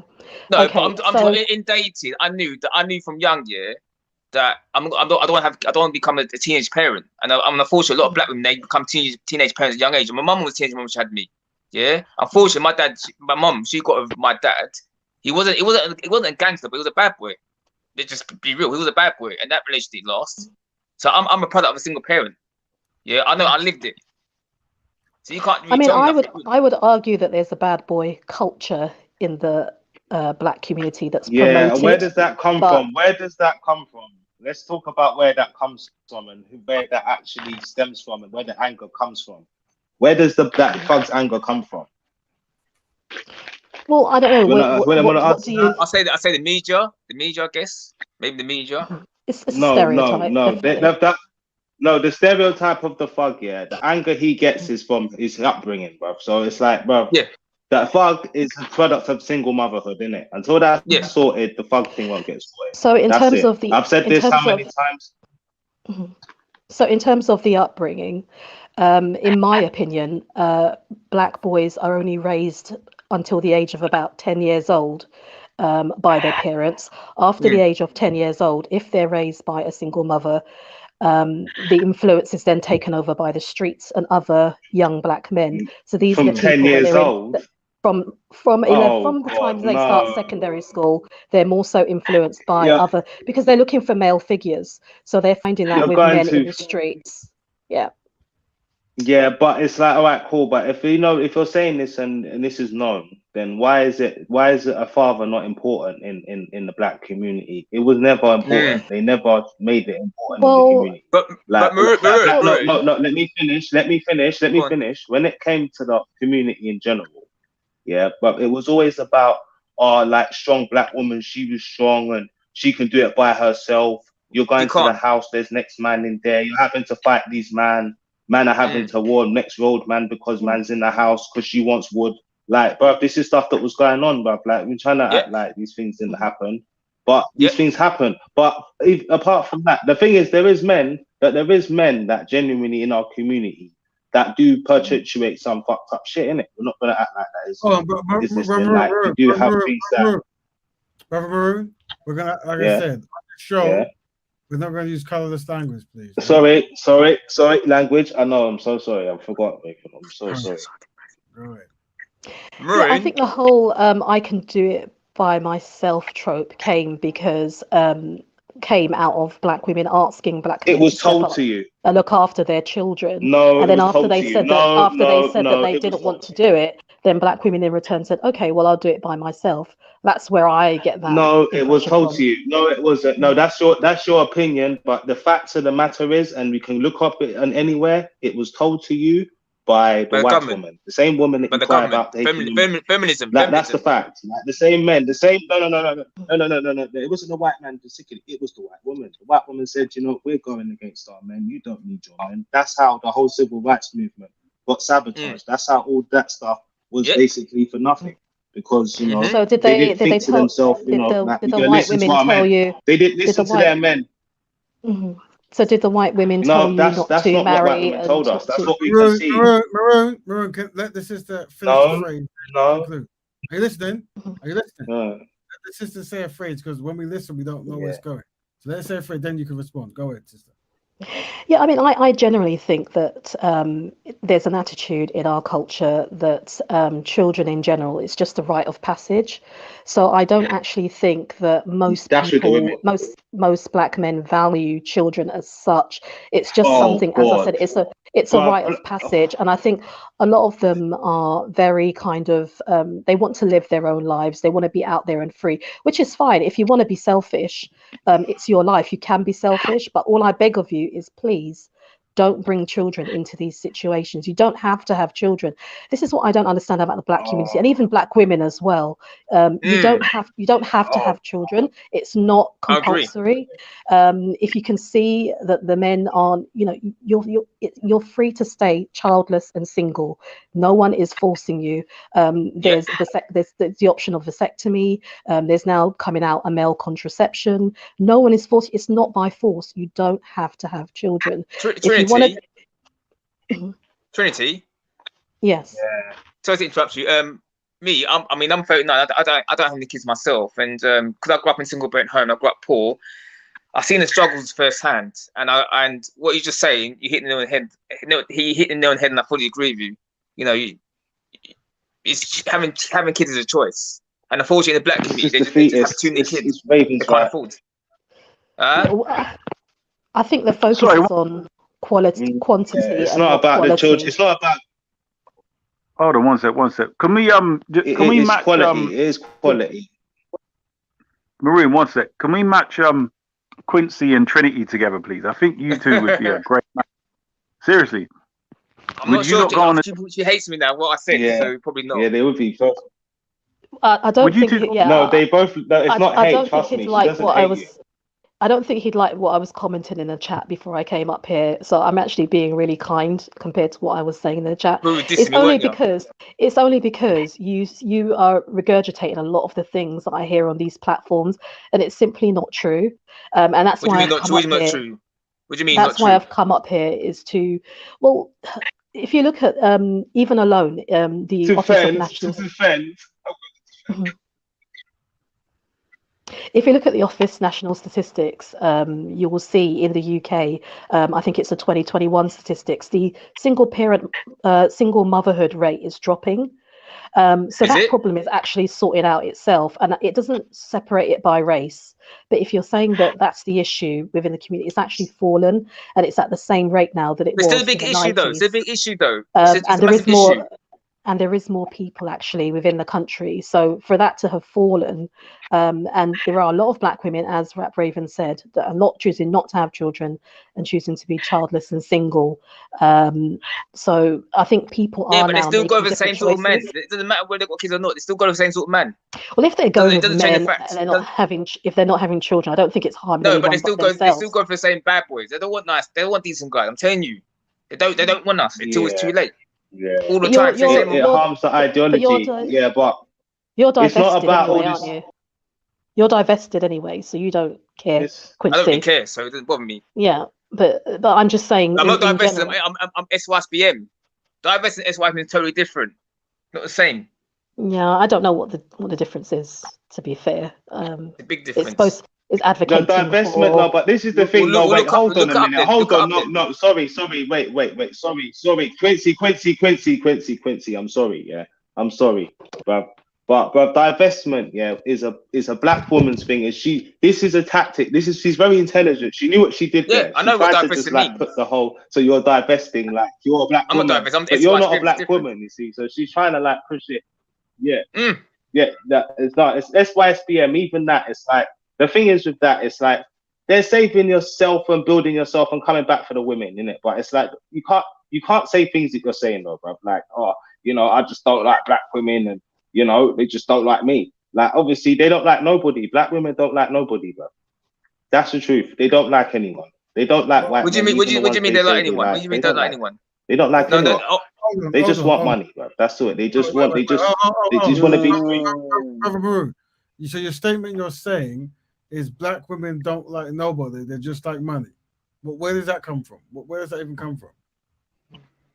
Where did you conclude They don't want. This is why I can say this, because I conclude this from the facts. Because really and truly, yeah, when you look at freedom, the freedom that black women want to have, they want to have the freedom to the point where, like now, if it was up to a black woman, yeah, to actually be in a stable relationship, she would have it like how a man has it. She'd be like, okay, cool, I've got a guy here that, does this. I've got a guy who breaks my back. I've got a guy who rubs my back. Like, they would have it like that. So it's like the ideology and that is flawed, isn't it? So it's like, really and truly, yeah, it isn't about the person that they're with, innit? It's about the freedom they want. That's more the most important. It's not about being in a companionship with the person. She doesn't think like that. She ultimately tries to compete. When she gets with a white man, she can't compete with a white man. No, she can't. No, she loves the Lord and Savior, innit? All them little tricks, all them little talking points you have. It doesn't work for me. So I taught you that. She realizes that quickly, and then she acts like a white woman, and she has a child, and then that child goes outside, sees black women, and sees that's not my mom. Who's this woman? And that's how these things go bad. Have you ever been around a black woman who is the opposite of what you're saying and constructive and doing things that's in the best interest that you see as quite pleasant or delightful, or something that you can really work with? Have you ever come across any black woman like that? I have come across them, but it's very rare. Very, very rare. So you're very pretty much rare. Because at the end of the day, it's all good. Yeah. So you I'm saying I'm not. Wait. Let me finish that, because it's like it doesn't. No. Because I'm not saying that. I'm saying obviously, like my thing is obviously I'm genuinely trying to build myself. I've got certain things I'm doing myself anyway. So I was like, I'm not really looking to be.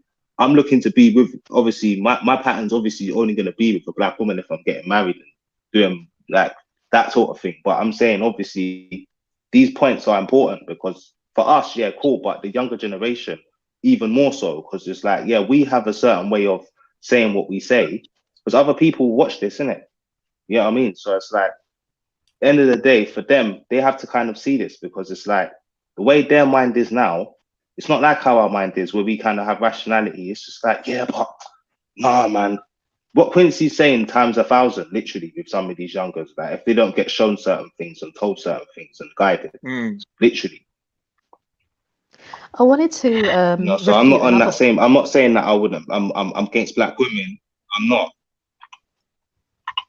I wanted to refute Go another on. point of Quincy's, if I could. What's that? He was saying that the basically non-black women chase him. Is that correct? And They they do. That's my life experience. approach you. Okay. But you were saying that you weren't successful with the black women that you wanted, basically. No, I mean, there's been times when I've been having conversations with with women work colleagues, or just in general, just black women I know in my life, and they bluntly said to me, "Quincy, you're not my type of man. I don't want. You're too short." I'm like, "Okay, fine." But then when I date a white woman, they get upset about it. Oh, you're dating outside your race. Well, what am I supposed to do? Can I ask, have you ever been rejected by a white or non-black woman that you wanted? I've been rejected by all sorts of women, but you know what? It's how they reject you, though. It's how they reject you, because when a black woman rejects you, she's rude about it. You see where I'm going with this. So you've been rejected by all women, but for some reason your focus, your concentration. I know you're trying to shame me. It's not going to work. But listen. Every man gets rejected by a woman. All right. I'm gonna say explain what Quincy's saying. But black woman's rejection is different. I'm not gonna lie. Black woman's rejection is different. I'm not gonna say it's like, all right, cool. It's something we're gonna say to black women. Oh yeah, you need to change. Well, okay. If you say no, we're not gonna say. I'm not gonna say to a black woman she needs to change that. Because, let me finish. I'm not gonna say a black woman needs to change that. You get what I'm saying to you? Because obviously, how is it different? How is it as a man now, we kind of look at some things. If we come up to you in the street, because if I come up to you, because all right, cool. If with a white woman, she'd be like, no, thank you. If other groups would be like, no, thank you. Black woman will give man that look like. No, I've said no. I'm a black woman, why? And I've said no. I'm not. I've you're said too, and especially say something. Especially no, wait, let me finish. And especially if the guy's short, and you say, look, he's short. Looking down and go, look up, and then no, and just walk away. Like I've seen it happen, bro. It's happened to me, and it's mad. But I still don't let it affect me. But it's happened. It does happen. No, I've real, experienced something it's different. I've said man. no, thank you. Especially I'm not as a child, interested. it's traumatizing. Quincy's attacked from a child. Quincy's been attacked even lie. You said your point. Let Sister Fee Holy Trinity say what you say. Go ahead, sister. No, but what I was saying, Rat Raven, is you'll say no. I'm not interested. You could even go to the point where you could say, oh, actually, well, I'm married or something like that. And you know what they'll say? Oh, well, can't you have friends? I just told you, and this is where the attitude comes. I just told you. This is the thing about black men. You have no respect for each other. If I'm telling you I'm in a relationship, why are you carrying it on? Just accept it and move on. I never done that. I never done that. Me personally, if you reject me, I've never done that.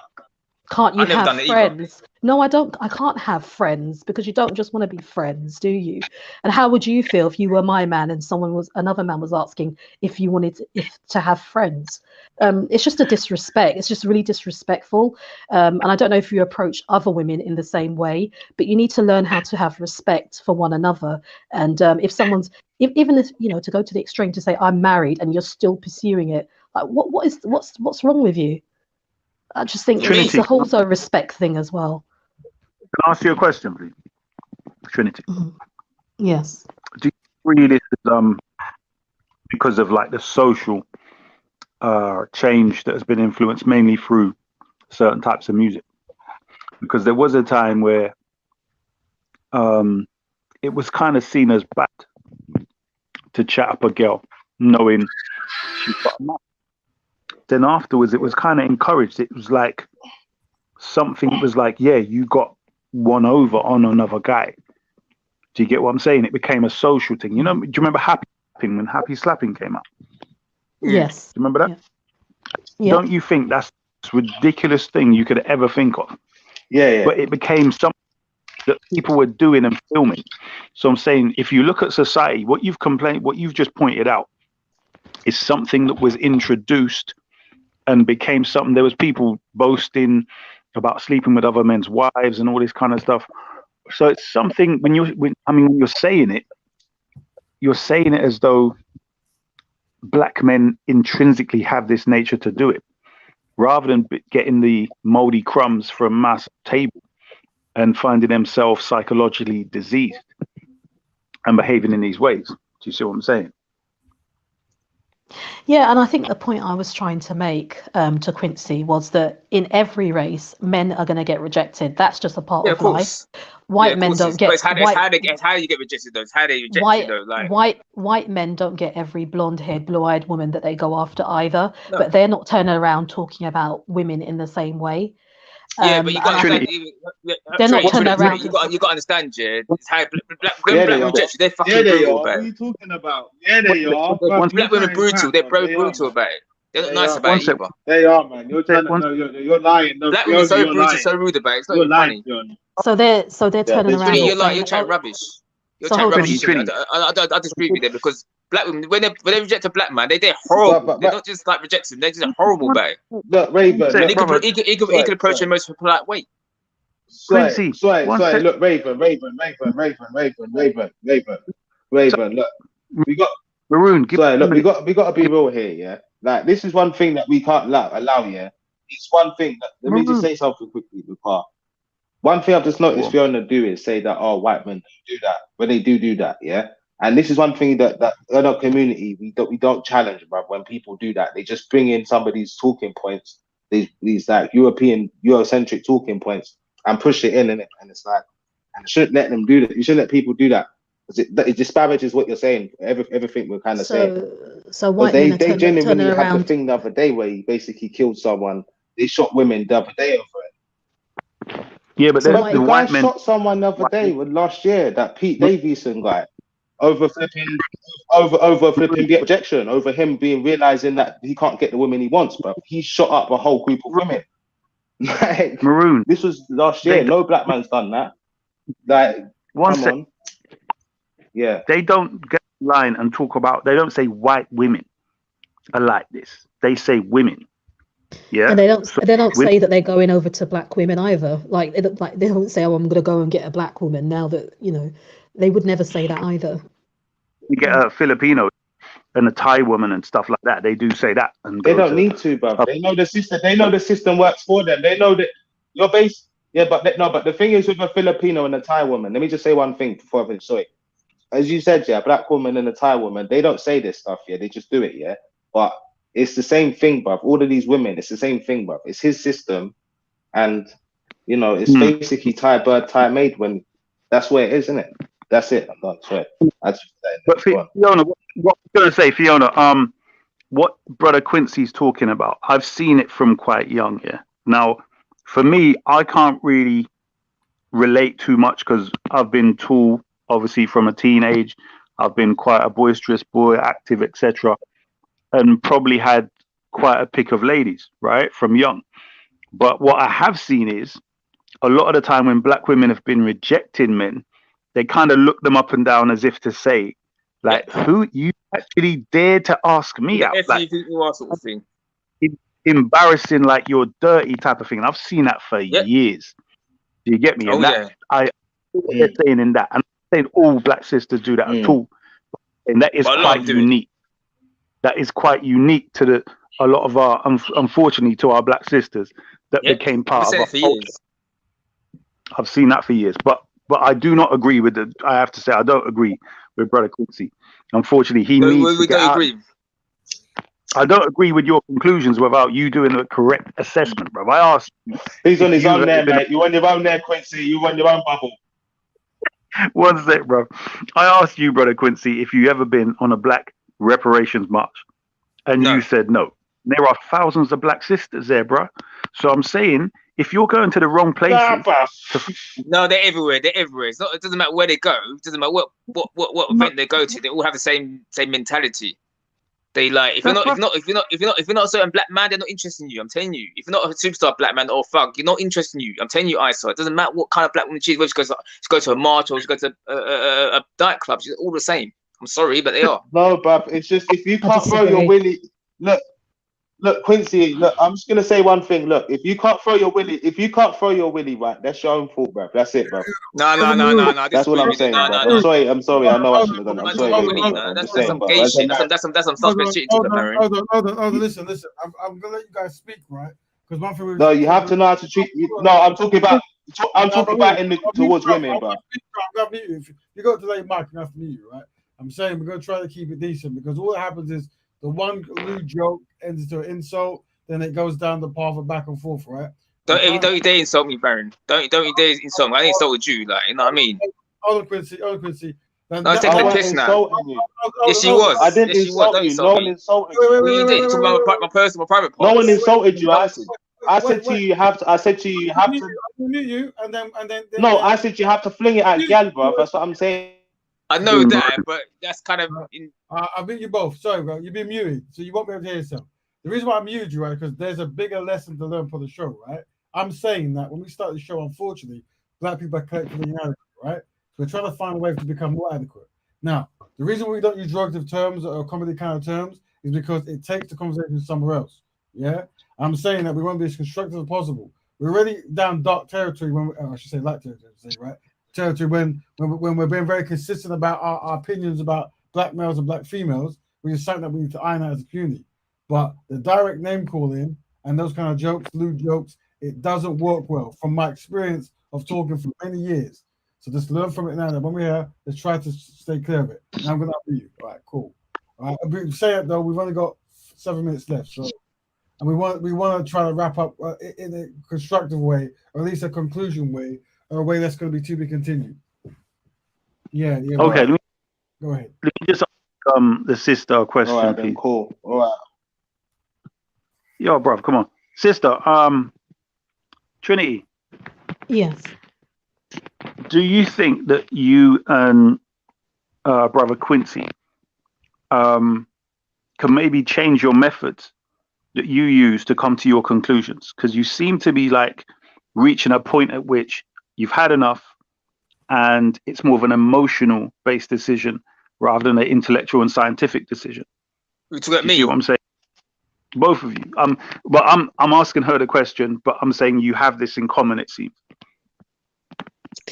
Trinity. Well, the thing is, I don't agree with the whole thing around all black women being the same, having an attitude. I mean, I work in pretty professional environments, and I can't see anyone wanting to bring their partner who's thugged out to a professional I don't know, event at work or anything like that. I can't see any black woman who would, seriously consider, especially if they've got a good career or she don't bring him to work. She keeps him at home.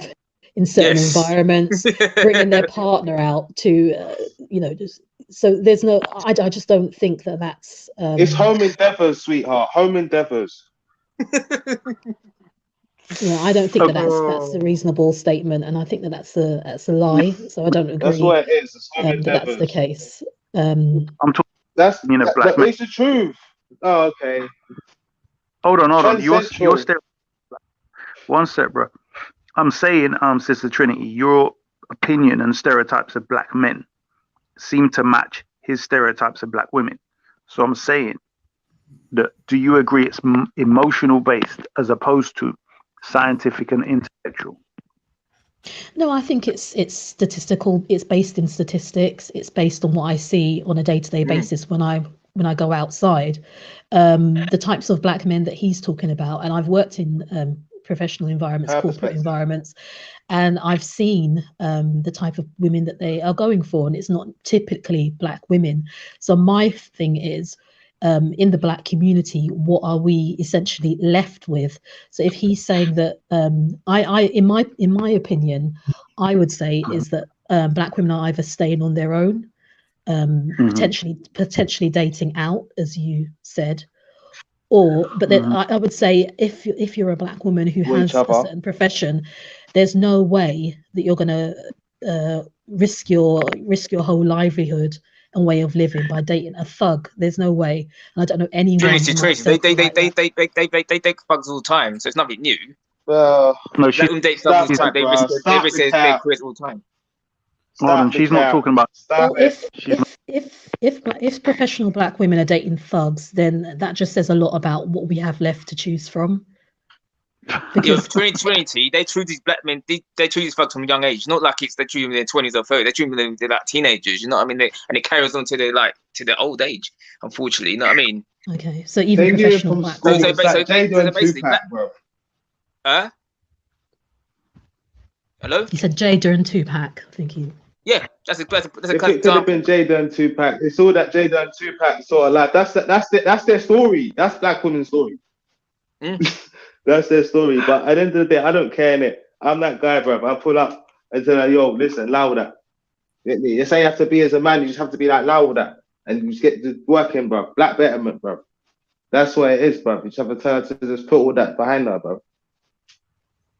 Now, Easier family, said than done, though. we've come to the end of the show. Now, the thing is, we've obviously we've had a multitude of new people come on this week with different personalities, different ideas.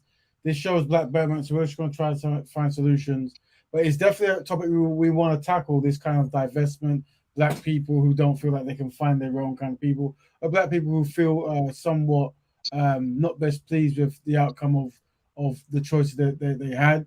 So we look forward to having a shot at this again. But one thing we'll say is we want to definitely be solution-based, constructive, and Robert, you just locked in now as we're closing. Look at this brother here, yeah. Big up content over everything. I'll say this stuff next week. Maybe so. Borough Quincy, is this a topic you'd like to revisit here? As in, like, because it's supposed to be him. Well, yeah. To go. The thing is, we do generally want to find solutions, right? We generally want to find solutions. Okay. Yeah. But obviously, you've had an experience, right? And obviously, Faye Holy, I think is. She's had her own experience and she's got a different opinion. But at some point, we do want black women to talk to black men like you to either confirm what you're saying or to give you maybe alternative to what you're not aware of, just so you know that, you know, maybe there was experience you missed because of this, that, or the third. And for other people who are younger than you, who might not have to go through the same thing by looking in different places. Does that feel like you might be far gone? For you, your mind might be completely made up. I'm not far gone. I made my mind up. It's different. I'm not far gone. I made the decision that I'm gonna stick with this for my life. So. Well, so you're far gone, then that's you're literally defining far gone. I won't put it that way, but that's your opinion. If 1,000 black women came to you and they were not like you thought and they wanted to be with you, would you say no? I've made my mind up 7 years. Well, yeah, because like I'm too affected by it. You know what I mean? I'm too like. Brother, I won't put it that way. I won't say I'm far gone.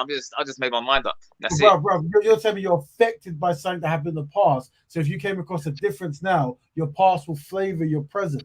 You see, that means you're far gone. You can't turn back. Do you know what I mean? It's almost like a phobia. You almost have a black woman phobia. It's almost we call it a phobia, you know. Wow. Yeah, we have to find a word for this because it's like you're too far gone. Phobia. What do you call this phobia then? Because, brother, I just saw 1,000 black women come towards you, constructive, beautiful, lovely, and everything you want in a woman, but they're black. That's all wishful thinking, though. That's all wishful thinking. It's not going to happen. That's not going to happen. Not in reality, anyway. But brother, let me tell you something. Yeah, let's just pretend that you play football. And you're talking fairy tales now. Let's pretend that you become a superstar in football, or maybe video game football, whatever it is that makes you famous, right? And because you're famous, you're now on the TV and these kind of things, yeah. And these black women now see you. Are you telling me? Only women got money. They only get me because I got money, not because of me, the person. Well, the thing is, brother, it's like this. When you see a woman on the street who looks beautiful, you don't know her personality, but you're attracted by her beauty. When a woman, of course, I'm a man. I'm a visual creature. Yeah. Yes. But she's a woman, and being provided for is in her nature. So if she understands you can provide for her, she might get to know your personality, right? So I'm saying, I suppose, isn't it? Yeah, that's what I'm trying to say. Okay. So man's not anti. Well, yeah, technically you could define it as anti-black woman. This is a brother here called Quincy. We mentioned a few months back, he jumped on because he's one of those brothers who, because of his past with many black women, as he says it, he refuses to be with black women today. I saw your live stream. Now I can't disagree, so I had to speak my piece about it, my case about it. That's why I saw it, and I was like, you know what, I'm gonna have to correct it. So that's why I came on today. Came to nutshell, say. So we confess on this show, constructive black man and constructive black woman makes a constructive family, and it's a very important part of Black Betterment. But you're a brother who's been through so much trauma that your mind has been completely made up because of the past dealings. And we're saying that not every single thing is one way, and there are solutions, and there are black women who might agree with you, disagree with you, from a different walk of life. We're interested in having this kind of conversation. Sister Fee Holy Trinity jumped on because she had a disagreement with certain things you're saying. But in the future, if you want, we can set up a show next week where we tackle these issues, where we invite black women to come on to answer some. Oh, they're gonna hate me for that. What I'm gonna say. Well, the thing is, we're trying to find solutions. So basically, you've been through experience, right? So it's like this. Let's just pretend that since you were a kid, black women would throw watermelons at your head and say we hate black men. Let's say that's what you went through every single day. Just say when you were a kid, every black woman used to throw watermelons at your head. Yeah. Every time you said you love them, every time they throw watermelons at your head, right? We would understand after 20 years of that why you might have a phobia of black women and watermelons. But rap. All due respect, yeah. When black girls been horrible to you, not even rejected, been mean to you for no reason, yeah, for all your life, from your little kids. Of course, you're gonna have a develop a sort of whatever you call phobia. Of course, you're gonna have a develop a sort of like what's the word? What's the word for it? I've lost my words now. Resentment. This is stuff for them. You know what I mean? You're gonna be real with them. You know what I mean? But brother, here's like this. Yeah, has anyone ever been around you, heard what you've gone through, and tried to make your life easier? As in what black women mean? The community, has the black community heard your story and tried to make your life easier? No, the black. Listen, let me rap. All due respect, the black community hates men like me because we're different. We think outside the box. We're not stereotypical. Now, brother, what we're saying is, that's this. So this is new, right? You're on a show, and rather than us getting angry and bitter, we're trying to understand. I'm not bitter. I'm just speaking about experience. No. I'm talking about people listening to what you're saying, not you. I'm saying that I'm trying to create a space where we can unpick your mind and go through your experience, so we can have a better understanding. So people like you who are far gone, we don't create them. So just so we are throwing watermelons at your head, we want to make sure that we don't create people like you who are far gone. So when we meet younger versions of you, we give them a option and reality that doesn't create the outcome where people think like you. That's what we're trying to do. We're trying to save the youth. Rap Raven, yeah. Let me give you a solution, yeah. I'm not the spokesman of the black community, yeah. Well, I will say this, yeah. If the black community wants to fix this problem, yeah, black women she needs to stop going for thugs. Yeah, and go for good guys, and then it'll be solved tomorrow. And they stop having kids with the worst men, yeah, then it will be solved. Are you a good guy? I am, yeah. I don't have the criminal record. I don't have any kids. Yeah, I've got 5 qualifications. I've got 2 university degrees, including 2 business degrees. I've got no debts. Yeah, I've never been married. My life. I've got clean. I'm not saying I'm perfect, but I've got a clean record. How do you improve a woman's life? How do you say again? When you get with a woman, how does her life improve? What do you mean? Well, that's the question. It's just me being there, like make sure she's okay, make sure she's safe, just things like that, just general stuff. Well, they don't know, because remember when you're going on dates and stuff with non-black women, they're gonna ask you this question like, "What is it that you do that will enrich my life, that make me better? Like, why would I pick you over this other man with different, qualities? What makes your because remember you're competing, right? Why would So tell us how a women's life improved after knowing you. Well, I'll give a good advice about life in general. Make good choices in life, just in general. Like, there's so much things to unpack. So it's a bit early more to go for it now. But I'm saying it's just general. Make just anything good she wants to hear from me, I can tell her. I can guide her the right path. It's that trouble. Don't get into any criminal activity. Just things like that. You know what I mean? So there's lots to unpack. What if she said that she can't trust you because a man who would speak disparaging about his own woman, his own people group? No. But what I'm speaking about is about my life experiences. If I had a bad experience with black, doesn't mean I'm disparaging them. It's how I've been treated. It's different. So I think you're trying to shame me. No, I'm not trying to shame you. I'm trying to unpack. But I'm saying, but when you have bad experience with your own race woman, you can't discount my experience. It wasn't there. You know what I'm saying? Sister Fee asked a question that you've also gone through certain similar behaviors from non-black women. Would you treat their people group or race the same? No. I mean, no. When the non-black woman rejects me in the past, all men get rejected, right? They were polite about it, yeah. They weren't so rude about it. They weren't so nasty about it. There's a lot of black women who rejected me, And even I was just, even for me just talking to them, just chatting to them, they're just rude about it. Like one time, I said that to a black woman. She goes, "Who are you talking to me for?" I was like, "Wow!" I just said, all I said is "Good morning" to you. But when I say "Good morning" to a non-black woman, she's polite about it. And it's like every time I chat to a black woman, she thinks I'm trying to get in her bloody pants. And all I'm doing is polite. So that's why I avoid black women. I avoid black women like the plague. I don't talk to them. I don't even acknowledge their existence. I thought, screw it. If they're going to treat like rubbish, then I'm going to talk to you. One sec. Quincy, if you would you meet up? Be prepared to meet up with Rat Raven and go for a walk. Real life. What? One sec. Yeah, in real life, go for a walk. Let's say down in real life, bruv. Go for a walk down Oxford Street or somewhere else. And you can walk down there, and as you say, you see a sister, you can just wave, nod your head, greet, smile, move on. And let's see if you take, let's say, an hour out of your time and experiment and see if what you're saying is true. Yeah? So we can video it, you can live it, or however. You're with video now. Well, listen, we've got content of everything, yeah? So if anyone wants to do a filming of a black man's experience with the black women, then we can follow Brother Quincy down the street and either give him. I'm not going to do that. You don't do that, no. You don't just test See, this is what I'm. This is what I'm saying, listen. There you go. Hold on. What I'm saying, I'm a scientist, bro. This is my point. I'm always coming at this everything from a holistic scientific perspective. You've made claims, right? You now have the opportunity to establish your thing where when you come on here, you can refer to a video that we can all look at and see your personal experience of what you're talking about. Because it might be something subconscious in their minds when they see you. Whatever it is, it could be a past life reincarnation that you've done all this bad stuff to black women and they subconsciously remember it and they all hate you. As you claim.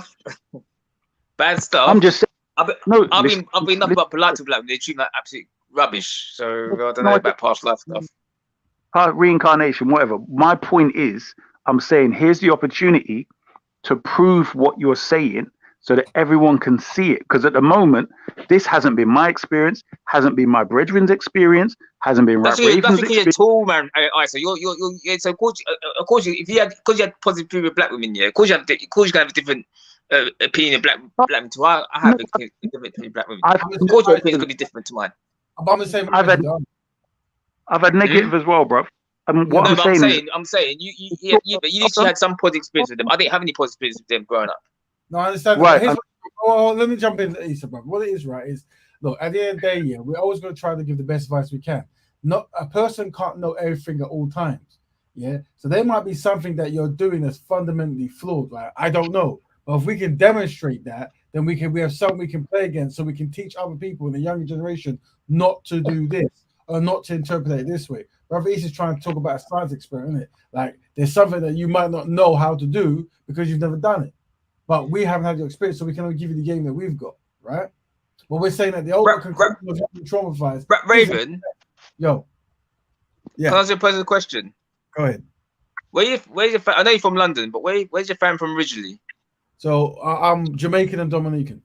Okay, Jamaican. Okay, and Issa. Yes, bro. Where you from originally? I know you're British like me and Rap Raven. Where you you're Caribbean as well? What part of Caribbean are you from? Yeah. So the small islands. Whereabouts? Do you know near Grenada, basically near Grenada. Grenada, okay. So we're small island people still, but big people. But anyway, what I was gonna say, are you willing to do this thing? I don't know about that. I've got to embarrass myself and bloody go there. I'm not going to humiliate myself and approach black women. They be rude to me. No, I'd rather not do that. Thanks. Let's say if me and you, yeah, I'll do all the chirping, bruv, and you just stand there. Chirping, though. I ain't heard of it for ages. That's such a retro word. I like that word. It's a good old retro word, yeah.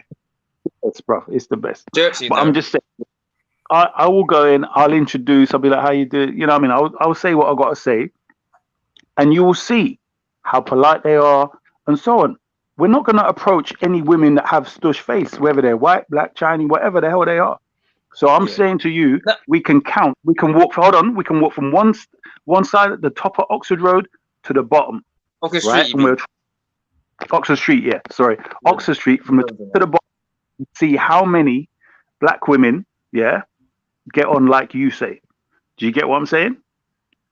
Agreed? So you want me to get myself videos, yeah, to possibly get embarrassed by chicks, basically, like get humiliated in the most embarrassing way. It's not. Look how you're thinking, bro. See, you've already gone to like the worst case scenario. But for all you know, Hold on, wait, brother. All I'm saying is, I'll do the talking, and you'll be a witness. So now, right? Because if it's yourself, you're not going to approach, are you? So I'm saying you're just with me as a brethren. Listen, I'm not scared of rejection, yeah, but it's how you get rejected. That's what I don't like. It's how the rejection happens, not the rejection itself. No. This isn't about rejection. This is about your whole blanket, all your statements collectively about black women. Do you understand?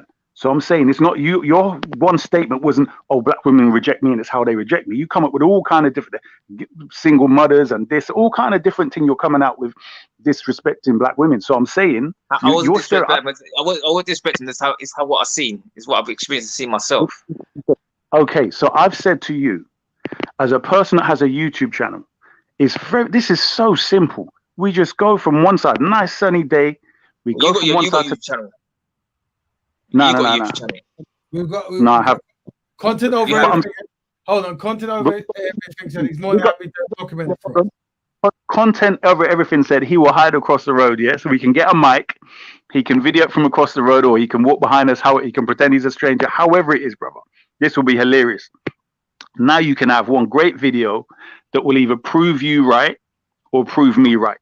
You get me? And we can count how many of these black sisters carry out or behave like you say they do, or like Issa the Great says they do.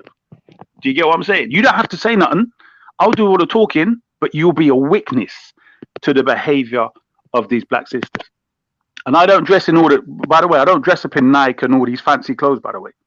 Do you get me? Don't. So I don't wear no gold chain or any kind of, no, I don't wear none of that stuff. To me, I'm anti all that. I don't wear none of that stuff, bro. So that will be another thing which, you know what I mean? I might come across a bit, not thuggish, but yeah, I'm cool. I know how to, you know. But just like bummy, basically. No. Listen Just like bummy. They're just bummy sort of thing. Listen to what I'm saying. No, Are you willing to do it? Just like bummy, just to sort of put them off. I'm only kidding. I'm only back. So you go just like normal.